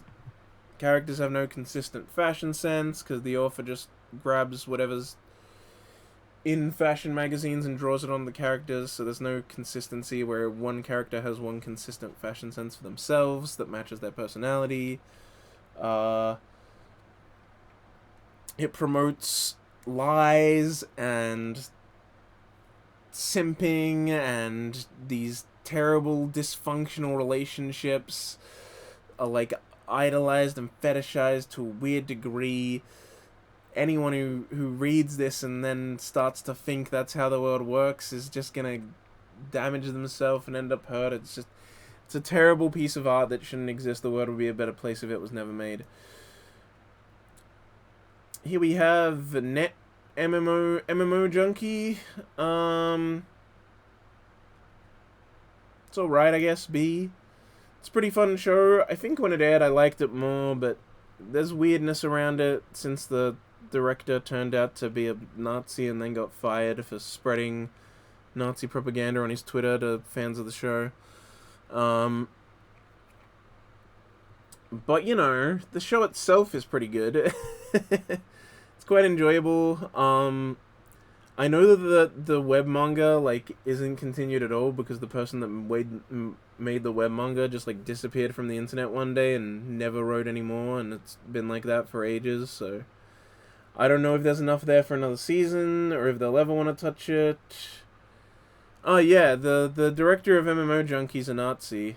And so when the show was airing, he'd post, like, frames, like keyframes and stuff, like the raw frames on his Twitter. And so that got a lot of attention from the fans of the show. They all started following him because he was posting production stuff and stills.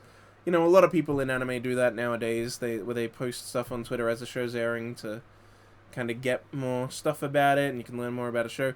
But then, mixed in, he started posting all this fucking Nazi shit, and everyone was like, whoa, and well, some people were like, whoa, some people were like, yes, I agree with you, because for some reason there's a weird amount of anime and Nazi crossover.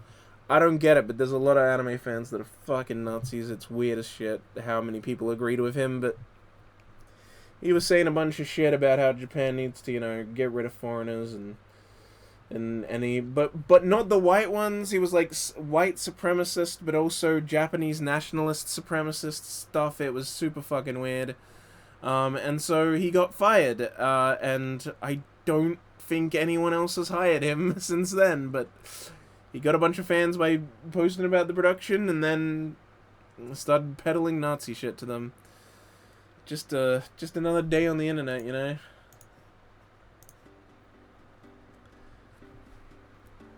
But yeah, that's what happened there. But the show itself, it's pretty good. It's pretty alright. It's cute to see, like, it's like two, you know, people playing the opposite gender characters on online, and they kind of fall in love, and it's cute. No, they're not opposite gender, are they? Doesn't she play the girl? No, yeah, no, she's the girl, and or is it the other way around? I can't remember. I think this is the one where they play opposite genders, right? Whatever. Yeah, it's cute. They're like dorks because they're like losers who just have a single adult life because they don't have a partner, and they play MMO games, and then they try to like interact, and it's cute. They're like in the same room, both just playing their own MMO, and so when they talk in real life, it's like they're like awkward dorks. It's cute. I like it for that, and the OP is really good as well. Ruin career any percent. Oh, it's like the Gurren Lagann guy we talked about. You know that, where there's one episode of Gurren Lagann that's like really shittily animated, and everyone on a forum on Japan was like saying how shit he was, and then he went on there and called them all the Japanese equivalent of the R slur, which is way worse there because it's banned to even say that on TV at all, and so he got blacklisted from the entire industry because why would you be attacking the fans of anime? Why would you be attacking like the biggest forum site that like has everyone who's gonna, you know, buy merch and Blu-rays? They're a fan. Why would you insult them all, you idiot? He's like, everyone who makes fun of me is a Japanese word that you're not even allowed to say on Japanese television because it's that bad and insulting. And he called all the anime fans that the diehards that on the website that like all the diehards are on, the people that'll fucking be buying your Blu-rays and merch. And so yeah, he instantly blacklisted. It's like, no one's gonna fucking work with you, bro. You just insulted the entire buyer base. What are you doing? And he did make a bad episode. He couldn't take fucking criticism. Everyone was just pointing out how shit he was. And he had a fucking tantrum about it. Here is, what is this? Something free somethings, free shining stars, or whatever. This is yet another one that I only watched because Yuri Kakubo's in it. It's a weird show. It's like there's girls and they have little sisters, but the little sisters are actually aliens, and also they turn into mechas that the big sisters then pilot. But the big sisters aren't aliens, they're humans. It's just that their little sisters are aliens that turn into mechas that the older sisters pilot. I watched it with a friend, just like at his house or at my house, I think it actually was. We just watched it one day. Because he got me to watch it by saying Yuri Kakubo was in it. And it's just some weird show. It also had his favorite voice actress at the time in it, which I think is Nao Toyama. I think she's in it. And that's why we watched it. And it was like, I don't know, it was just a dumb show that we watched one day as friends together. It's nothing special. It's pretty dumb, below average for sure. Just, yeah, slap it in D tier. Oh, Real Life. Real Life was alright. This is just the main series.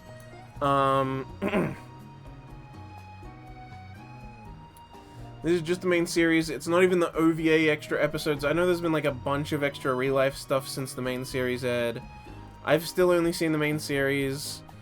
Blah show? Yeah, actually, you're kind of right, now that I think about it more. I liked it early on, because I was about to say I liked it early on, but then, yeah, it got bad later, and then I was like, wait, then why do I have it in B? It should be in C. I liked the early stuff of Real Life, actually. I thought it was really good early on.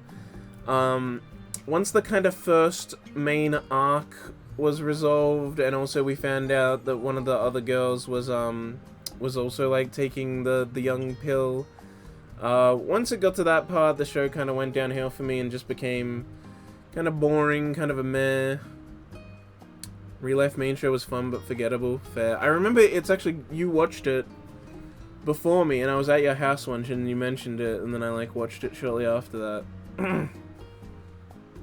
But I remember you were, like, really into it while you were watching it. But yeah, I guess fun but forgettable is how that works. It's like, liking it while I'm watching it, and then you just forget about it real quick. Regalia, yeah, Regalia, Free Secret Stars or whatever. Yeah, that was kind of blah. Oh, you were saying Regalia is blah, and for some reason I read it as Real Life is blah. Well, anyway, it helped me remember that, yeah, I disliked the later parts of Real Life. Basically, yeah. I liked the first arc, and I liked the characters a decent amount, but once the other girl was, like, also on taking the young pill, and that first arc kind of wrapped up, which I found interesting, it just kind of, yeah, became kind of boring after that. I know there's been, like, multiple, like, one-episode OVAs where it's, like, episode 14, episode 15 stuff, and then I think there was also another series or something, I don't know, there's, like, a surprising amount of extra content, but I've only seen the main series. Let me actually fucking check this. I need to check this. I feel like I'm insane. Is there not as much as I'm thinking? So let's see, yeah, there was the episode 14 sequel. Oh no, it had 4, okay, it was a special that had 4 episodes. That's why I was thinking it was a lot. There was 4 episode sequel. And then there was like a 2-episode special in 2018. Same year as the sequel, actually. Okay, that's all there is. There hasn't been anything since 2018. I'm just crazy. I think I just thought it was like 1 episode that was a sequel, and then I found out there was like 5 special episodes, and I was just like, wait, what?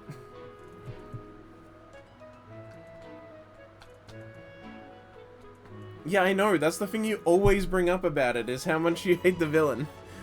Part of my Inverted is nice, but now that I've seen more anime and seen more movies, it's a bit more bland than I originally thought. Like, the concept is unique, and it's a cool, fun movie. I still like it. C is still good. Keep that in mind. C is still things that I think are worth watching and are good. It's just, you know, it's at the bottom of worth watching, I guess. But yeah, I liked Part of my Inverted. But yeah, villain was bland as fuck. For sure, yeah, that's always the main thing you bring up about it. Every time you talk about it, you just say how you dislike the villain, because he's generic as fuck. Oh, here is Remake Our Lives. Yeah, I'm sorry, that has to go in D. I know most people liked it until the ending. I didn't like it until the ending. I liked some parts about it. I liked it early on, but then as more time went on, more things started to happen that bothered me, and other things. There's a lot of weird shit with Remake Our Life. Like the main guy's meant to be an adult, and then he gets, like, you know, sent back in time, basically.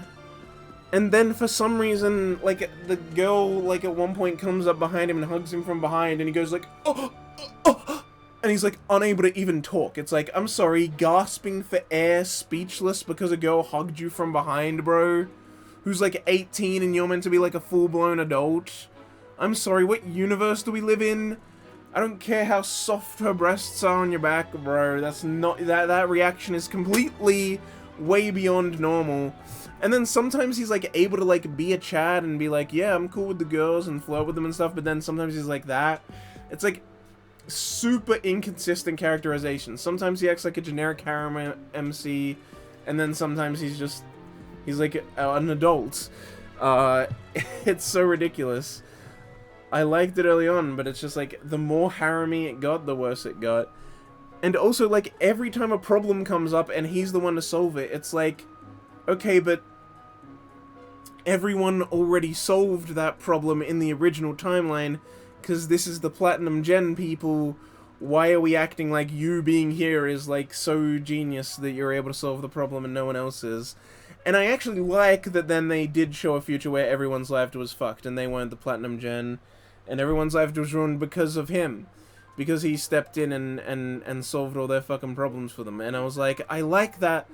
But then, of course, they undid it, because then he just goes back in time again and is like, oh, I'll redo it this time, and this time I won't squander their originality and whatever. I guess. Although it's also kind of implied it's because he kept making them change things, like with the script and everything, and the art, and he wasn't letting them just do their own thing. It's kind of implied like that, but I like to think it's because he was there at all ruined it. Because I was thinking that early on. I'm like, the only way they make this interesting is if they show the future and he ruined all of their chance, and they're no longer the Platinum Gen. And they all have much worse lives because of him getting involved, which did happen. I did like that. It's like only his life was better. It's like a really, like, yeah, him going back and inserting himself in that situation is incredibly selfish.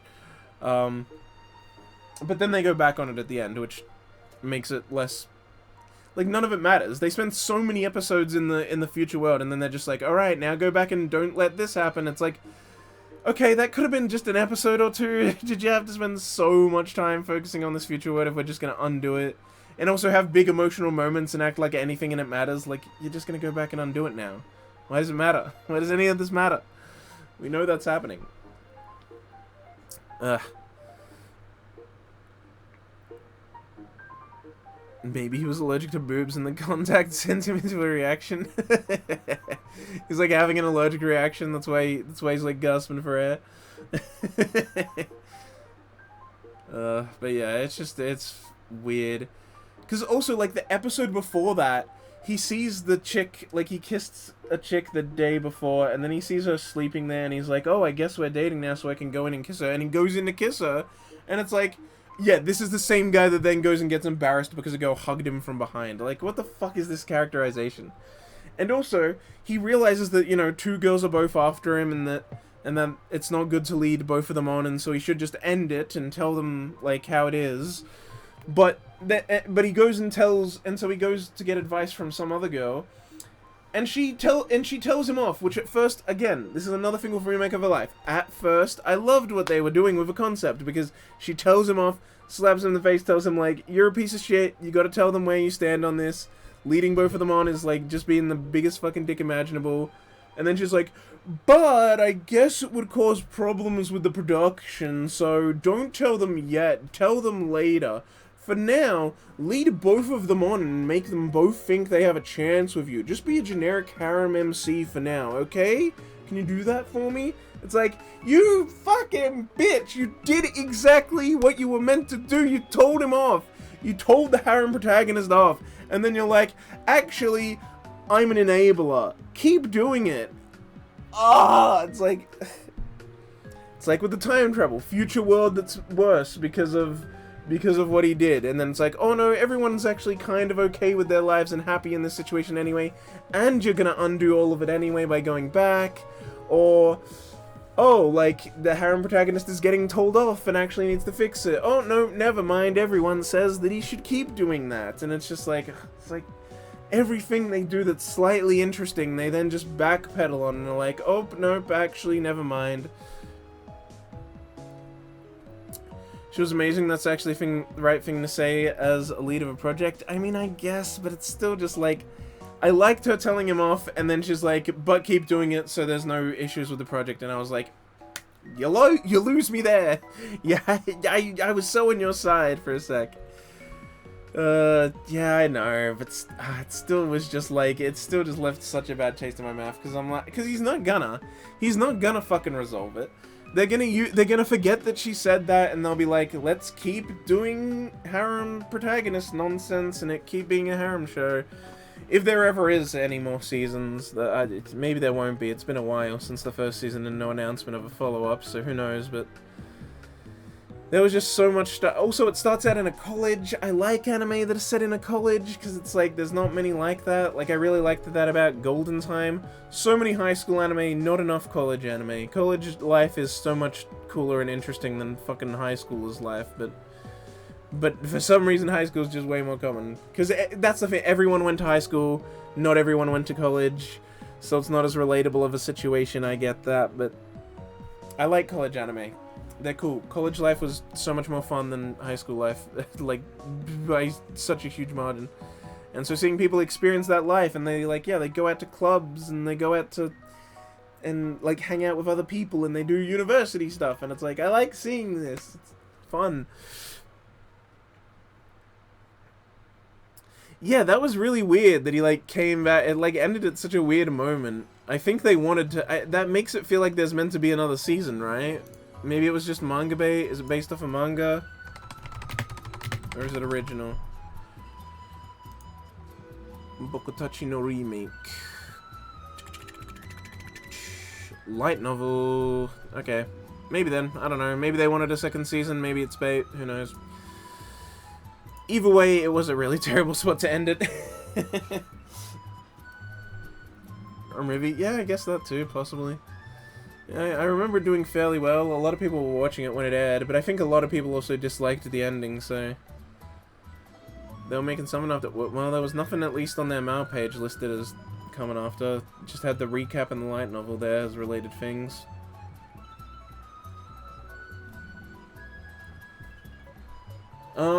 Agretzko, just C for me. I know other people really like Agretzko. I watched the first season and the Christmas special, and then I didn't watch more because it wasn't really capturing me. There's like gonna be a 5th season soon. There's a ton of content, and I know a lot of people really like it. I like it enough, like it's in C, but it just kind of, I don't know, kind of meh for me. I guess I saved it as just Retzko, because it's in the R section, not the A section. Anyway, yeah, I don't know. It's just not for me, I guess. It just didn't really jive with me. I never found it too interesting. It's simple enough. I like the animation style and the character designs, of course, because, I mean, it's Sanrio, so of course I'm going to like the character designs, but... Yeah, in the end, it's just... I don't know, I just didn't find it that interesting, so I watched the first season and the Christmas special, and that was it.